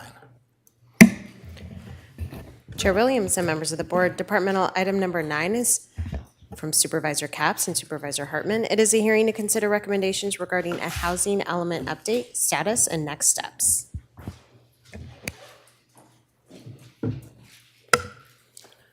Chair Williams and members of the board, my name is Jefferson Litton, Chief of Staff for Supervisor Hartman, for at least a few more hours. So the item before you today was brought by Supervisor Capps and Supervisor Hartman, an update on the status of the recently submitted housing element update. The purpose of bringing this presentation today was to highlight some of the new parcels that are under consideration as part of this housing element update, and to explain to the public the next steps as this process moves forward. I'll turn this over to the presentation to our Planning Director, Lisa Plowman, who will introduce her staff. Thank you, Mr. Linton, and we're sorry to see you go, but we really appreciate all your service, and working with you has been terrific. Mr. Chair, members of the board, I have Ann McIntosh with me to my left. She is our interim deputy director while we are recruiting to replace Mr. Dan Clement. And then on my right is Alan Bell, who is the supervising planner that's been overseeing the preparation of the housing element. And before I start my presentation, I just want to congratulate the team and say thank you to them for really hustling and getting this document, which is nearly 1,000 pages now, submitted to the state on Friday. So we are looking forward to working with HCD on it. We will be trying to facilitate that process and hopefully move it through the comment period as quickly as possible. So with that, I'd like to turn to our presentation. So the housing element process, as you know, we had a 30-day public review period in January and February, which ended March 1st. We then submitted it to the state at the same time in hopes that we would get comments back from them. They were overburdened and were unable to provide any feedback. But we moved ahead, and during our public comment process, we received a number of comments, which I'll go through in a little bit, but over 430, which I thought was very constructive. We are currently working on a program EIR while HCD is taking its 90-day review period. And then we will have hearings hearings on the public comments on the EIR, one in North County, one in South County, sometime in late summer. Then we will have the adoption hearings on the housing element, and then hearings on the required rezone. So that's just the general schedule for the next few months. Next slide. If I might ask, Chair Williams, so will those be 3 separate hearings? So what we will have is 2 hearings on the EIR, one in North County, one South County. Then right now, the plan is we'll have a hearing on the adoption of the document and then a separate hearing on the rezones. That is the current plan. So as I mentioned, we have over 430 comments that we received, and people submitted comments ranging from we support conversion of agricultural land or the golf course to we're 100% opposed to it. So as you can see, it was just a full range of opportunities and options that the public made. They talked about infrastructure and traffic concerns. They talked about water. Next slide. They opposed conversion of agricultural land. They promoted sustainable development. They submitted new site suggestions. So it was really a full, broad range of public comment. And I think we got a lot of good information from that process, and which resulted in changes that we've made to the housing element. Next slide. So the changes include some of the items that the board had suggested when we met last, when I had updated the board on the policies. So we have added a new program that is designed to create an ordinance that would incentivize rental housing.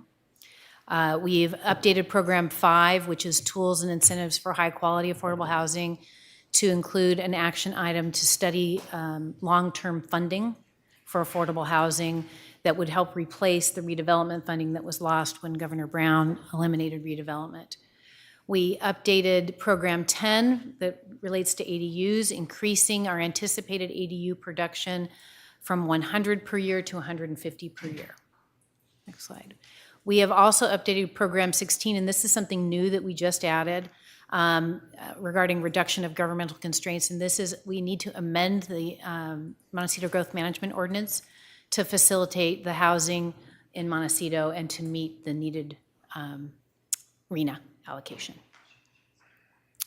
So we identified 19 new sites in this process between when we started public comment and when we submitted to the state. 7 of those are county-owned sites. We had originally gone through a process with General Services to identify sites. We went back to General Services and worked more diligently with them to identify possible sites that the board would be allowed to consider when we are looking at rezones. 3 of them are at the Calle Real campus, 2 are along Hollister near the Page Youth Center, and there are 2 in downtown Santa Barbara. And we added those because we learned recently that LA County was permitted to have sites within the city of LA, provided they were the developer and they were helping to fund the development of that housing. We've added 2 sites in Montecito. What was really advantageous for the community is that the Miramar Hotel and the Biltmore Hotel independently reached out to the team indicating that they wanted to build some housing for their employees. And so they have been included in the housing element. Next slide. We have a new site in Isla Vista, which is a vacant lot adjacent to Friendship Manor, which is a senior housing facility in IV. That's on El Colegio. And then we worked with UCSB to include their faculty and staff housing. We are now currently not allowed to count student housing under the newest laws, but faculty and staff housing is fair game at this point. And so we have added those 3 projects, the Ocean Road Project, Devereaux North Knoll, and Ocean Walk, which is currently under construction. These units really help us more with the moderate category, not so much the very low and low income, but they're still a benefit and will help us meet our RENA allocation. Next slide. We have 2 sites in the Eastern Goleta Valley that have been added. We were contacted by the Montessori School, which currently owns a property in Eastern Goleta Valley. They asked to be considered for a rezone. We have included the Tatum property, which was formerly owned by the school district, to rezone a portion of that site.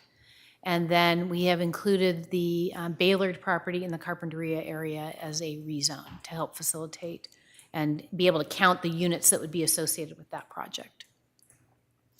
In North County, we identified a new site in Vandenberg Village on Apollo Way. We have 2 new sites in Orcutt. One is Quayside 11, the other one is the Element Church property on Clark. And then there is a possible adjustment that might be made in the Orcutt Community Plan, which would move the MRO, which is the high density housing overlay, from Key Site 3 to Key Site 1. That doesn't increase unit count, but it is a change. Next slide. So the 19 new sites could accommodate 2,151 units, 518 lower income, 666 moderate income, and 967 above moderate income, which means market. So what this does is really expands the range of options that the board can consider when you're looking to rezone properties to meet the RENA allocation. We did get feedback from HCD that they thought this was a very good strategy that doesn't tie the board's hands, at the last minute with sites that are limited and limited environmental review. So next slide. So there's another thing that we did, and I've shared some information about it, but the county has multiple goals when it comes to housing. One is meeting the RENA allocation, but we also have local goals, which include mixed-use development. We've even gone so far as creating a mixed-use zone that was put in place when the Goleta Community Plan was updated for the eastern portion of the valley. We haven't seen a lot of that to date, but we are in the process of amending we're starting the process to amend our zoning code to make it more flexible in our commercial zone districts so that people could build mixed use, so that we could create incentives for them to build mixed use. They will also, commercial properties could benefit from the new state laws, AB 2011 and SB 6, which are designed to help incentivize housing in commercial zone districts. So what we did was we said, look, we think that future housing will happen on these non-vacant sites, but we don't know exactly when it will be. We're hopeful that these changes in the state law and our local ordinances will facilitate that over the next 8-year cycle, but we're just not confident enough at this point. So what we have identified is this local secondary list of properties that we believe could develop in housing. And if they do, we will be able to count that housing towards meeting that RHNA allocation in the 8-year cycle. We're not asking HCD to bless it. We're not asking them to count this as meeting our RHNA, but that it gives us the opportunity to acknowledge that we're making steps to encourage this type of housing development in our community. Next slide. So our public outreach and meetings, I wanted to update the board on what we've been doing the last month and a half. We've met with the city of Goleta. We've met with the city of Carpinteria, League of Women Voters. We did a forum. We met with SB Can. We had a meeting with Sierra Club, Community Environmental Council, Chamber of Commerce. We've spoken with the Coastal Housing Coalition. I made a presentation to the grand jury at one of their lunch meetings. Next slide. We met with Citizens Planning Association, the Carpinteria Valley Association, and then we've done a host of interviews. So we have been trying to get information out to the public through this interview process and through the outreach meetings that we've been having. So next steps. So as I indicated, we're in the process right now of waiting for HCD to provide us comments. We're hopeful that they'll get us comments before the end of the 90-day review period. They're going to seek to do that so that we can move this as quickly as possible. So we are beginning the preparation of the programmatic EIR that we expect to be released this summer. As I mentioned earlier, we're going to have 2 public comment hearings that people can comment on the adequacy of the document. And then summer, fall, we will have the housing element adoption hearings at the Planning Commission and then at the board. And then subsequent to that, we will have the hearings on the rezones as we're currently planned. And I'm happy to answer any questions.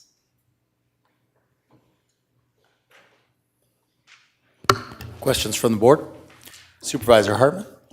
Well, first of all, thank you very much for doing this presentation. I know that it was a lot of work to get the housing element submitted. It was really an all hands on deck for your staff, and we really appreciate that.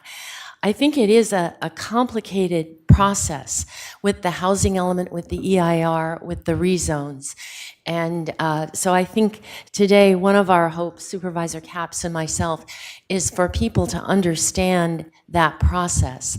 I think you've explained it, but at the end, I think we'll want to summarize the points where people can still get involved. I think what we've done is expand the universe of parcels so that we have greater choice for the board. I did have a couple of questions about that. The first one has to do with agricultural lands. And in my sense, looking at the HCD handbook, there's almost a schizophrenia. That is, there's a value in protecting agricultural lands, but they make it extremely difficult to do infill. The threshold of evidence that's required seems to be very high. I wonder if you would comment on that. Supervisor Hartman, through the chair. I hear what you're saying, and I think there are some mixed messages that have come from HCD with respect to rezoning and infill development. I think it's complicated for us at the county, particularly because we happen to have agricultural land in our urban core that meets much of their criteria in terms of having services available, schools available, transit available. And so it's a little bit tricky. They have asked us questions about the lands that are outside the urban-rural boundary line. But I hear you, and I think it is complicated for us, particularly in the Eastern Galita Valley. My second question, am I right that you said we added 2,151 units? That's correct.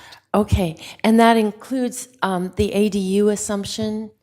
That's correct. Okay, so we're assuming 150 instead of 100 a year for 8 years.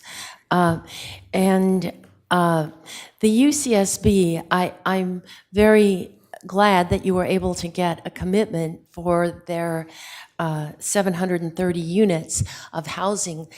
However, they really owed us 1,800 by 2025. And that was certified by the Coastal Commission, an EIR. And we're, the city of Goleta and the county are both in litigation, filed suit about this. And so I'm wondering how that plays into this. I mean, we heard wrenching discussions this morning, public comment about renovictions in Isla Vista, where I think our rent burden and people overcrowding, a lot of it in the South Coast is the failure of UCSB to build 1,800 new units. And so I don't know what, we're pursuing it through litigation, but through the housing element, or what additional means can we drive this point home that we're in the predicament we're in part because of their failure to follow through on their commitment with us and the city of Goleta. Supervisor Hartman, through the chair. I mean, I think we are limited when it comes to student housing. This is faculty and staff yeah, housing. yeah. Not, they have bathrooms and kitchens. Okay. This is not the 5,000 that they should have built for students. Okay.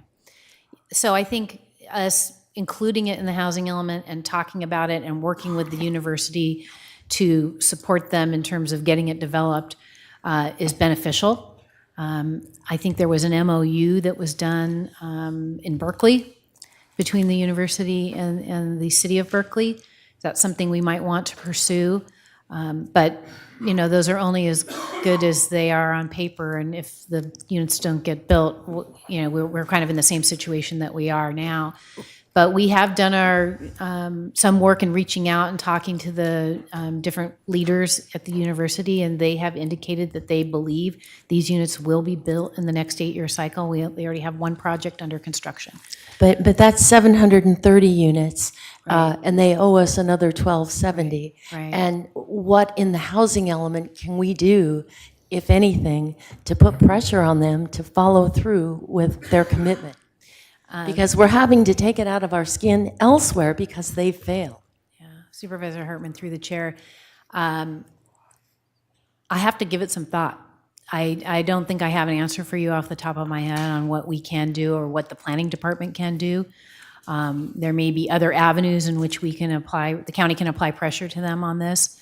But I certainly understand your perspective and we'll consider that. Thank you. So I really just have one more at the moment, and I just want to drive this point home. I think most people feel that infill development on underutilized properties is the very best place for us to put additional housing. And so our mixed use zones we have not been adequately used. And I would like you to just talk a little bit about the HCD manual and why it makes it so difficult now. The fact that that manual was written before these new laws were published, and what you're doing with the consultant and with the second sites list, and how that might play into this over time. Certainly, Supervisor Hartman, through the chair. And I'm going to ask Alan Bell to make some comments following mine. But the state's requirements are geared towards ensuring that new housing is constructed over the next 8-year cycle. And so if we or a jurisdiction identifies land that is underdeveloped currently, for instance, a shopping center or something like that, then the state gets very detailed about the information that they want. They want to know, are there commercial leases that are going to make it problematic for the site to develop over time? Is the landowner interested? So the list kind of goes on so that you can demonstrate that the sites you're identifying are not what they call paper sites. That has been something that has happened over the decades with housing elements across the state. And so that's one of the reasons the state has gotten very, very detailed about it. So what we are trying to do with the second sites list is to highlight what we think is possible on those properties. And that we think that with the right incentives that we're trying to develop in our code and that are coming through in this new state laws, that there will be development. I mean, it's always a challenge, right? Landowners are interested in, if they have a commercial center, they're interested in making money. I mean, that's what they're in the business for. So tearing down that commercial center and rebuilding it with mixed use is an expensive prospect. So we have to do the best we can on our end to remove governmental constraints and facilitate that process to make it happen. And that is what we are doing with our code updates, and we are hopeful that they will take advantage of that. So if I might, I just have a few more things to say. Supervisor Capps and I have been calling owners, as has your staff, and there's great interest. And I think we need to publicize these opportunities in our community to a far greater extent, because it seems pretty hard to parse. And so I would encourage us to think of that. And I would also like to mention, if anybody in the city of Goleta is here, the Bacara would like to match its counterparts at the Biltmore and the Miramar and explore employee housing. So I hope that, so it's not our jurisdiction, but the city of Goleta, so we hope you will pursue that. And that's it for me right now. Supervisor Capps. Thank you. No surprise, my questions will closely align. My colleague here, it's been productive working with her and her team. So, and thank you, Director Plowman, and your team for bringing this forward. Really, this reflects a lot of work, and I boil it down to 3 goals from the last time we had this conversation till now publicly. Number 1, I believe the county should lead by example and put forward our own properties, and now we have 7. I'm pleased that 3 are in District 2. Representing hundreds of sites. I do believe that workforce housing, as the Bacara is willing to step up, is the answer to a lot of our challenges here. Not every challenge, but a lot of them, because we can more aptly do affordable housing on our work sites. And then goal number 2 is, as Supervisor Hartman has eloquently talked about, just that preservation of agriculture, and that should be the last resort, not the first plan here. And then 3, just, we have Councilmember Kiriakou here. I mean, just the impact on Goleta is far too great. And so my first question is kind of a process question, maybe a mixed message question, because here we are trying to minimize impact on Goleta, and yet we've added 2,000 more sites, many of which are near Goleta. And so I understand it, but I think it's important for the public to say, why did we add sites in this next round rather than take some away? Because if you're looking at it from the totality, it looks like we're just adding more pressure. So can you talk about, I guess to be more specific in my question, what are the opportunities to peel back now that we've added more? Supervisor Capps, through the chair. So I think the opportunity to peel back sites is when we come to you with the rezones. We want you to have a full range of options. We want the programmatic EIR to analyze all of those sites so that when it comes to you, you pick. Yep. We have included sites that we felt met the standards that the HCD's requirements from people who contacted us and said they were interested in seeing a rezone. And some of those sites are currently zoned for residential, and they may be increases in density. So we are just trying to give the broadest possible range of opportunities for the board. So when you're considering it, you have these choices that you get to make about what is rezoned and what we count towards our RENA. And so I would say, I would not recommend peeling anything back at this point, because that will limit your ability to identify the right sites for this next cycle.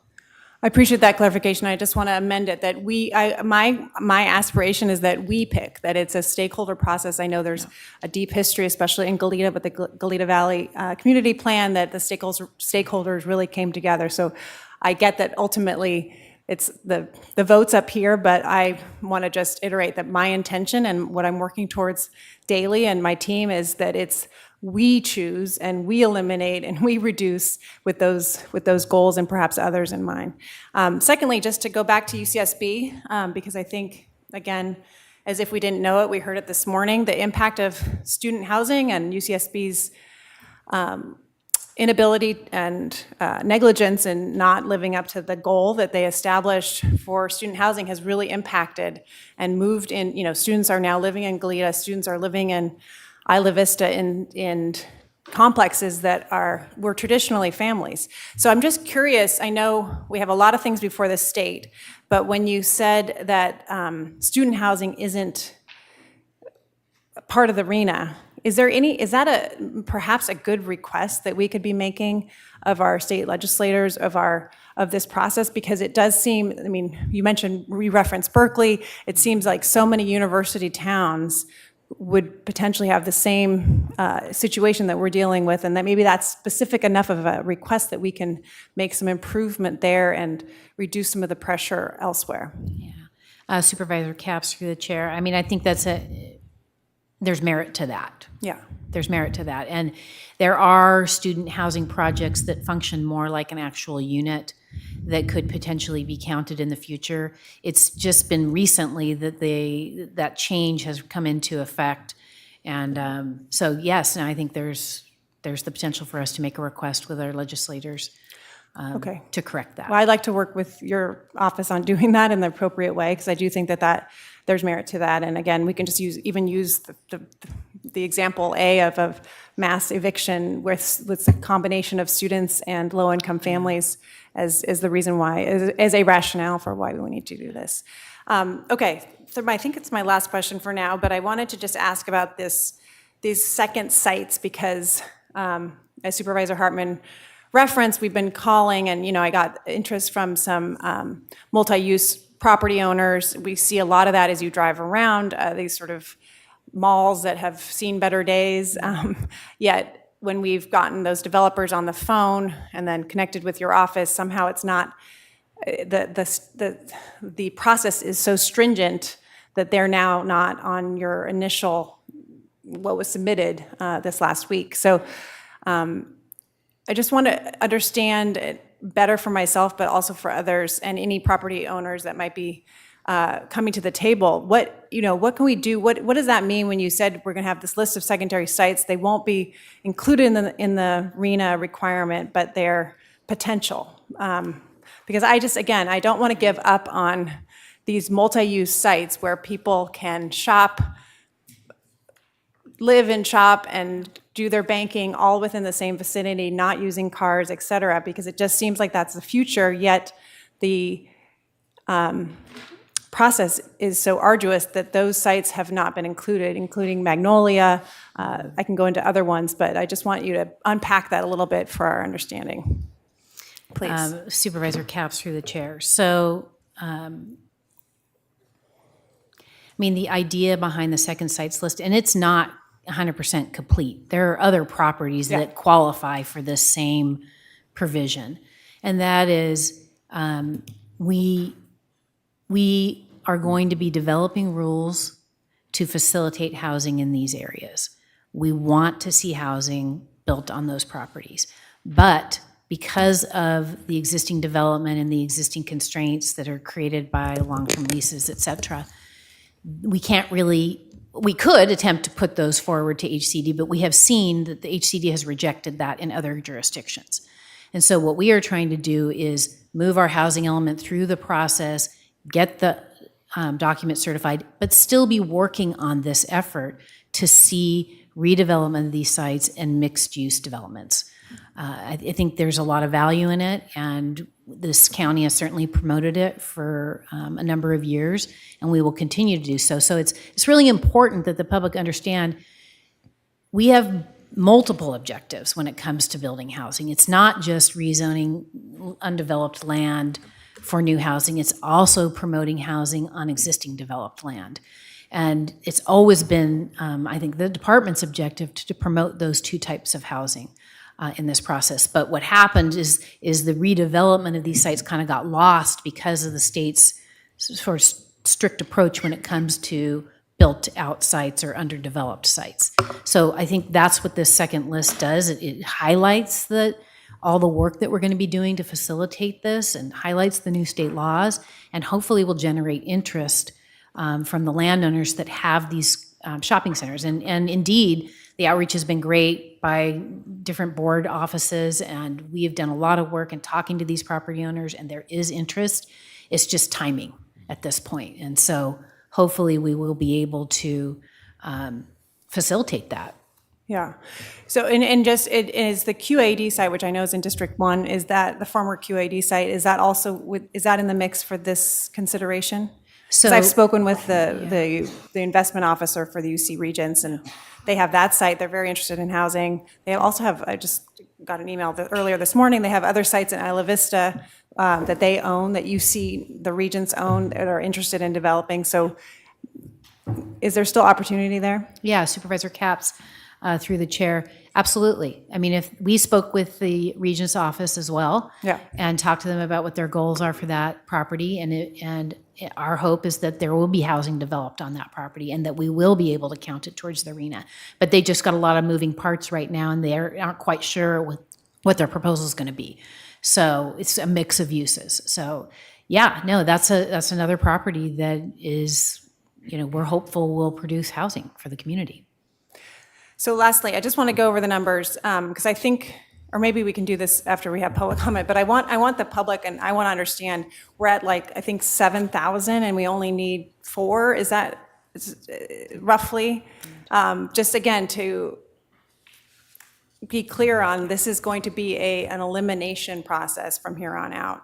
And potentially addition, but the addition is only so that we can peel back, to use the phrase that I've used earlier, peel back pressures elsewhere. So I think we're roughly, Alan, do you have that number? Chair Williams, Supervisor Capps.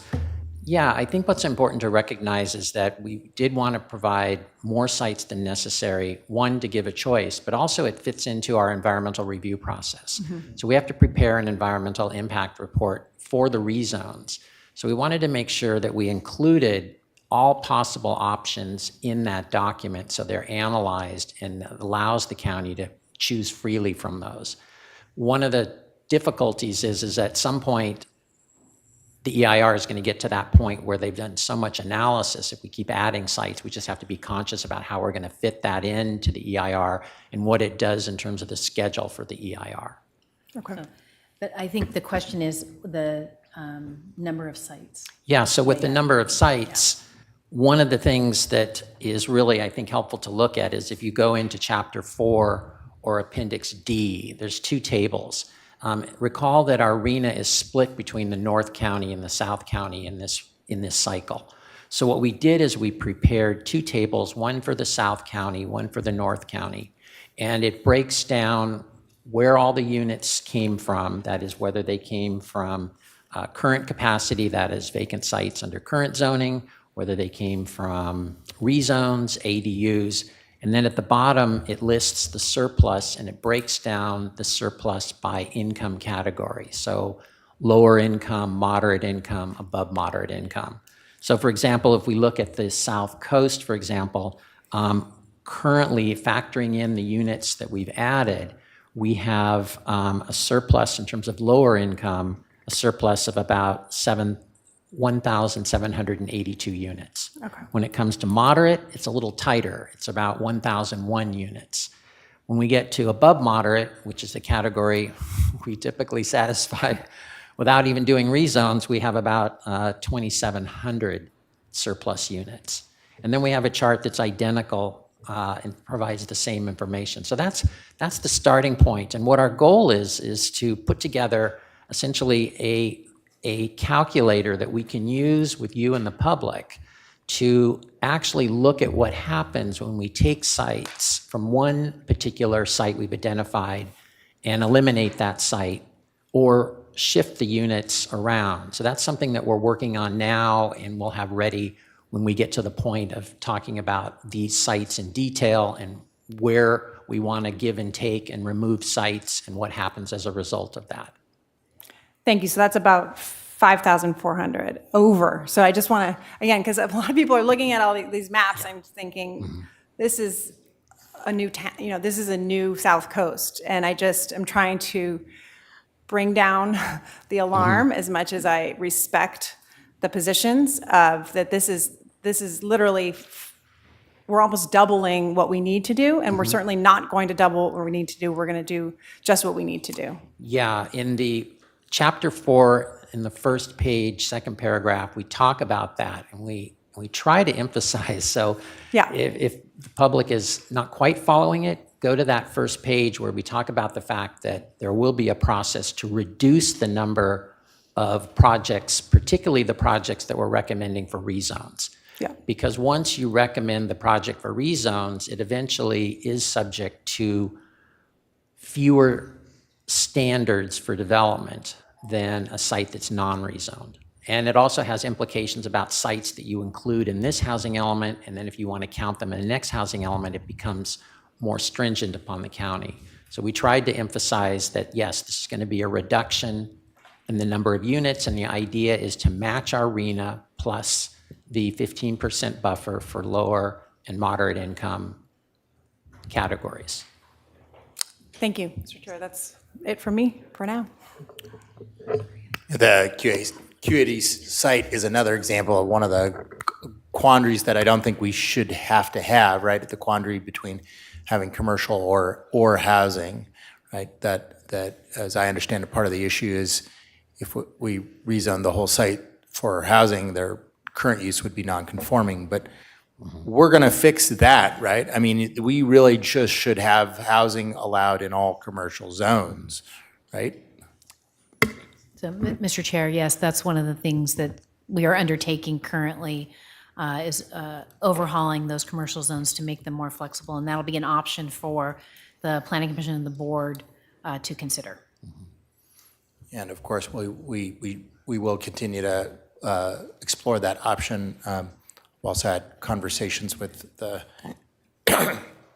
UC about it, and then the Summerlin community in general is excited about what's happening there and the possible diversity of uses on site. It's fortunately big enough that there can be multiple uses on that site.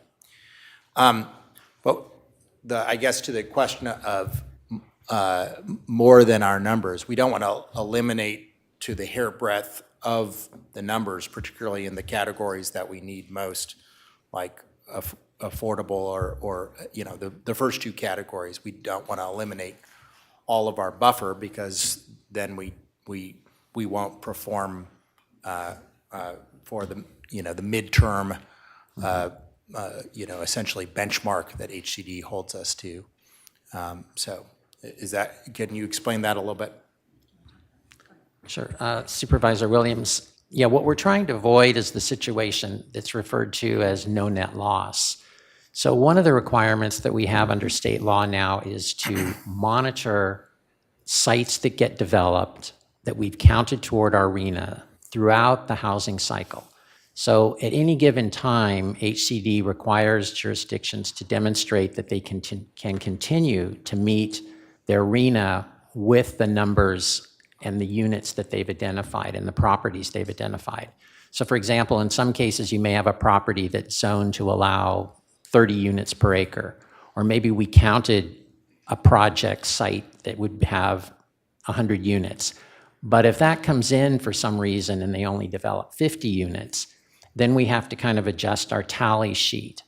And what HCD says is that at any point, if we fall below our RENA, then within 180 days, we have to find an alternative site or replacement site and rezone it. And that's quite a challenge given what's required to actually undertake a general plan amendment and zoning ordinance amendments is in this county. So that's why we've built in the buffer for lower and moderate income, and then we built in a few other measures to try and also ensure that we're not going to fall below that target. So the buffer is one measure we've used among a couple. Now, maybe just a suggestion, I hope that when the time comes to make the final cut, so to speak, that people will also put into their calculation the level of affordability and the level of rental that is being proposed on different sites, meaning that some of these sites are proposing a higher degree of affordability, a higher degree of rental, which is the kind of units that the workforce and the people of Santa Barbara need. So I would just hope that that goes into people's thoughts in the next 8 months as well. Mr. Delson. Yes, thank you, Chair Williams. I was a little confused by one of the answers to the questions. Are we still able to add sites to the list? Are we still going to potentially evaluate additional properties? Because I've gotten mixed answers on that. Mr. Supervisor Nelson through the chair. Or is that only in the South County? No. The only place that we do outreach, by the way. The answer is we have stopped accepting sites because we need to get the programmatic document underway. So right now, we are moving with the sites that we have. So we're locked in with only the sites that are identified at this point? That's correct. There will not be additional sites added for rezone at this point? I mean, if the board decided they wanted to prolong the process and reopen that is certainly the board's prerogative. But if we are trying to meet the target of getting the rezones complete by February 2024, we needed to close the chapter on that and move forward with the environmental review. Right, and I understand that because we've been having these conversations because I submitted 60 sites in my district for that might be possible locations, and Director Plowman asked me to narrow it down to, I think, 4. And so there's still a lot of opportunities out there, and that's kind of one of the things that, I want us to see us get to, and that's one of the reasons why I'm, excited about this is I think where there's an opportunity to put housing in certain places that just makes sense now, that redevelopment can happen. I think what Mr. Bell was saying, that it's 180 days to get through our general amendment process is really challenging our county. Well, that's the problem, right? And that's one of the reasons why we're where we're at today, is because our process, and you had the caveat in our county, and it's because we have a very complicated process. It's been designed to be complicated to prevent growth in the past. And I know this board has been a board that wants to do growth the right way. We're just not anti-growth. We want to do smart growth that is orderly. And I think we're all committed to that moving forward with this. When we had this last discussion, I mentioned how I thought we might be able to use this EIR as some type of a programmatic in a way so that we might be able to add additional sites and do additional environmental review to it, that document, kind of make it a breathing document. I got a lot of good feedback from that. A lot of people called up and said, that's a great idea. Because it is so long for us to get through our process on a single site, it is expensive to get through a process in our single site. And if we want to stay on track, not only to meet our numbers now, but meet our numbers 8 years from now, we need to be constantly relooking at these things. This rent eviction issue is part because of a lack of housing, right? That's very attractive for landlords because there's a low supply.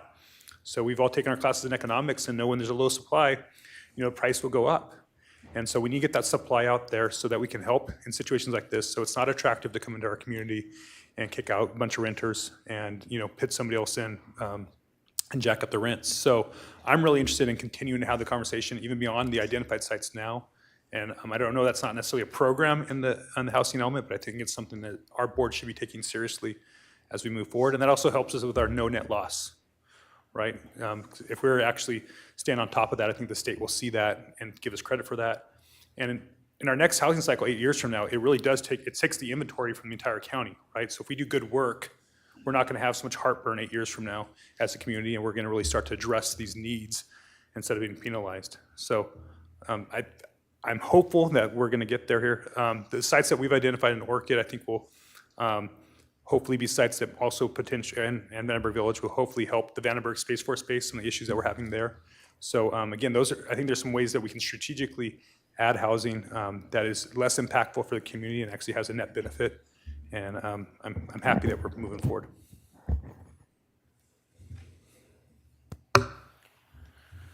Time for public comment.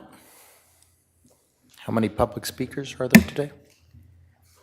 Chair Williams and members of the board, we currently have 16 requests to speak on this item. That is correct, 16. Yep. Our rules are once you go up past 10, we often switch to 2 minutes, so it'll be 2 minutes. And we will begin on Zoom with Morel Brooks to be followed by Sunita Beal. Morel?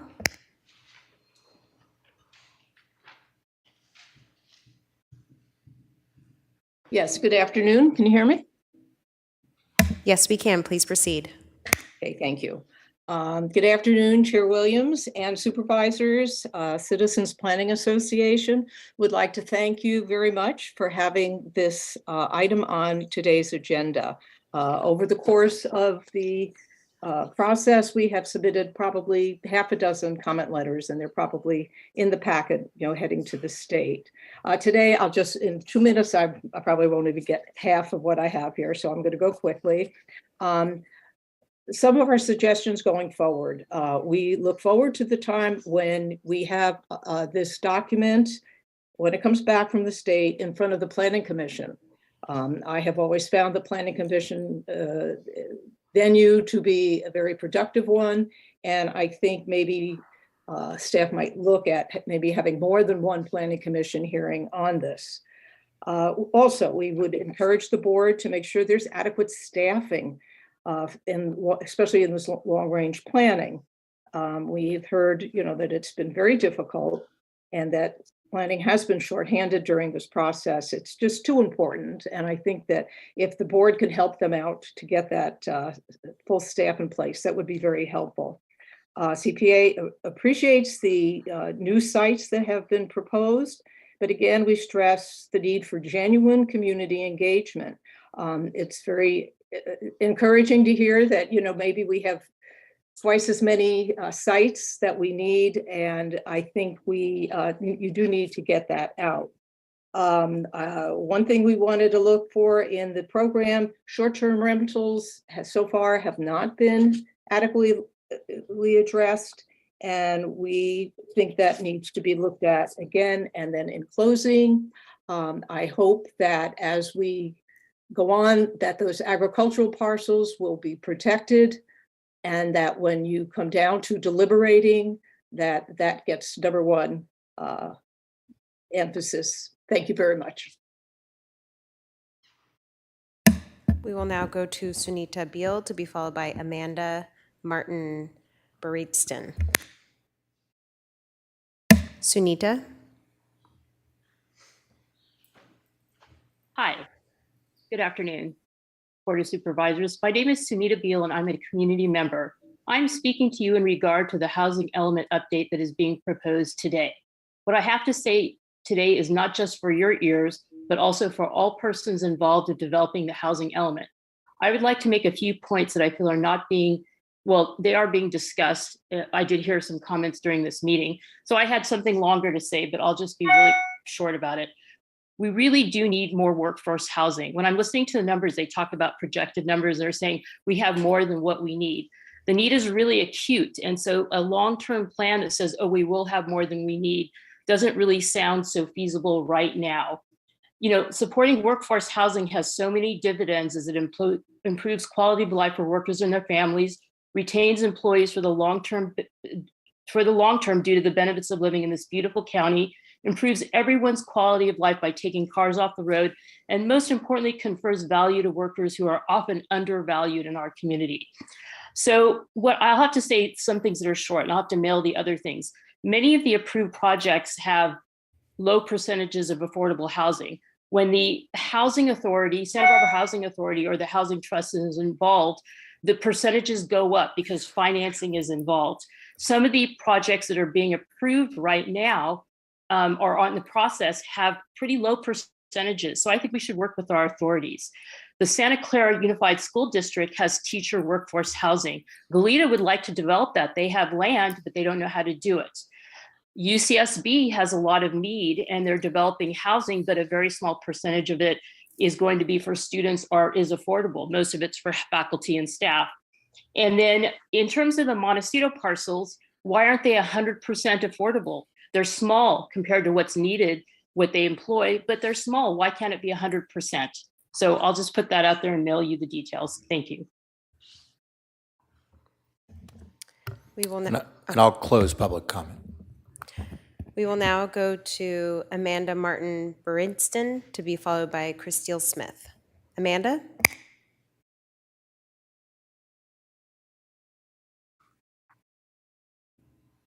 Hello, can you hear me? Yes, we can. Please proceed. My name is Amanda Martin Berenson, and I am the owner of Renewal Revolution. We are a green building construction company.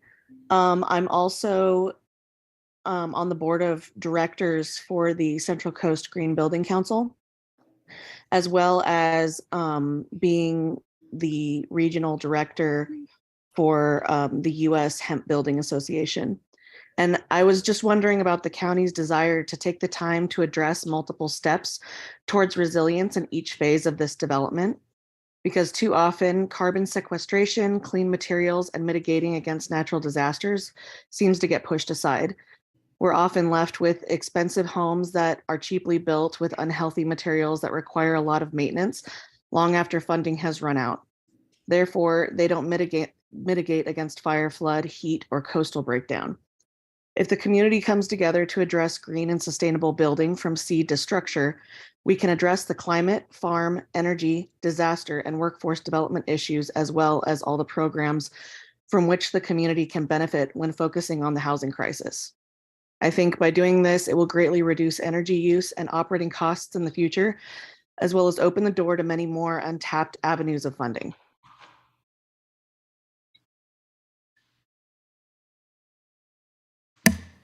We will now go to Christine Smith to be followed by Autumn Gasparella. Christine? Hello, can you hear me? Yes, we can. Please proceed. Hi, my name is Crystal Smith. I'm a doctor of medical physics and I lead research and development for an oncology company, and we provide cancer fighting technology to our community. I've spent time at our own Ridley Tree Cancer Center side by side with the healthcare team and observed that most commute from Ventura or Oxnard. So I just want to say I'm very sympathetic to the fact that they have long commutes and then need to treat patients with sub-millimeter precision, requiring high levels of focus. That being said, I do not think that the county's housing element will address this workforce housing need by capriciously rezoning large regions of agricultural land, now showing potentially 16,000 new units, which we know now will be reduced, but still 16,000 potential new units in the unincorporated county area, 10,000 more than the 5,664 units RENA requires of us. The majority of these, it should be noted, would be sold at market rate prices, and that's only going to exacerbate the workforce housing need for our healthcare workers, educators, first responders, while forever removing our agricultural land. Furthermore, we need to recognize that the state has set us up to fail by quadrupling these RENA requirements and mandating low-income housing without the appropriate funding to build low-income housing. This simple act of rezoning and allowing for high-density 30 to 60 units per acre will not make housing affordable to our workforce, as evidenced by former Mayor Sheila Lodge's letter to Chairman Williams. She also goes on to state that this only makes our workforce housing problem more challenged by adding these market rate units and more demand for these services. We need to find a way to protect the legacy of our agricultural lands while also finding true workforce solutions. Urban agriculture is a signature of our community and should be protected. As Supervisor Capps mentioned, we need to be creative, explore using county property to build low-rent workforce housing, partner with workforce employers, Cottage Hospital, and continue to push towards allocating and providing for our workforce. I ask that you remove the 10K surplus housing units, including the 15% surplus RENA, particularly removing the 6,000 surplus market rate units, and spread out the low income burden more equitably amongst the entire South County. Thank you, Crystal. That is your time. We will now go to Autumn Gasparella to be followed by Ken Triguero. Autumn?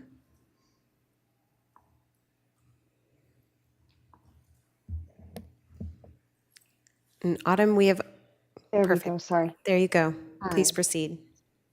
Good afternoon, Mr. Chairman, members of the board, My name is Autumn Gasparella. I'm here today on behalf of Redtail Multifamily Land Development. We are providing testimony today in support of the draft housing element. Our firm is currently developing 2 affordable and workforce housing projects in the county and another in the city of Goleta. We are acutely aware of the tremendous imbalance of housing that occurs within the county and how that impacts the lower end of the economic strata.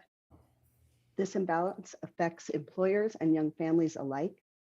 Businesses struggle to find employees, and families continue to see their dollars stretched for housing. Our projects in the Tatum and Baylor sites will provide affordable and workforce housing to help meet the community demand. The Baylor site in particular represents a property that is currently zoned and designated as residential. It has been contemplated for development for over 20 years. The city of Carpinteria proactively designated the property in its general plan to accommodate a school site, even though it is not in the city's sphere of influence and outside the urban-rural boundary. We are grateful to the staff for their efforts on these projects and the housing element update.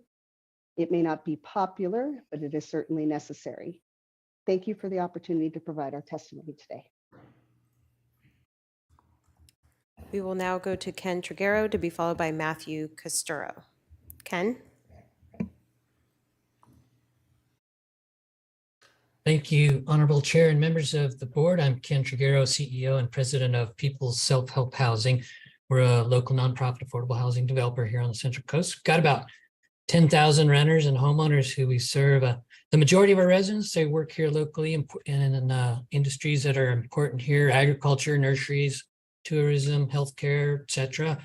They work at over 1,200 different local employers, and many are considered our frontline essential workforce for our community. Even though we've developed a lot of units, it's really still pales in comparison next to the need and the growing demand for it. Every single apartment that we have right now, we've got an average of about 6 families or individuals on the wait list for each of those occupied units, and there's very little turnover, so almost nowhere else to go for folks.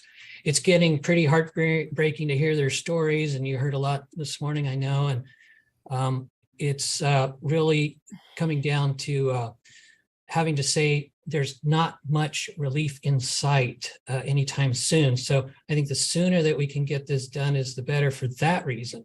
And there's certainly more we can do. We just really do need more properties that are zoned for residential, and of course funding to do it. We support the planning staff's work to identify as many sites as possible, because we know, we've seen, even if you do rezone all these sites, many may never develop further, or they might underdevelop, as was mentioned, or they take decades to develop while the actual real need for housing will continue to grow.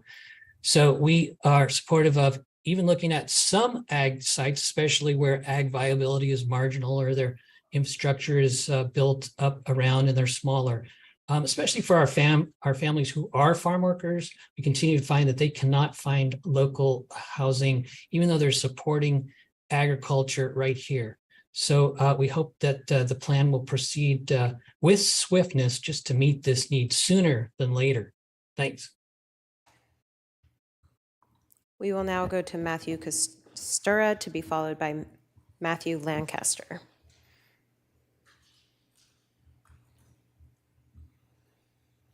Thank you. My name is Matthew Costura. I'm a local teacher. I've spoken previously about my concerns. And the state has written a law and a housing element that's very clear, that's produced an immense burden on our board, on our communities, and a burden that will have a grave impact on our communities. The natural environment obviously is going to suffer greatly as open spaces, ag land is developed, and traffic and congestion and pollution increase, impacting climate change. The school systems will be impacted, and these school systems are already overburdened. I can speak as an educator to this condition of our schools, particularly in terms of the inadequate resources supporting students with disabilities and those with mental health needs. Sometimes there's 300 students per counselor. So if you increase in population boom that's being suggested, how is the state stepping up to subsidize some of the needs that we're going to have as a community to support these new residents? How is the state going to step up to the table? It's running a deficit, yet it's making demands that it cannot support itself. So I want to know who's going to be helping to support our school system. Who's going to step up for these teachers who are overburdened and stressed with all these new students that are going to be influxing. The infrastructure to support these new renters is also not ready, including health services, fire, police. So my question is, how can the state make these demands and not offer sufficient subsidies to start increasing and putting resources in our own coffers so that we can support these changes? We're talking about, can we get housing built, but we're not talking about all of the infrastructure, social infrastructure, environmental infrastructure that's necessary to support this amount of people happening in our communities. So my hope is that we stop just talking about one aspect of this, which is let's build houses, when we know it won't just be for workforcers. It'll be bringing in people from the outside. It's going to be supporting developers. It's going to need to be heavily subsidized. And so I'm just seeing the demands stretching far beyond what we're considering, far beyond traffic. Thank you, far Matthew. beyond That is your time. Thank you. We will now go to Matthew Lancaster to be followed by Linda Honigman. Matthew?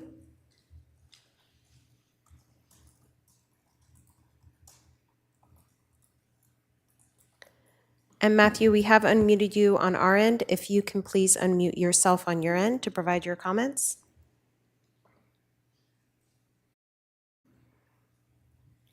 I saw it briefly.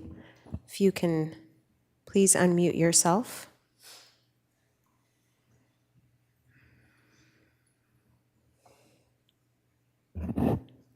Matthew, we'll come back to you. We will now go to Linda Honigman to be followed by Brian Fernandez.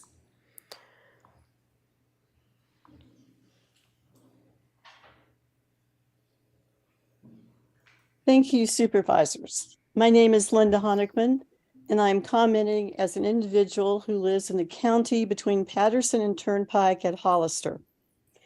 In my neighborhood, we have primarily 4 types of properties: those with 2 cars and 2 older adults, those with 2 or 3 cars and a family, those with about 4 cars in the driveway that appear to house students, and those with 10 cars that appear to have between 10 and 20 people, including 1 or 2 children.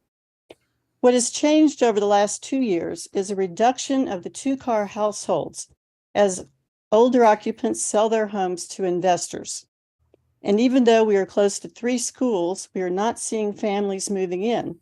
Instead, we are seeing 4 young adults, each with their own car in the driveway. Clearly, we need more affordable housing that young professionals and families can afford, as was highlighted this morning. As tough as the new RHNA targets are for the county and cities, I believe they are based on true needs, especially for the very low to moderate incomes. And I thank the planners for finding additional sites that could be housing. I believe that the need to have more housing go to our local residents and workers is as important as the affordability level. I'm very encouraged that the county is taking the lead on exploring how to best use public land for workforce housing and how to ensure that county properties can provide a legal way to implement local preference. My hope for the next phase of this process is that each jurisdiction will work together and with impacted neighbors to find solutions. We should be able to protect our environmental resources and neighborhoods while also allowing our residents and workers to stay and thrive in our community. Thank you. We will now go to Brian Fernandez, and we will return to Santa Barbara for Vicki Headley. Brian?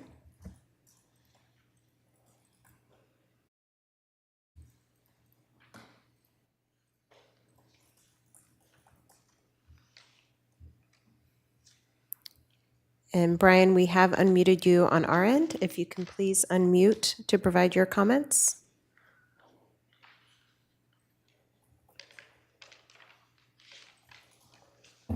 I see you are unmuted, but we cannot hear you.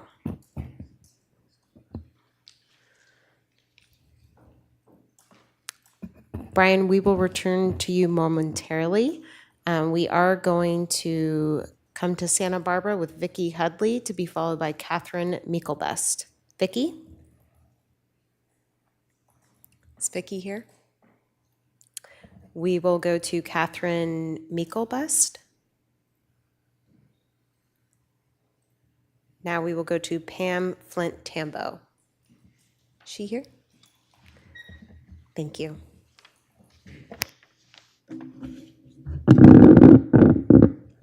Chair Williams, members of the Board of Supervisors. My name is Pam Flint Tambo, and I'm representing the League of Women Voters of Santa Barbara. We have been actively involved in the review of the county's draft housing element. We're really into housing. We provided comments on the programs at your hearing in March and submitted a comment letter on the housing element update as well. And we want to thank the board, especially Supervisors Capps and Hartman, and planning and development staff for scheduling this hearing. We're pleased that the county has identified a number of additional sites for potential rezoning to meet the regional housing needs allocation. We're especially happy that additional county-owned sites have been identified for rezoning. As the board is aware, the majority of new units under RENA are required to be affordable at the very low to moderate income levels. Using county-owned properties ensures that the majority of units developed on those sites are affordable. We are hopeful that some of the most important agricultural sites in the South County will be spared from development during this RENA cycle as a result of the newly identified sites. We're also pleased that the staff has included an update to Program 5 to include studying options for long-term funding sources for affordable housing. This addition of a funding source, along with the identification of county sites, will enhance meeting RENA housing needs in the very low to moderate income range. We appreciate the clear outline of the public process moving forward. We are committed to transparent public processes and appreciate the efforts that are planned for public input during the remainder of the housing element and rezone adoption process. And thank you again for holding this hearing. We will now go to John Polanski. And then we will return to Zoom for Matthew Lancaster. John? Good afternoon, Mr. Chair and members of the board. My name is John Polanski, Director of Housing Development, Housing Authority of the County of Santa Barbara. And I come to you today with good news and bad news. The bad news is all of the perfect sites for new development of affordable or workforce housing are gone. And they've been gone for a long time. What I mean by a perfect site is not an additional traffic trip will impact an existing neighborhood. No additional spots of grass where people are used to walking their dogs will be taken. And that uninterrupted mountain view on that undeveloped piece of property that somebody thought would always be there might be interrupted with an apartment building to house folks. The good news is there are some very good sites that are still available, and your staff has worked diligently to identify the very good sites. Now, when somebody is opposed to new housing, particularly affordable housing, I found that because these aren't perfect sites, you can spend a lot of time and you can always find something wrong with that particular site. Where I like to spend my time and where I have the last 27 years is on what is right with that particular site. Not every site is right for affordable housing. Not every site is right for workforce housing. And your staff has given a great deal of time. In fact, there are days where I've spent more time with Alan than I have with my family, identifying the very best of the available sites. What I'm asking is that I see Councilmember Kiriakou here. The Goleta City Council recently approved a mixed income development project. We're working on 2 additional mixed income development projects within the county that are both proposed for rezone. Please do not pull the projects proposed for rezone. We are trying to work with partners, private sector partners, who provide good, safe, decent, affordable housing for the workforce, even though they're market rate, their focus is workforce, while we provide the traditional low and very low income housing right alongside where the folks will be seeing each other. In fact, there's a public park where they'll be running into each other in the city of Goleta. Thank you very much. We will now return back to Zoom for Matthew Lancaster, to be followed by Brian Fernandez, who are our final speakers. Matthew? Hi, can you hear me? Yes, we can. Please proceed. Great, thank you. I appreciate this opportunity, and I thank you, everyone who's working on finding a great solution for housing. I am a representative of the residents of the Thunderbird and Walnut Lane neighborhoods, including Vicky and Catherine, who due to the late schedule weren't able to be here. I have 4 main points. One, the environmental impacts of rezoning the ag land in the unincorporated Santa Barbara County area between Goleta and Santa Barbara.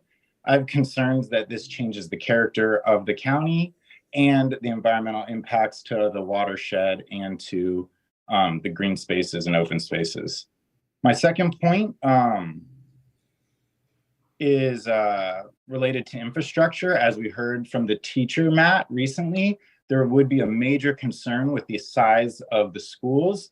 Specifically, the elementary schools in this area are very small and do not have the ability to update. And again, traffic, as we've noticed, and services available to such a material population increase.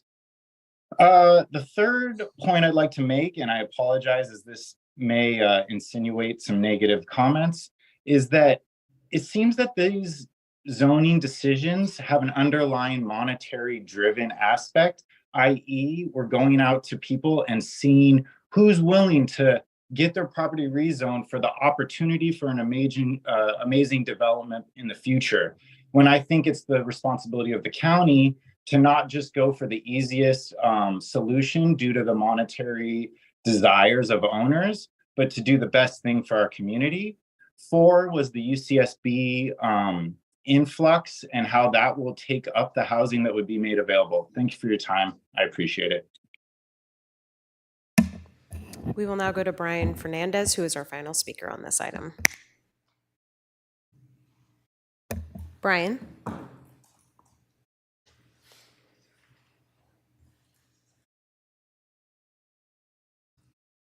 Brian, I do see you are unmuted, but unfortunately we cannot hear you at this time.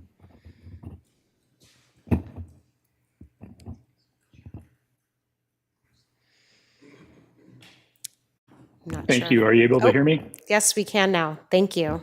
Yes. Are you able to hear me? Yes, we can. Please proceed. Hello.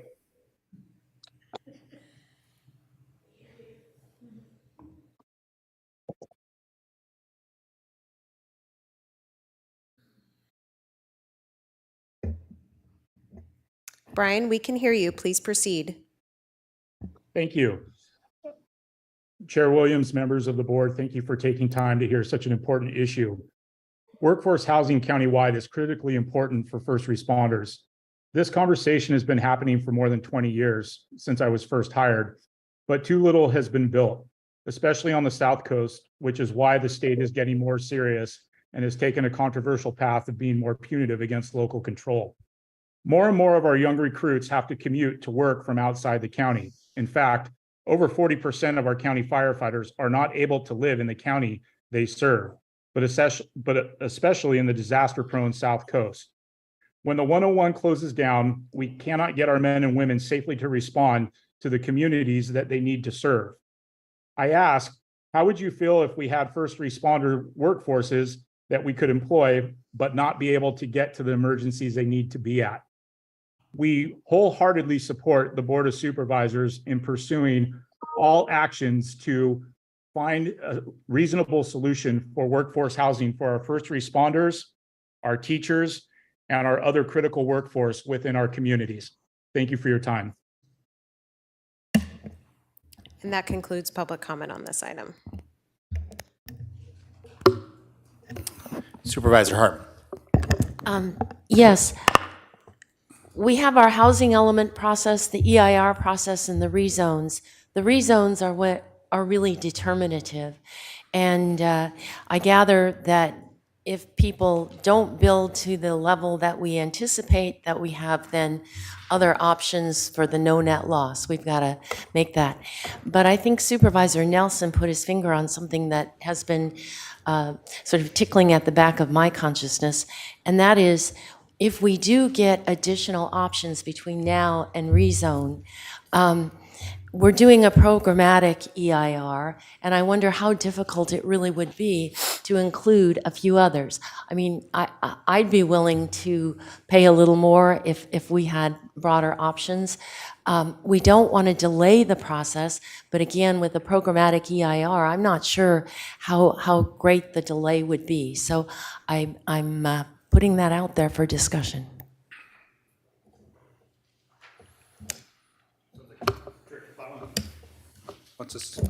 Director Plowman? Supervisor Hartman and members of the board, I would say we are struggling to meet the schedule that we currently have to make the February 2024 deadline. So that's just something you need to factor in as you're having this conversation. And there are consequences for not meeting that deadline.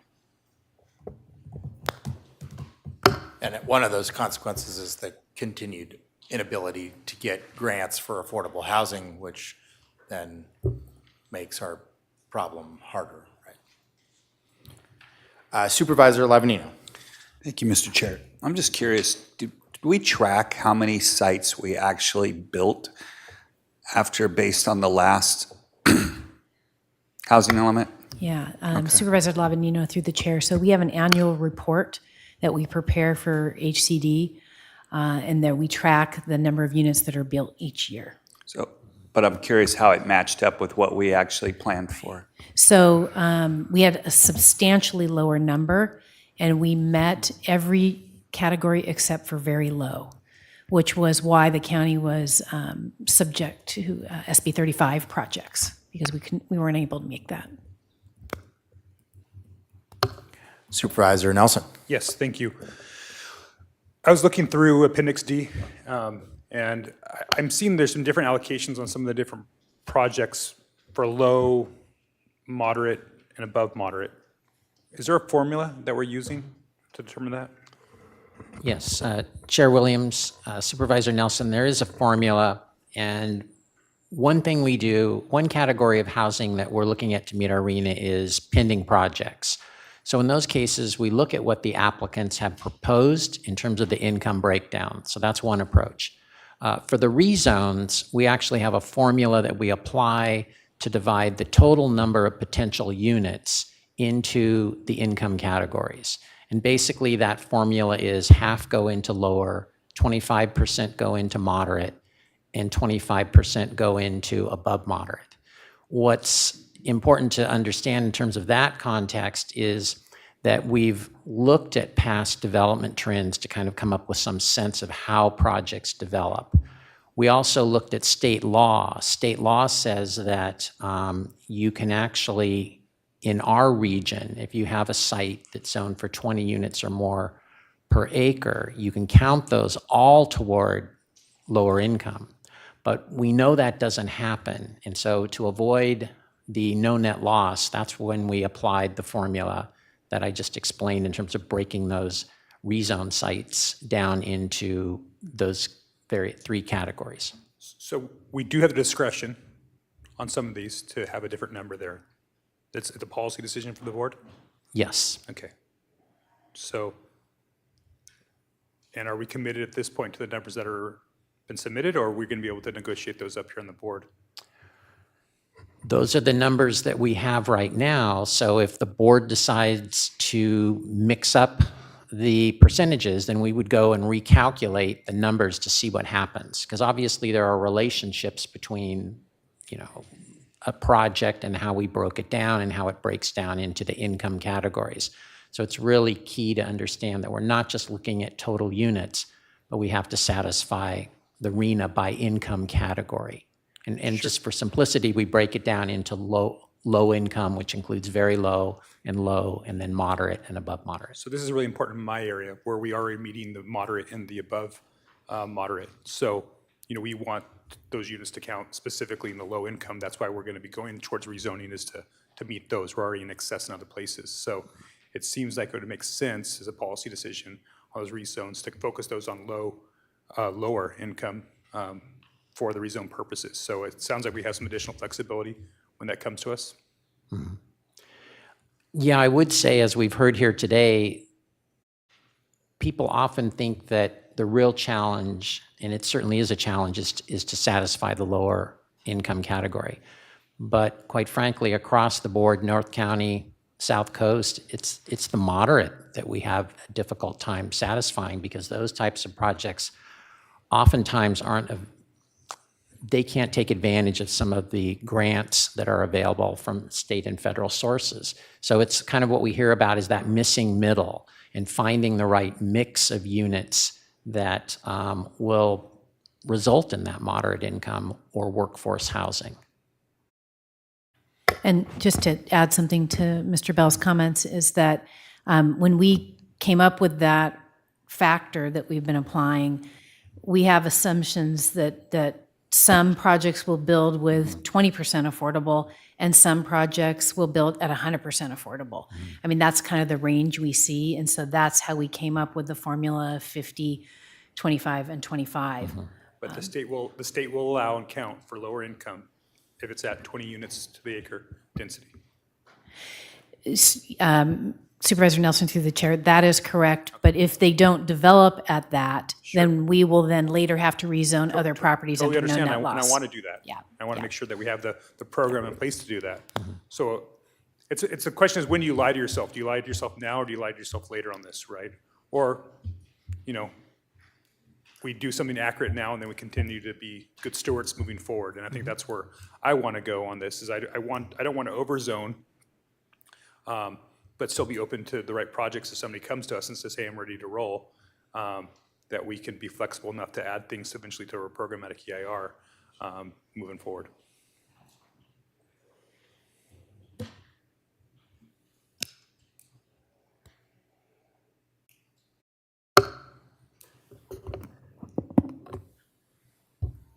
I mean, I get it. I think I get what you're trying to do. I guess I would just argue against anything that overestimates what we're going to accomplish. I love the optimism in the room, but it's like we're talking like already like mission accomplished when the imperative of producing enough moderate and low income is more acute than it ever has. Witness the tragedy unfolding before our eyes with the rent evictions, and it's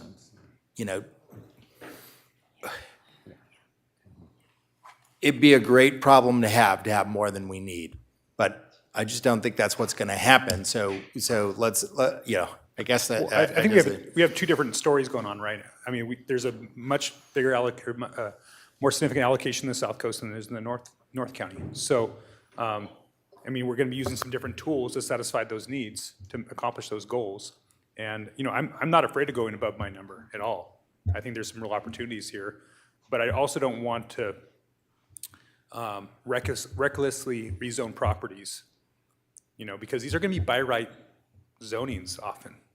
And so if we overdo it, it could get reckless. We can, identify the right projects that can get built, and then we can keep revisiting it and find other projects that make sense for our communities. And so I'm absolutely intending on making, doing what I can do to get that, to accomplish that in the North County. And I'm happy to assist you guys in your deliberations in the South Coast as well, the best that I can. But I don't think we need to just take the shotgun approach where we just got these massive rezones and hope that somebody takes the bait. I think we can incentivize, we can build relationships with some of these property owners. Most of the property owners, the 60 that I identified, I knew almost every single one of them, and I thought they most likely would be interested in rezoning upzoning their property and potentially building multifamily on their parcels. And I think that those are opportunities that we have. And we just need to make that process easier, because that's why people don't build in our county. It's the upfront cost and it's the uncertainty.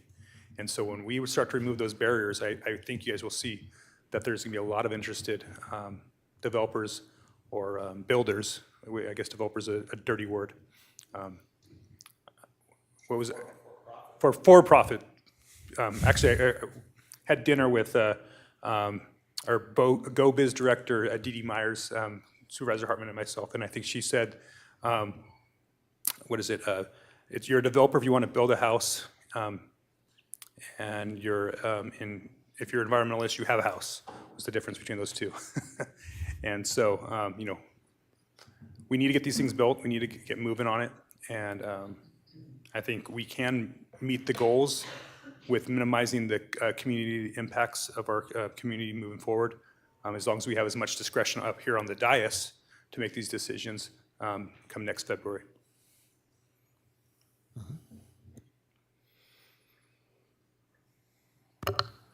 Any other comment?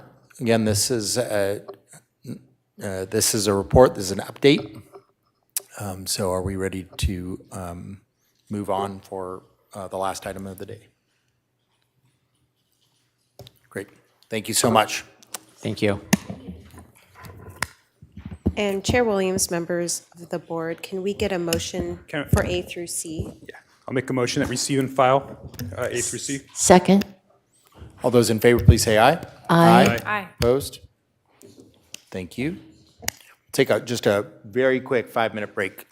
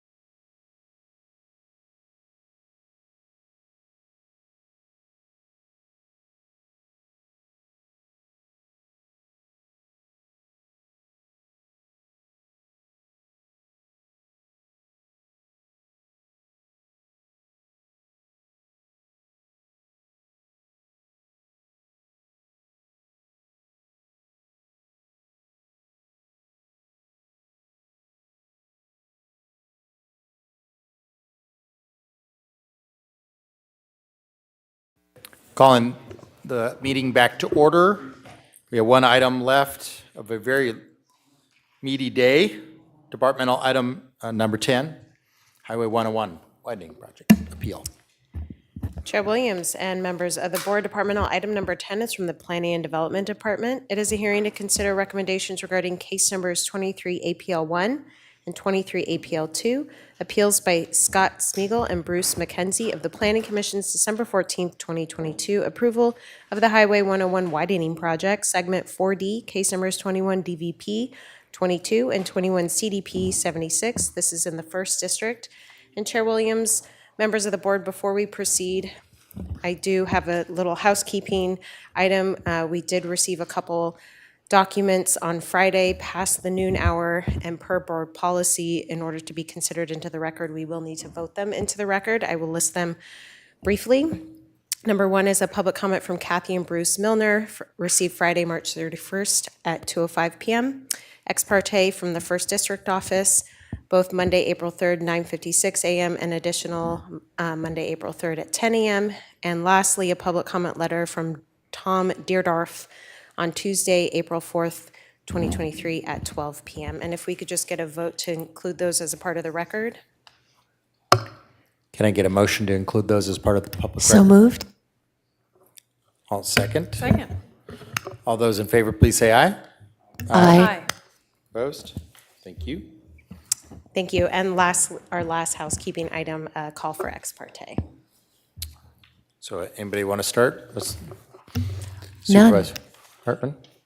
Supervisor Capps, any ex parte communications? I spoke with resident Paul Didier. I'm not about this topic generally. I'm not sure if that counts. 0. Okay.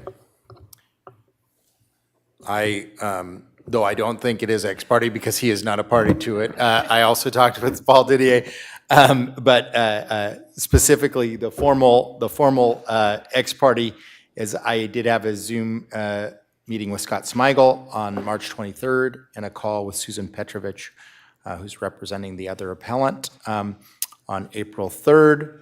I also met with, of course, the applicant. More than once, but most recently yesterday, to discuss some of the language that the appellants had brought up.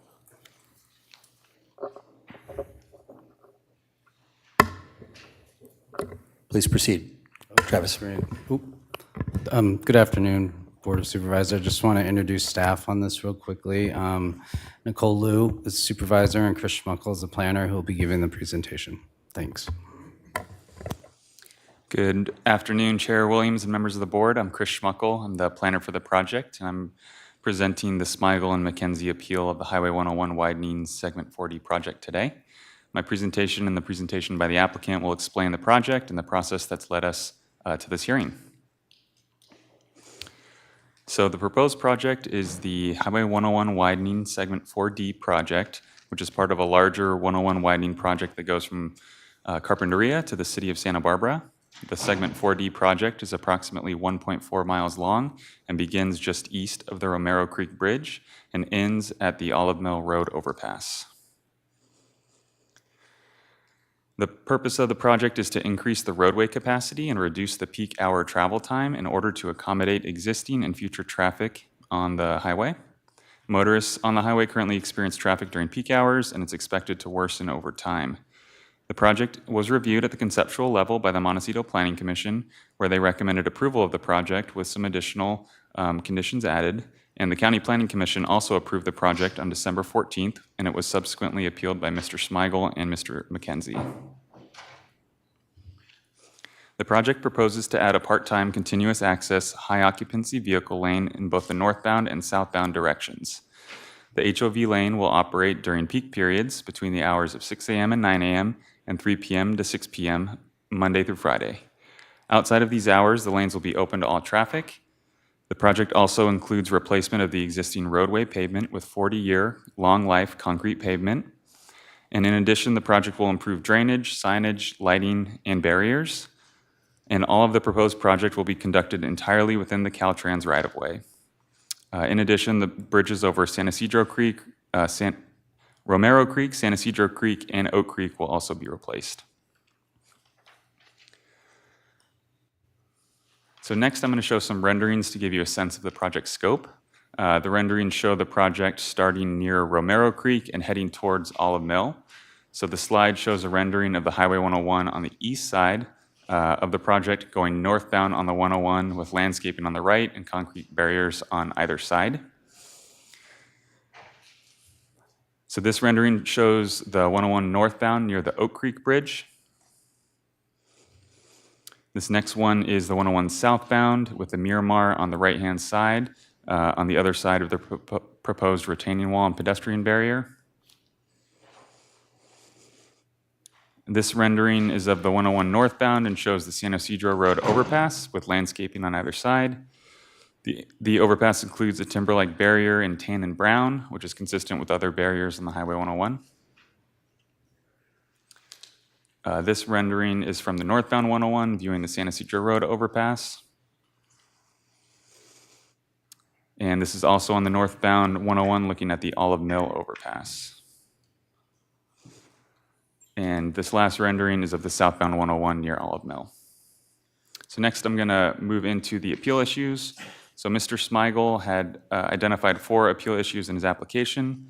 The first one asserts that the EIR is insufficient to address the removal of the sound walls, and staff's response is that the EIR, revised EIR, and the subsequent addendas together is an adequate environmental review for the project. Specifically, the February 2020 addendum addressed the removal of the sound walls from the project, and no new significant environmental impacts were identified. The second appeal issue for Mr. Smigel contends that the decision to remove the sound walls because of the county flood control requirements were in error. However, the removal of the sound walls from the project was appropriate based on existing county flood control policies, including the FEMA National Flood Insurance Program regulations. The county flood control is tasked with determining that permitted developed sites are reasonably safe from flooding. And after the 2018 debris flow, the FEMA recovery map was adopted by the board and remains in effect until a new FEMA effective flood insurance rate map is adopted. County flood control applied the appropriate standards to the project, including that the project should be designed to result in no rise in the base flood elevations. Caltrans analyzed a number of different designs to determine if they could construct a sound wall while meeting that standard, but all designs that included a sound wall resulted in increased base flood elevations. The third appeal issue contends that the timing of the condition requiring the addition of sound walls was in error. However, the County Planning Commission, at their discretion and agreed to by the applicant, applied condition number 26 that requires Caltrans to coordinate with the county 6 months after they receive full funding of the project to determine if a new FEMA effective map has been adopted, and to determine if the construction of the sound walls is feasible.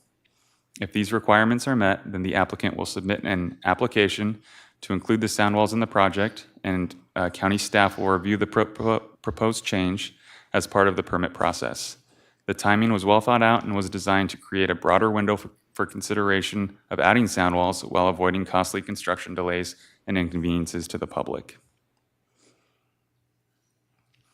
The fourth appeal issue asserts that the recovery mapping should not be relied upon for the present project and that the requirements have been applied inconsistently. The recovery map is applied appropriately for all the projects that are located with. The recovery map has been applied appropriately for all the projects that are located within its boundaries.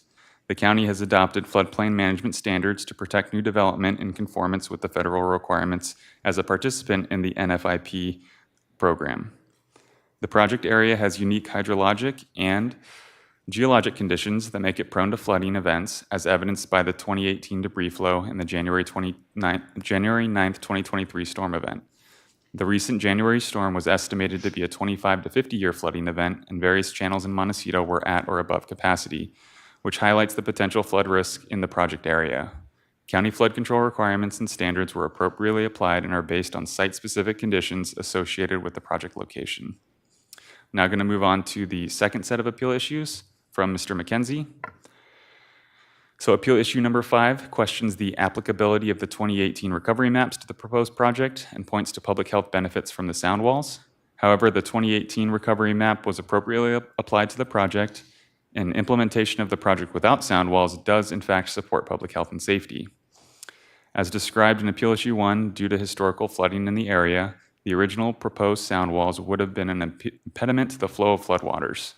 In addition, the potentially dangerous flooding events are not a remote possibility, as this section of the county is prone to these events. The 2018 debris flow and the January 2023 storm are two recent examples. The sixth appeal issue asserts that the lack of sound walls as a part of the project will result in noise and air pollution. However, the EIR and addendums prepared for the project found that there would be no significant adverse impact to noise or air pollution. The project will reduce congestion along the freeway and on local roads. Since cars will move more efficiently up through the highway corridor, they'll spend less time on the roads generating air emissions. The project also does not result in a significant noise impact.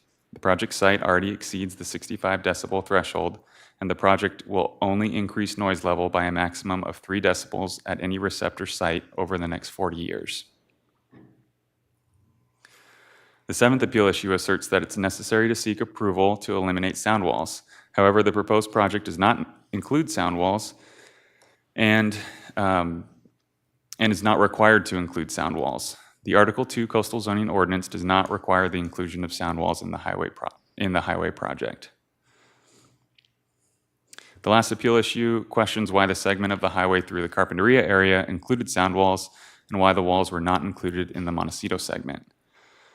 So flood control standards were applied appropriately based on the site-specific conditions as described previously. The Carpinteria area is subject to different hydrogeological conditions than the Montecito area, and the FEMA recovery map is used to analyze development in Montecito and determine which projects are subject to additional restrictions to ensure that the development is reasonably safe from flooding and will not contribute to the high flood risk of the area. This area of Montecito is known to have a history of flooding, and the analysis showed that the sound walls would have generated a rise in the floodwater elevations. Finally, many Carpinteria creeks have concrete-lined channels with greater flood capacity, and the Carpinteria area is also served by the Santa Monica Debris Basin, which is a large debris basin with significant capacity to manage flood events. These two differences result in a system with more capacity than the 25 to 50-year capacity of the Montecito Creek channels. So the project that's before us today is consistent with the policies and development standards of the Comprehensive Plan, the Coastal Land Use Plan, and the Montecito Community Plan. The staff report included as an attachment to the board letter includes a detailed consistency analysis for review. So last, the recommended action. Staff recommends that the board deny the appeals, case number 23 APL1, 23 APL2, and make the required findings to approve the project, including the CEQA findings, to consider the environmental effects of the project as shown in the EIR, the revised EIR, and the addenda, and to determine that a subsequent EIR is not required, and to approve the project, case number 21 DVP 22, 21 CDP 76, subject to the conditions of approval. That concludes my presentation, and I'm available for any questions. Any questions for staff? Then seeing none, let's, well, actually, I do have one. So this 6 months, so there's two things that either that the Planning Commission and the applicant built in terms of conditions that allow sound walls again in the future. One is two conditions that says that this will be built to the maximum extent possible in a way that doesn't interfere with future sound walls. And then the other one is that the next application would include it if it happened within 6 months of what? I've been trying to educate the public about the 6 months thing, but 6 months of what? Chair Williams, so it's 6 months of the Highway 101 project being fully funded.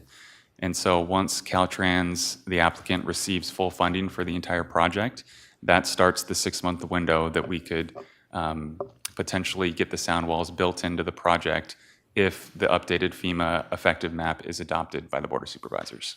And so that could be 6 months from June, but it also could be 6 months from a year from June, depending on when the full funding takes place. Got it. Okay. Now go to go to the appellant presentation.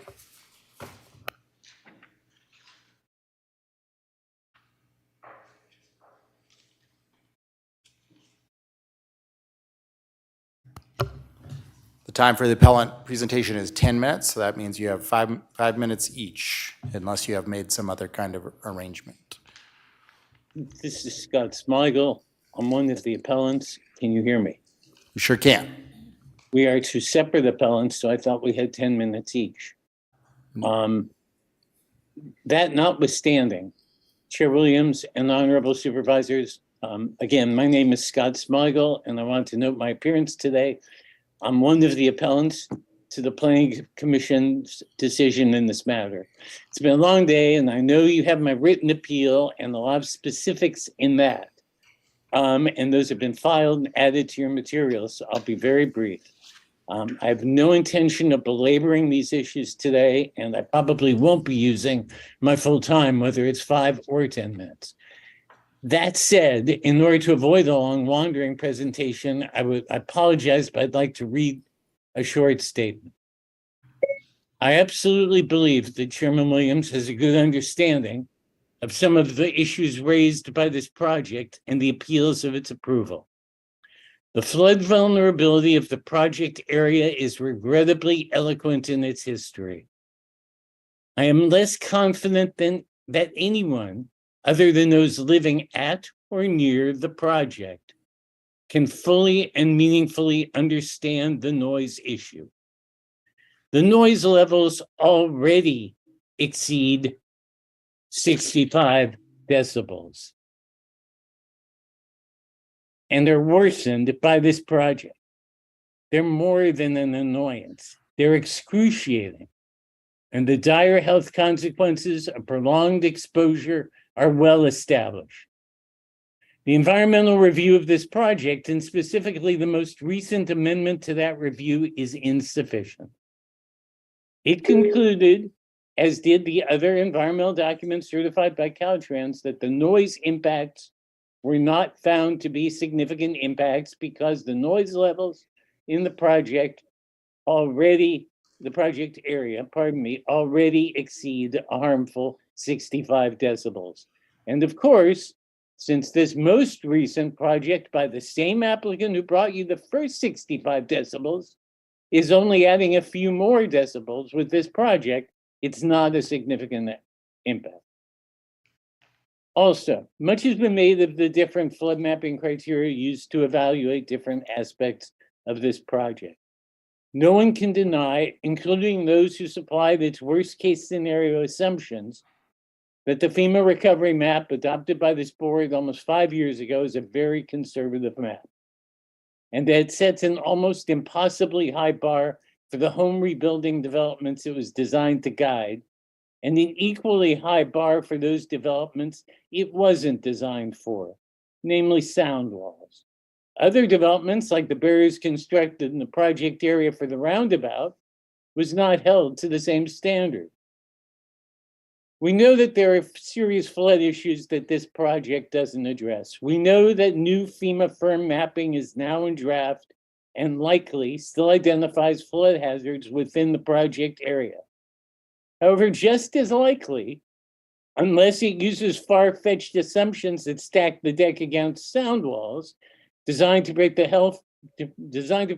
the health and well-being of those within the project area, will not be as limiting as the recovery map and may not preclude building sound walls.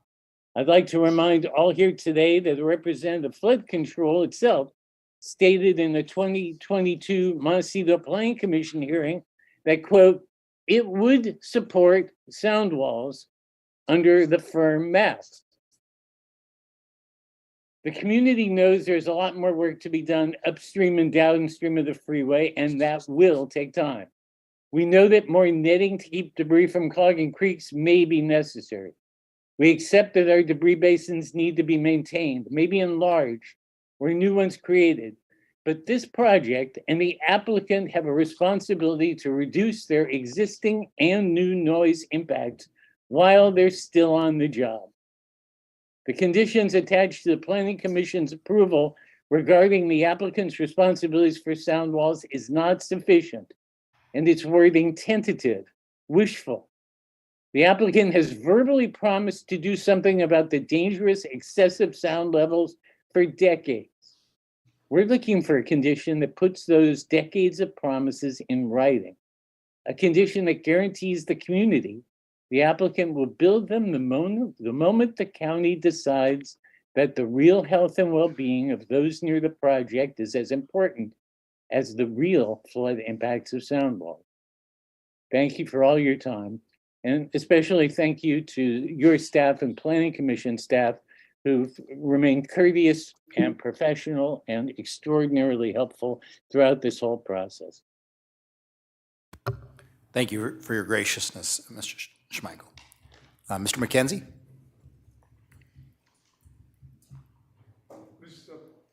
Susan Petrovich is going to speak on my behalf. Ms. Petrovich.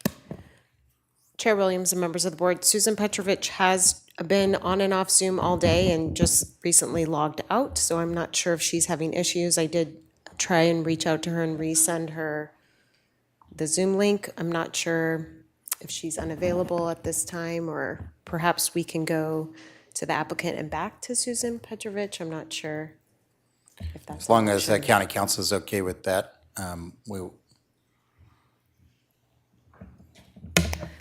Mr. Chair, members of the board, I think that works. They'll both have rebuttal time. It might mean that we need to go back to the applicant to respond again. thank you. And the applicant? Unless you see Susan logged back on.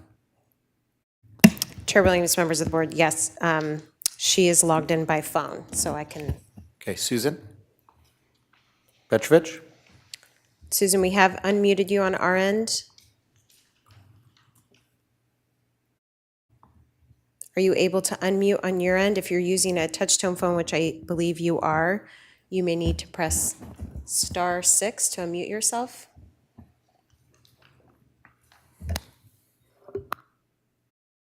Can you hear me okay? We sure can. Hello? Oh, good. Thank you. I'm sorry. I was on and the system booted me off right before we came on. So I apologize and thank you for being so patient. I am speaking on behalf of Bruce and Louise McKenzie as their neighbor and as their friend. The first photo attached to the letter that I submitted depicts their home during the January flood, and the fourth photo depicts North Jameson Lane during that same time period, and that is the frontage of their home.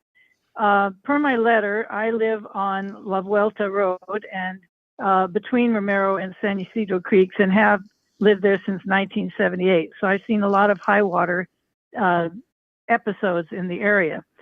The residents in my area are impacted by the lack of flood control, as well as health issues from the noise and air quality impacts of the 101 expansion.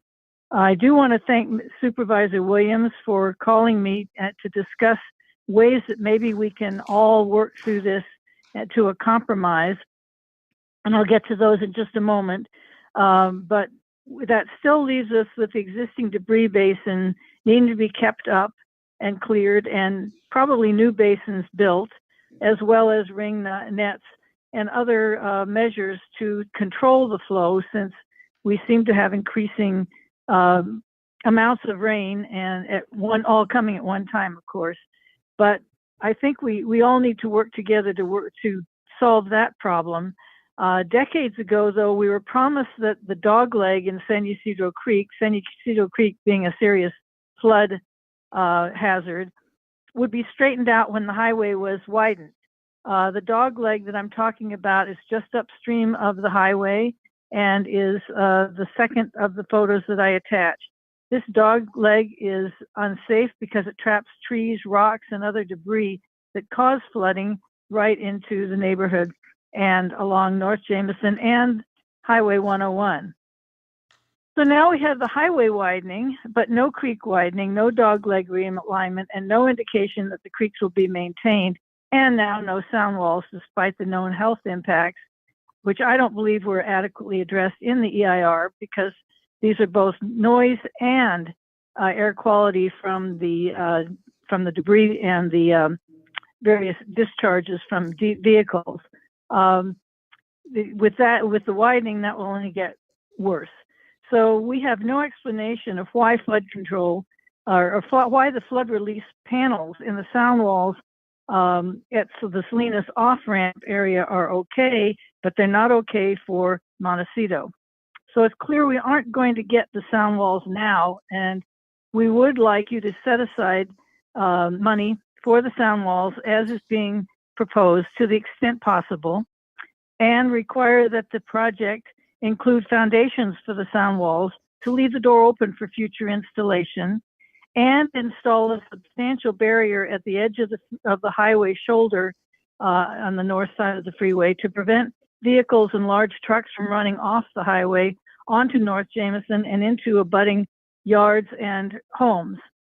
We would also require that the re-veg be subject to the same conditions that other projects in the county must meet, that is native and or drought tolerant plants, irrigated for 3 years, and they must be in good condition and thriving at the end of the 5th year. And if they aren't, you have to start over again and solve that problem.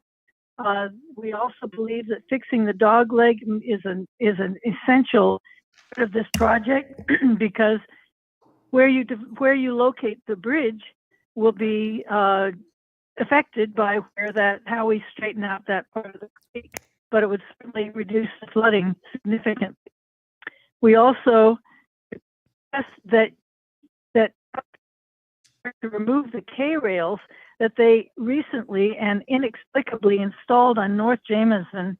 If you look at the pictures, that's the third photograph of what I submitted. Just about the time we were getting the warnings that the second and third atmospheric rivers were about to occur. And to me, that would mean only we're doing it to protect the highway, but it made things worse.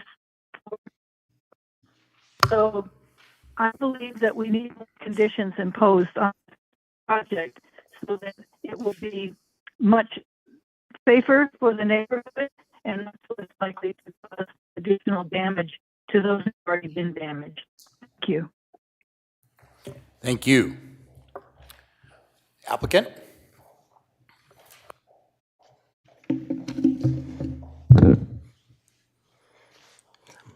Good afternoon, Supervisors. Fred Luna from SBCAG. I'm here with the rest of our Highway 101 project team to represent the project. Our ultimate goal, as many of you know, is that we want to continue to advance the Highway 101 project with the goal of starting construction this summer and deliver that congestion relief that's long been desired in the corridor. In the time that we've been allotted, I'll be providing some background and some of the key foundational information. And I think in our presentation, you'll see that we've actually addressed many of the issues that have been brought up by the appellants, but we'll get into that. And then Joe Irwin from Caltrans, Caltrans Corridor Manager, will be going through some of the appeal issues from our perspective. Next, I got it here.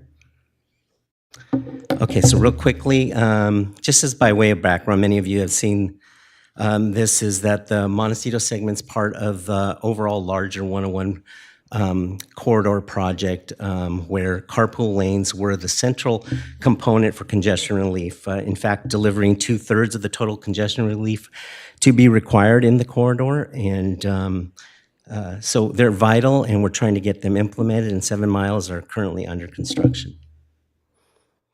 What you see here is the entire 101 segment. So you see 5 individual segments. 3 of them are under construction right now. They cover 3 different jurisdictions. They're all in the coastal zone. 7 miles are funded right now. The Carpinteria segment, at furthest to the south, segment 4A, is already complete. The other 2 segments in the county are under construction right now, along with a number of parallel projects. So we're here today to talk about Highway 101 Montecito. This is the most constrained segment of the corridor, and the limits are from Olive Mill on the north down to Romero Creek on the south. On the south, we'll be connecting into segment 4C, the Summerlin segment, and that will be completed later this year. And then on the north, we'll continue and tie into the City of Santa Barbara segment. So this is a segment that's already partially funded. We were able to leverage existing Measure A dollars through SBCAG with Caltrans money from the shop to start work in June, and then we anticipate success in getting funding for the remaining corridor portion in June by the California Transportation Commission. So I think I want to spend a little bit of time here on the timeline, because this is very important to the discussion today about our overall strategy on implementing the project. The reason why going through the coastal development permit process and achieving approval by the County Planning Commission in December had us all along wanting to target start of construction in June. Now that we're going through this appeal process, we're right against the timeline, and so we have a deadline to award funding at the May California Transportation Commission for that initial segment, and then in June, if we get awarded for the additional funding under Senate Bill 1. Our construction strategy is laid out. You can see in the two blue bars there, there's the two individual segments between Highway 1, Olive Mill and San Isidro, the Montecito. That is the component that will start in June. And then our plan for the remaining segment from San Isidro to Romero Creek, that would continue. And overall, the strategy is that the project team has come up with is to by implementing these two projects in conjunction with one another, we're able to deliver the whole Montecito segment up to a year early. And also, we've also started work on the Olive Mill and San Isidro roundabout projects. So those are under construction, and those are intended to be delivered by the end of this calendar year. And so that would provide a necessary traffic relief at the key intersections while we're doing the Highway 101 work.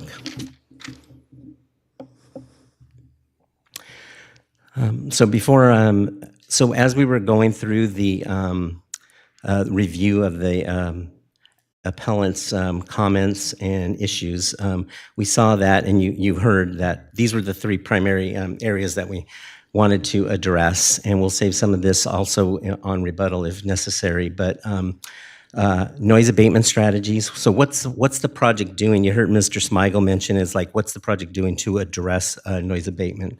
Sound wall process and evaluation. So we thoroughly reviewed sound walls, and in fact, when it was considered that we would be looking to remove the sound walls, we looked at a number of other options of sound walls, just in case there was something that we may have missed in their initial design. The FEMA mapping and watershed planning. So that was a key. When does that FEMA mapping get adopted and approved, and how does that fit into what we're doing on the project? And I think you'll hear later that through the Montecito Planning Commission process, we came up to an agreement that there would be a future watershed study that could address improvements throughout the corridor, which are really key because the Highway 101 project is doing what it needs to do to satisfy the 100-year storm event in that area. And then air quality. So the last slide for me, and then I'll hand it over to Joe, is that the noise abatement strategies that the project is taking on is the long life pavement. So you heard county staff mention that we have a 40-year pavement that's being implemented as part of the project. This is what we call our continuously reinforced concrete pavement. It eliminates the transverse joints in the corridor that cause a lot of that tire noise. In addition to that, you can see the second bullet there is that we're implementing improved next generation grinding technology, where we're at the end of the project, we grind the pavement. And so we've already completed this in Carpinteria, and we're through studies that we've done post-construction, we're already seeing a 3 to 5 decibel decrease in noise. And then there's the, what else is being done under the federal protocol that Mr. Irwin will talk about shortly, is that there's an opportunity to provide compensation to those individuals that are along the freeway that have an existing noise levels of 75 decibels or more. So there's 15 property owners to which that would apply, and the process is already underway. It's in the conditions that were placed on the project. So SBCAG, as the lead for this segment of the corridor, has already initiated that process and has made offers to all of those 15 property owners along the corridor. So at this time, I'll hand it over to Joe. All right, thank you, Fred. My name is Joe Irwin with Caltrans. On the slide here, you'll see that this is the 7-step federal process that Fred alluded to. This is how we evaluate sound walls in order to qualify for the needed federal funding to complete this project. So we evaluate sound walls based off of these 7 steps, and then this also determines where we can place them. We're now at the very end of this 7th step, or that 7th step there, where we're working with the county to analyze the project based on the county's own local coastal policies. And it's important to note that through this process, the environmental impact report predicted that the noise level would only increase by 3 decibels, and that's a barely noticeable amount. On this slide, this mapping shows where the project initially proposed sound walls from the 6th step of that previous 7-step process. 3 of the walls were along North Jameson at the top there of the mapping, and then 1 of the walls was along South Jameson. One of the requirements of the coastal development permit application was that the sound walls would be analyzed for any rise created to the special flood hazard areas on the county's adopted recovery mapping. You can see on this slide the area in light blue. That's the overlay of the special flood hazard area.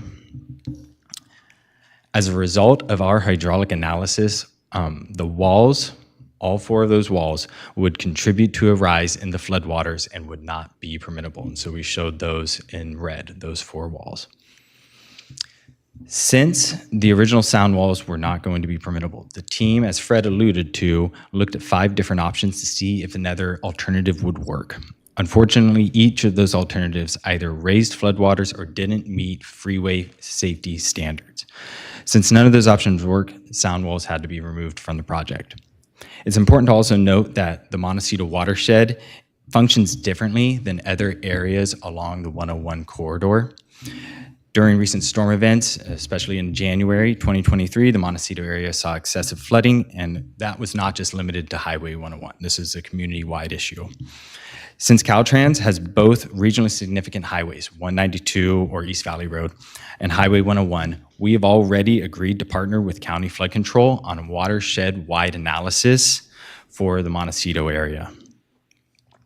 We were also asked if sound walls could be constructed in the future if that region-wide watershed analysis and improvements were completed and permitting allowed for them.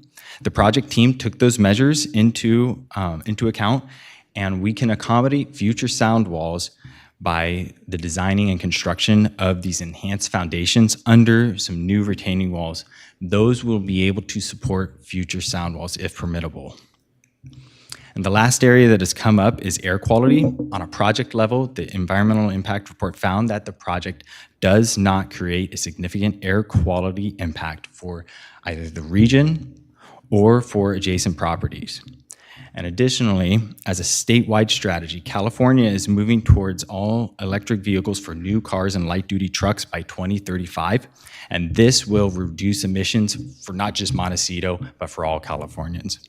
So thank you for this opportunity to provide more information on these topics, and our team is happy to answer any of the questions that you or the public might have. Is there any board questions of either the applicant or appellants before we go to public comment? We'll go to public comment, and then we'll do the rebuttals after that. Chair Williams and members of the board, we have 13 requests to speak on this item, and we will begin on Zoom with Sharon Byrne, to be followed by William Babbitt. Sharon?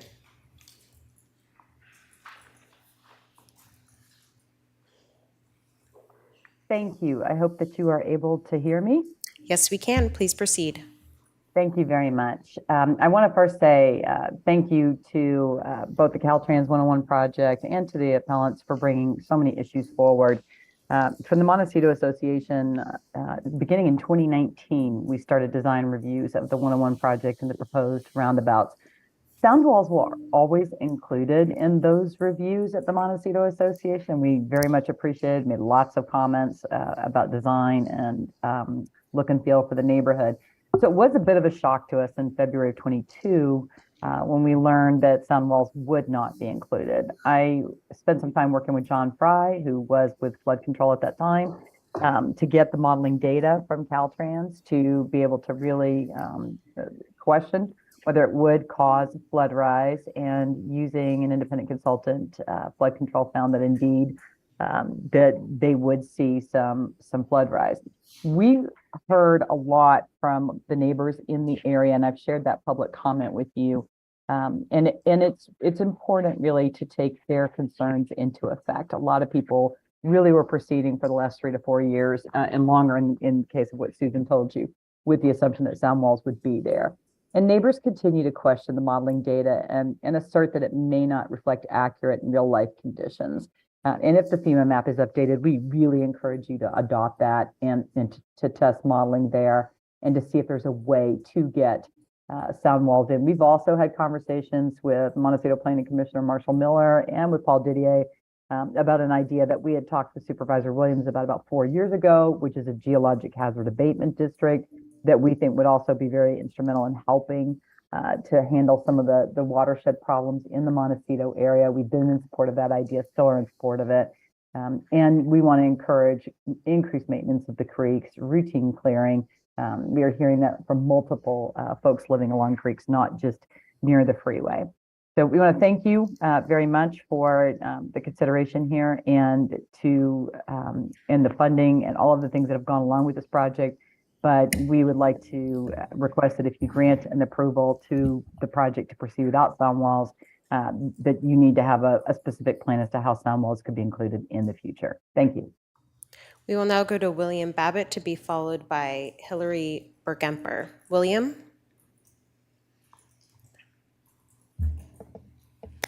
I've just unmuted. I wonder if you can hear me? Yes, we can. Please proceed.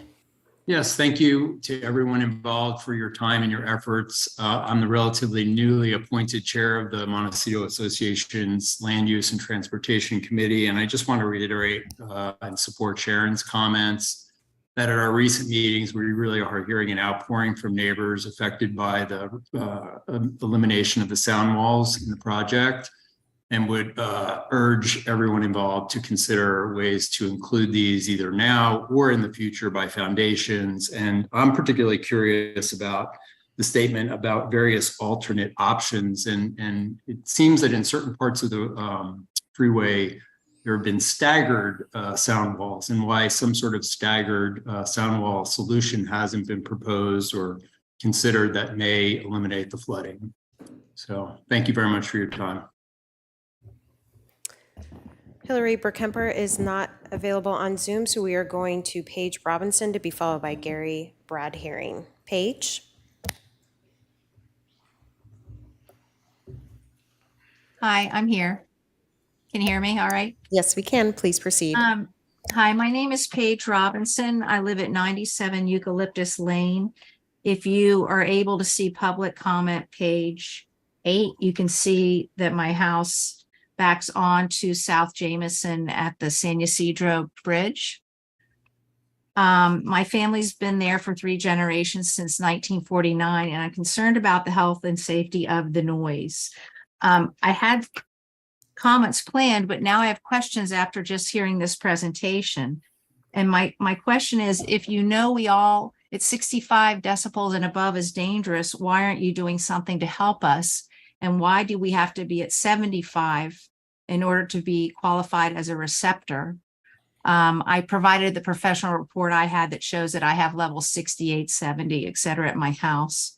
I'm also joined by my neighbor, Katie Graham, who abuts me on South Jameson. And what we're confused about is our segment is very high up above the freeway. It looks down. And so we don't understand why we're in a flood zone there and why they took away our proposed wall. And we've been January, February, March, historic rain, and that part of South Jamison hasn't flooded one bit. My house has not flooded one bit. So I don't understand where they think the flooding is coming from. And we would request, we don't want to flood our neighbors. We don't want to cause problems. We just would respectfully request looking at certain segments to see whether they truly flood or not. Thank you. We will now go to Gary Brad Hearing to be followed by Brett Kane. Gary?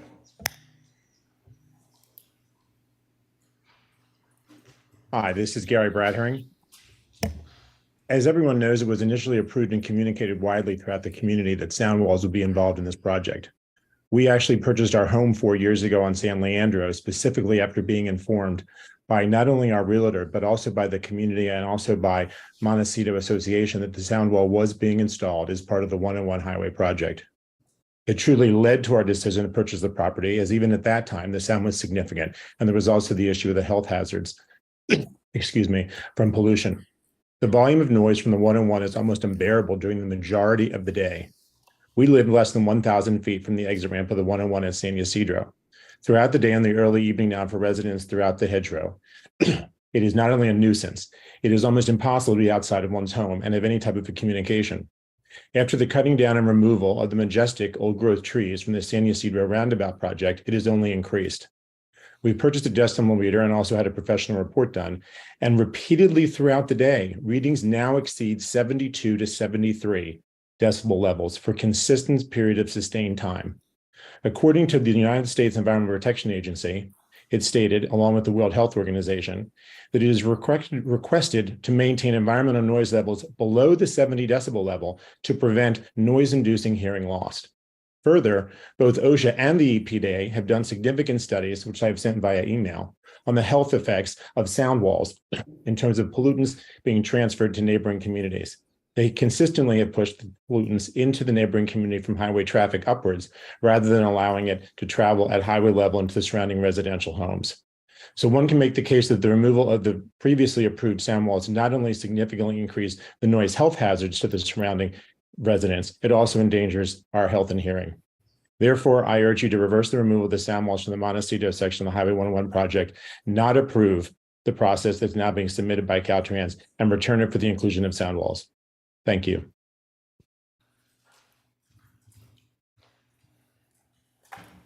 We will now go to Brett Kane to be followed by Tom Deardoff here in Santa Barbara. Brett?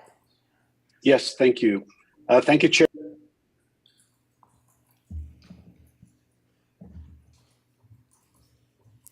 Brett, my apologies. I think you got disconnected. Can you unmute yourself again? Yes, I can. Great. Can you hear me now? Yes, thank you. Please proceed. Great. Sure. Thank you, Chair Williams and Honorable Supervisors. My name is Brett Kane, and I reside on Labrador Road with my wife, less than 2 blocks from North Jamison. In the last few years, the noise from the 101 has steadily increased, as has been noted by other people prior to my speaking, and it's gone from really noisy at high traffic times to now continuous noise coming from the freeway all hours of the day and night. As was noted previously, the noise has steadily increased, and I believe any measurement now is at a higher level than it was before. So potentially the baseline that's been noted really doesn't appear to be correct or factual as to what's really happening throughout the day for those of us that are living close to the freeway. The freeway noise is increasing throughout the day, and especially in the evening and at night. You can now hear truck and motorcycle sounds, which are particularly loud, along with the cars that are traveling the freeway. We can now hear traffic in our bedroom in the middle of the night. That was just simply not the case a few short years ago.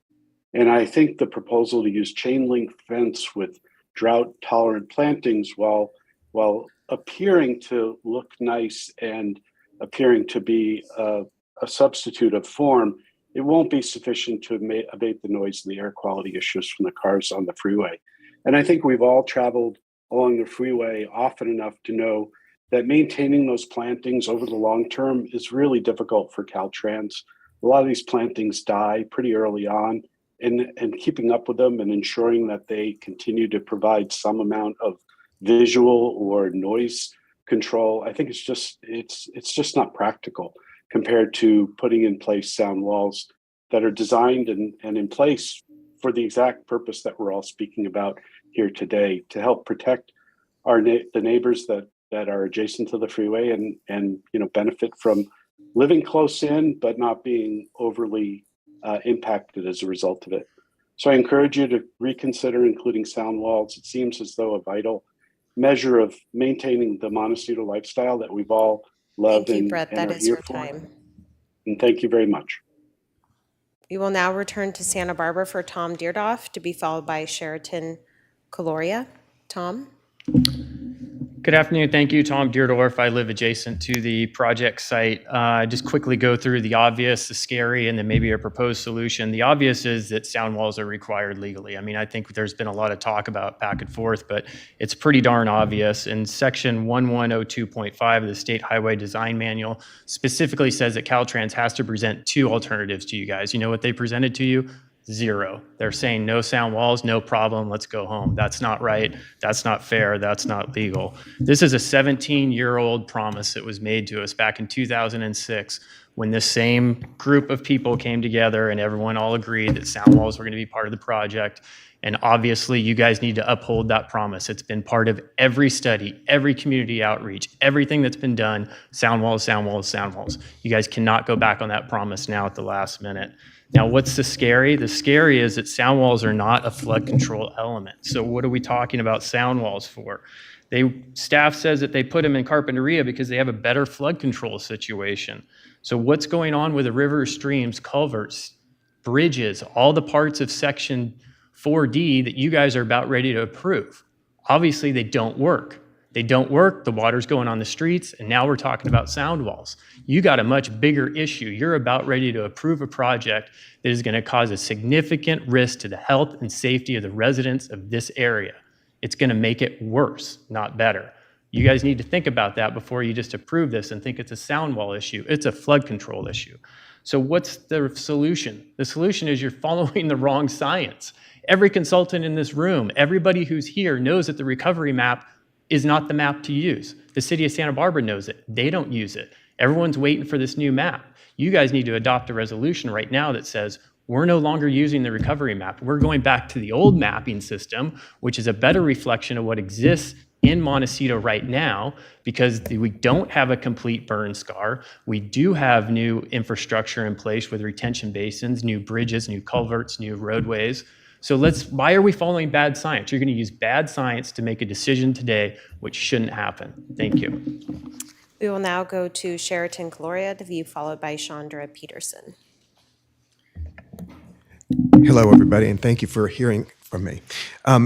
I'm also a resident nearby in the Montecito area, and I just want to say that the noise from the 101 highway has only gotten louder since the beginning of this year and the commencement of the construction of the roundabouts at San Ysidro Road and Olive Mill. So the data that was used at the time to measure the sound is, I think, also out of date. In addition, we've gone through what the Santa Barbara Independent has described as the 8th wettest year in Santa Barbara County, and it has tested the remarkable work made to improve the watershed infrastructure since the events, the tragic events of 2018. And so I think we can also acknowledge through our most recent experience that improvements have been made. I want to just also say that Montecito, Santa Barbara are world-class cities and an entity for tourism, et cetera, to come through and to stay at some of the hotels, for people to visit us and to be left with a lasting impression that this is a very noisy area, when we have an opportunity to reduce that noise with the addition of the sound walls as a part of this project that goes through our beloved communities, seems to me to be a lost, wasted opportunity. So thank you very much for hearing me out. We will now go to Sandra Peterson, to be followed by Ron Bellucci, who is our final speaker. Okay. Hi, I'm Sandra Peterson, and I live at 60 Butterfly Lane, 3 houses, 3-minute walk to the the Butterfly Beach 101 Tunnel Underpass.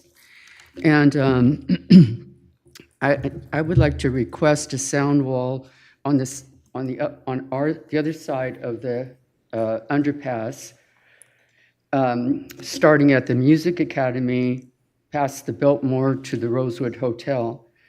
Let's see. The noise from the motorcycles, muscle cars, and their mufflers is horrendous. The undercrossing, Caltrans closed the underpassing, the 101 undercrossing for 9 months last year, and it was closed for railroad updates, wheelchair, bike, etc. But they also removed all the trees. That was our only buffer at that time. And let's see, hold on. Oh, so now we have nothing to protect us from, and so they removed that. And if you stand by the tunnel, you see a full car, trucks, big trucks, buses. You can see them go right by.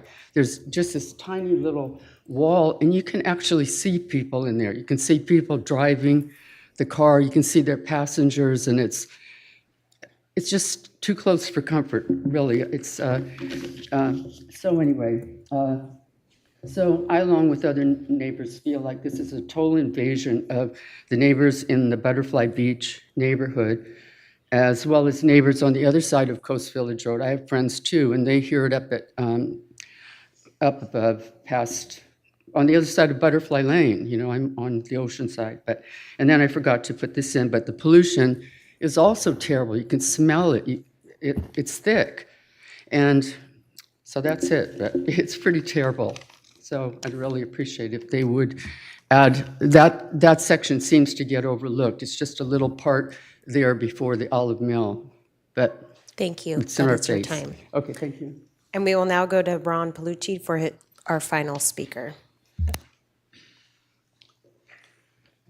Thank you, Supervisors. I was chair, and I still am till Wednesday, of the Montecito Planning Commission during 2022, and when this was brought before us. I've had mixed emotions. You know, I have been in disagreement with a lot of the design of the freeway from back 10, 15 years ago. However, I realize the importance it is to North County as well as to most of us here, down here on the coastal part of the county, that we need a freeway, and we need one that's, you know, that works better than the old one that was built in 47 to 52. And so I had mixed emotions, but I know that we need the funding to get the work done.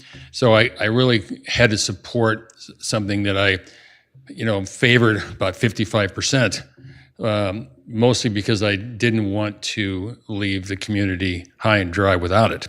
However, the flood control issues in Montecito are really desperately in the shadows.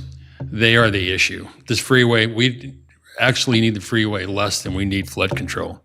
Downstream of the freeway is really the biggest problem. We have a situation where we cannot handle a 25-year storm.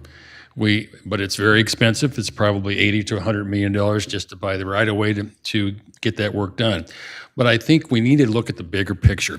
Sound walls are important, and I want to say one more thing about that before I leave here, but we really have to look at a bigger picture, how desperately we are set up to lose lives in the future. And we are. We have not really done what we need to do. It's very expensive. There's probably $150 to $250 million north of the freeway, with basins, with straightening out San Isidro, straightening out Montecito Creek. There's just a lot of work to be done. And I think if we put the blinders on and say, oh, we built this freeway, we're done, realize the freeway is only part of our infrastructure issues. And the flood control is a bigger issue because it costs lives. Freeways usually don't cost lives, they cost time. The final thing I want to say about the sound walls is that I disagreed with the flood control to some degree, even though I'm very fond of flood control and I'm fond of public works, and I like all these people. but we have to disagree when we feel that this model we're using, it really isn't adequate. It doesn't include any passageway of water through under the bridges all the way to the freeway. And so it's a model that's kind of make-believe. It's kind of a fantasy model, and it doesn't work. And we are, months away, maybe less than a year from a more official map that shows us what really is happening. But from my perspective, and I only built freeways for 47 years and flood control projects for about the same length of time, that from San Isidro to Hickson, Thank you. That is your time. we could afford to have a sound wall. Anyway, thanks for cutting me off. Thanks. Okay, appellant's rebuttal, Mr. Schmeichel? I've unmuted. Hopefully you can hear me. I can.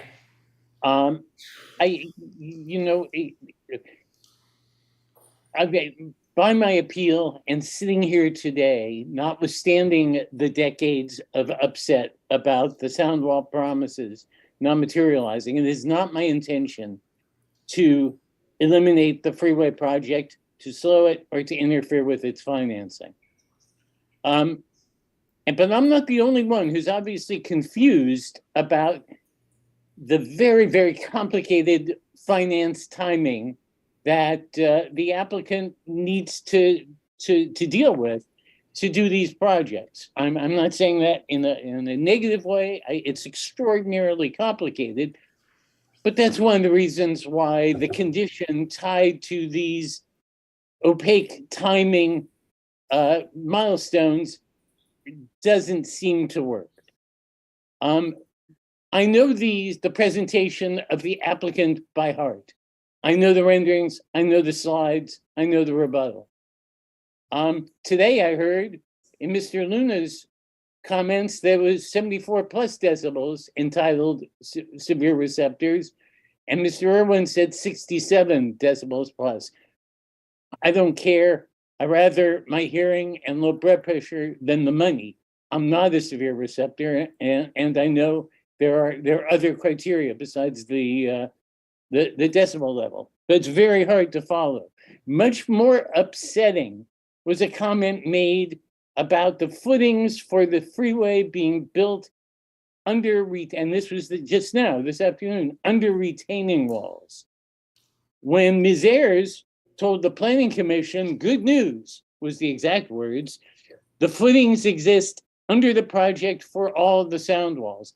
I'd like the applicant at the very least to reassure everyone that's spoken today, including myself, that the footings are designed and being constructed under the entire project to accommodate at least the originally planned sound wall locations in the project for the sound walls, not just under retaining walls. And I'm hoping I just misunderstood. Other than those comments, I think that the Board of Supervisors today has heard the community's feeling about it. The community's upset at the broken promise. I'm still in a position where I'm trying to figure out if there's a bad guy here, who it is. The applicant seemed very surprised, as did the county flood control, by these decisions. I hope in lieu of remanding this some way to the Planning Commission or denying the entire project, that the board and staff look very closely with the applicant at the conditions of approval, specifically the sound walls, and make them cleaner and more accommodating to mapping that conceivably would allow even a little bit of flood rise to balance the health issues with the flood issues. And thank you very much for your time this afternoon.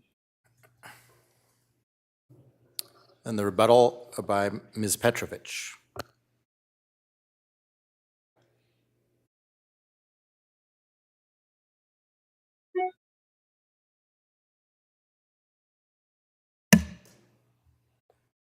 Susan, I see you are logged in via phone and your computer. I have attempted to unmute you. Are you available?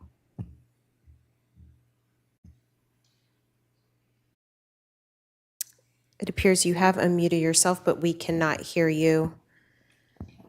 Perhaps we can try your phone.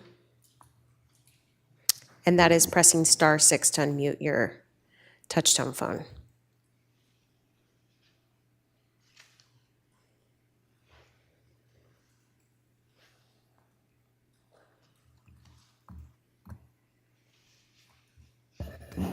Susan, if you can still hear me, can you please press *6 to unmute yourself?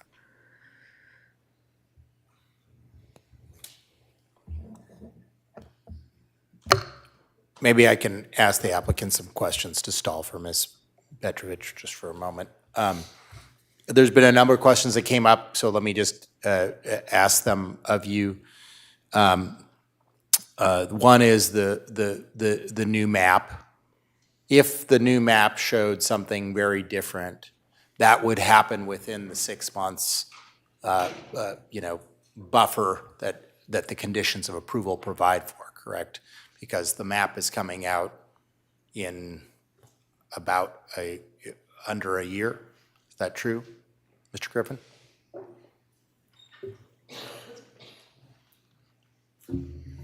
Chair Williams, Matt Griffin, County Flood Control. The new mapping is a FEMA product. My understanding is that it's more like 2 years out. So it would only be within the 6-month buffer if we only got partial funding in June? Potentially, yes. Yeah.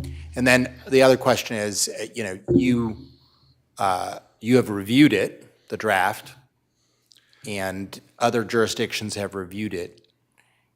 In your opinion, is there really much of a possibility of it eliminating the flood level rise in this location? Eliminating the flood level rise, no. I have reviewed the draft. It's not yet publicly available. It's not yet considered the best, available information. So it's too, we wouldn't rely on that for any analysis. But no, it is less conservative than the recovery mapping, but I would not anticipate that it would eliminate any flood rise. Thank you. And then the question of whether staggered walls were studied, they were studied along with tearaway walls, floodgates. Noise fencing. We can answer. Yeah, good. Please, Mr. Irwin. Joe Irwin with Caltrans. Yeah, some of the alternatives that we looked at were walls with floodgates, similar to what is in Santa Barbara at Salinas Street. Staggered walls, where the walls would be offset. There would be one closer to the freeway and then one further away to allow water to pass through. Breakaway walls, which would collapse in a flood situation. We looked at scuppers, so small little holes underneath the walls. We looked at the original wall. And then some noise fencing as well. But none of those either met the sound attenuation requirements that were laid out through the federal process, meaning like if there was a wall on stilts, I believe was another one. If we had large openings that were permanently open, that would just allow the noise to pass through the wall. So it doesn't provide the intention of a sound wall. Or if it was a breakaway wall, then that introduces new freeway safety concerns of having either debris from an accident fall onto a local road, or in a high wind event, that debris becoming a hazard for traffic as well. So for various reasons, including the floodwater analysis that we also did with all of those alternatives, even with the floodgates that we've seen in other jurisdictions or other areas that are a different hydraulic situation, even with those, they would still contribute to a rise. And the rise in the analysis was between 6 inches to 4 feet, depending on the property, on top of the base flood elevation of 4 feet, right? That's correct. Okay. And then why is the threshold 75 and not 65 dBA? Is that? federal standards that we have to use to analyze the sound walls for reasonableness. Got it. And then the question of the footings. Sure, yeah. So the footings question, our retaining walls do have footings that can support a sound wall in the future, right? Because those retaining walls are permanent feature that are going in. Now, the other locations that don't require a retaining wall to support a sound wall, so that means the sound wall can be built more or less on top of the embankment or the dirt next to a highway, there is that space. There is that existing dirt. It'll have a fence and vegetation in it after we're done with our project coming through. That area can be used to build a sound wall. So there's no engineering need to put in a footing now and then bury it with dirt. The footings would have to have a concrete cap on top of them to tie them together to make them function as a footing, and that would extend above the dirt. So there's really no way to do that footing without it sticking up and becoming an impediment. And there's really no reason to do it, because if sound walls were permittable in the future, then there would be that space in between the freeway. There will be dirt and vegetation. We'll have to remove that, but there will be space between the freeway and the frontage road to put in the necessary footings and construct an appropriate sound wall. So there's no reason to put those in now. Got it. Okay, can we have Ms. Petrovich? Chair Williams and members of the board, we did just get off the phone with her, and she is supposed to be calling in now. I do not see her at this moment, but she is supposed to be calling in. Perhaps we can take. No, well, why doesn't the applicant do your rebuttal? If there was anything else, did I cover all the issues that or is there other things that you wanted to cover? Mr. Chair, I'd recommend hearing from the appellant first, because otherwise we'll have to go back another time. So it might do better just. I'm here. Oh, great. I am here. Thank you for solving the problem, Ms. Petrovich. Oh, boy. Your rebuttal, please. I can't even. Oh, yes. This will be quick. I had the same question about the foundations that Scott expressed. Also, I think there's some misunderstanding regarding the air quality impact issue. The studies regarding the air quality impact from essentially disintegrating tires as they travel down the freeway has not been addressed in the EIR, and that is a serious problem. And it becomes more serious when you talk about electric vehicles, because at least the current electric vehicles run through tires much faster, which means they're sloughing off even more material. This is in addition to what comes out of the tailpipe for the cars with emissions, but the electric vehicles are not a remedy by any means. They're making it worse. Caltrans also didn't address my revegetation concern. We've had problems with past promises that, we're going to put this chain link fence in, and we're going to put some nice plantings so you won't even see the fence and you won't see the freeway and everything will be great, except that the result was the fence is there, some vines and other plants were planted, and they promptly died, and no one ever replanted them or, I guess, continued to water them. So my initial demand was that we have an agreement that there will be perpetual irrigation. But, if we use the 3 and 5 year plan that I outlined that is applied to every other project in this county, I think that would solve the problem, because if it's the proper kind of vegetation and it's allowed to thrive, you have to be irrigated for 3 years, and then you stop irrigating it and give it 2 years to prove that it can survive. And if it doesn't, then you go back and you do something that will make it survive by maybe having to irrigate again. So those are issues that were not addressed in their presentation that I would appreciate hearing addressed. And I do agree with Ron Police that we got a flood control problem and a sound wall problem. But I also was interested in his comment about why there wasn't a sound wall, at least between, I believe it was San Ysidro and Romero Creek. I guess those are my only comments. Thank you. Then the applicant's rebuttal? And any issues that were brought up that I didn't address that you wish to address? Sure thing. Joe Irwin again with Caltrans. First, the one that sticks out the most, the landscaping and our plan for landscaping on there. We are going to be doing what's called a 5-year planned established period. So on a typical project that is not with intensive landscaping, we go through and we establish erosion control and irrigate it for about a year. On a more extensive project, we will go in for a 3-year period and replace plants that die and provide or have our contractor provide irrigation.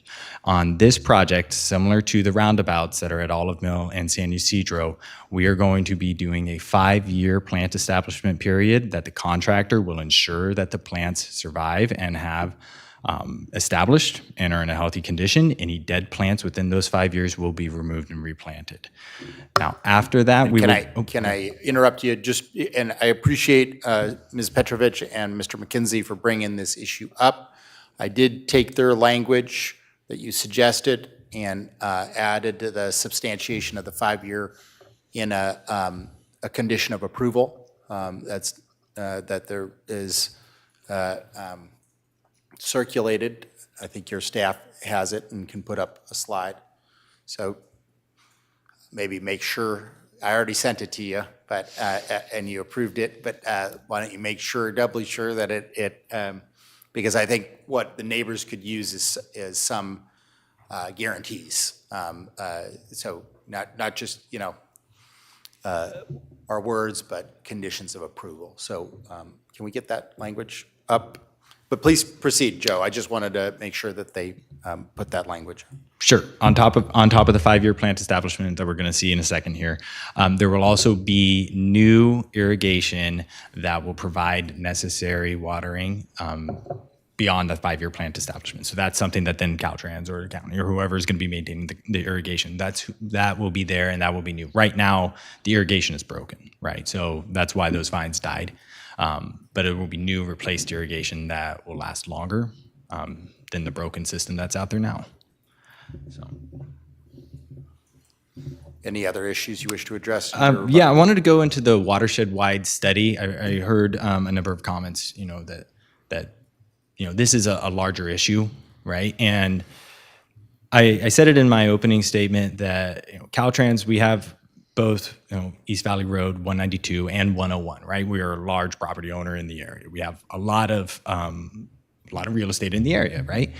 And so we understand the importance of the watershed-wide study, and that's why we've already began partnering with County Flood Control on what are the issues and where are the best places to spend our limited public funding in the wisest way possible.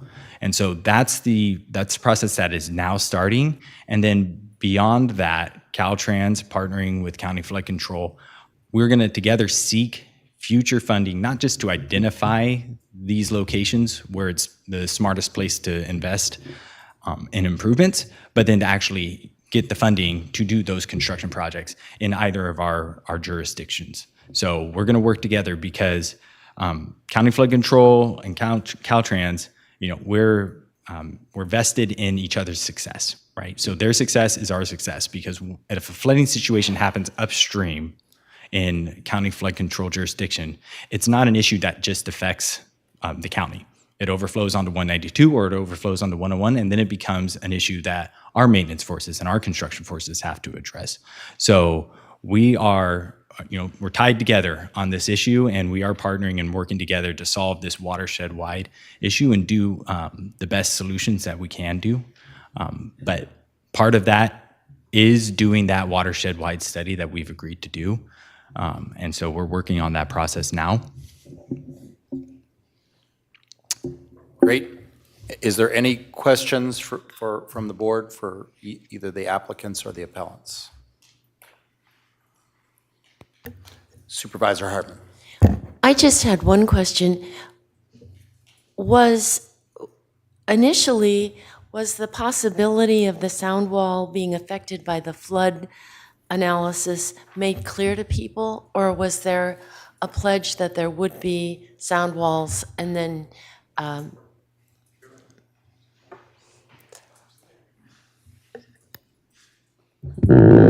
a little shorter than Joe.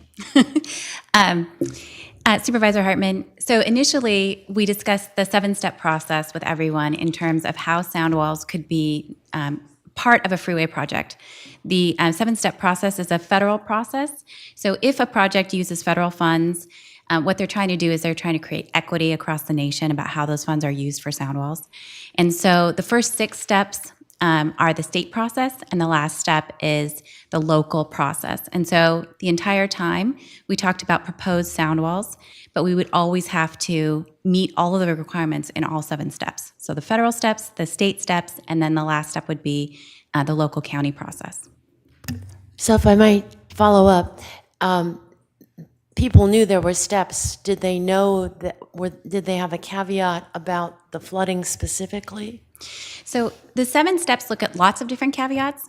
We didn't specifically start out talking about flooding. We did talk about other jurisdictions and what happens in those jurisdictions about whether or not walls were eventually part of the project. So Summerlin was an example when we started talking about Montecito. Summerlin initially had walls proposed in the entire stretch of the project. Those actually got removed because of visual impacts based on local policies, the Summerlin Community Plan. And so we did talk about the fact that while some walls are proposed, not all walls make it to the end project for a wide variety of reasons. So there wasn't a pledge that was broken? No. Okay.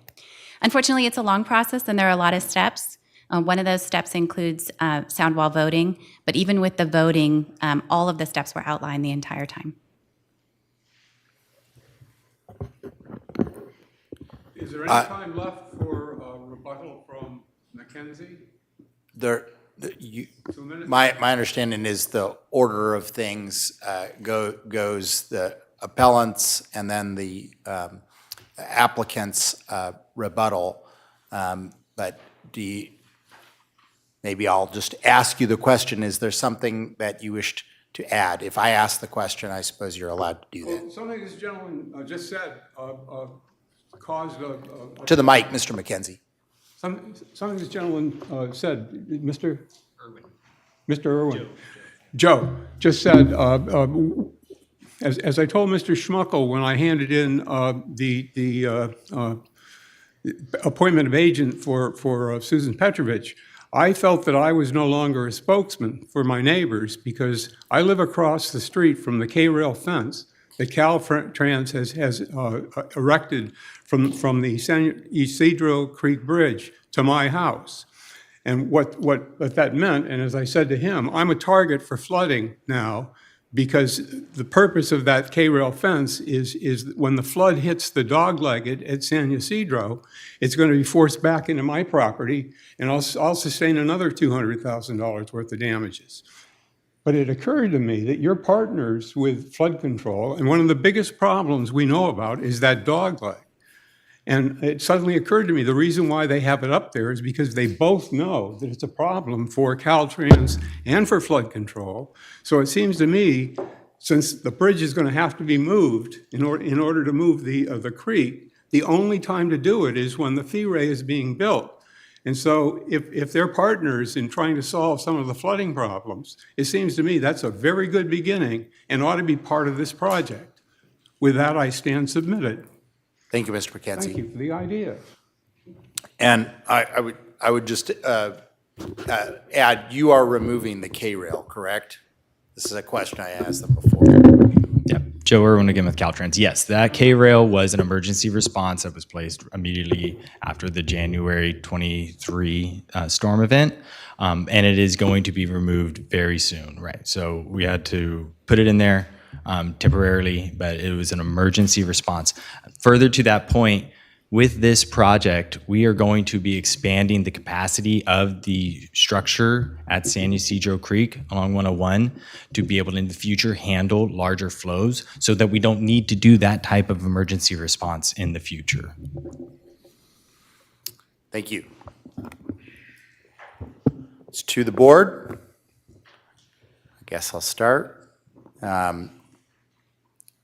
I completely understand the yearning for sound walls. I've struggled with many of the same issues that you do and will now that the construction is coming your way, because I live right next to the freeway in Carpinteria and dealt with all the machinery and pile drivers for many years out there. I can offer some hope to you that the pavement really does help. The freeway is very different in the areas where the construction has reached. I think this is really much more than a freeway issue, as has been mentioned by several. This is a flood control issue. Montecito is an alluvial fan. In the last 5 years, I've tried to listen to a lot of geologists and flood control experts. And my understanding from those scientists is that Montecito is an alluvial fan. It exists the way it does precisely because Montecito creeks jump flooding jumps the banks in unpredictable manners. And so the experience of one 50-year flood does not sort of preclude the types of flooding that flood control is warning against. Caltrans has done their modeling because I didn't want to just, take their word for it. I wanted to make sure that we double-checked their work because I wanted to make sure that it was as accurate as it can. I had flood control model that separately.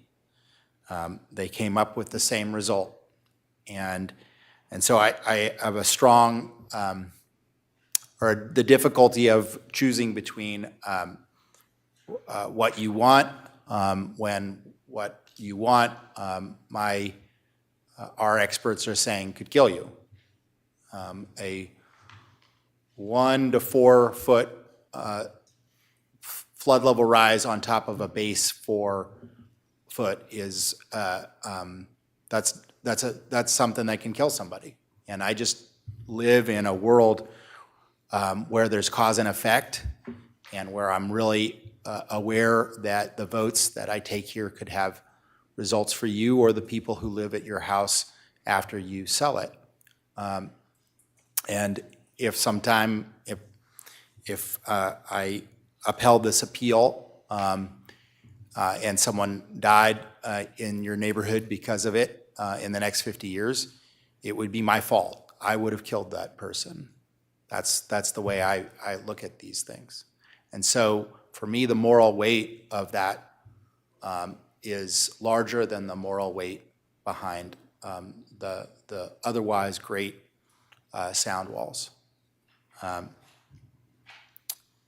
But it doesn't, so in my view, the most productive thing that can be done is to deny the appeal, adding this vegetation condition as is up there. I'll read it. The project would include a black coated chain link fence and drought tolerant landscaping between the highway and the south border of North Jameson Lane, providing visual screening between North Jameson Lane. Landscaping would be maintained a minimum of 5 years with plantings that's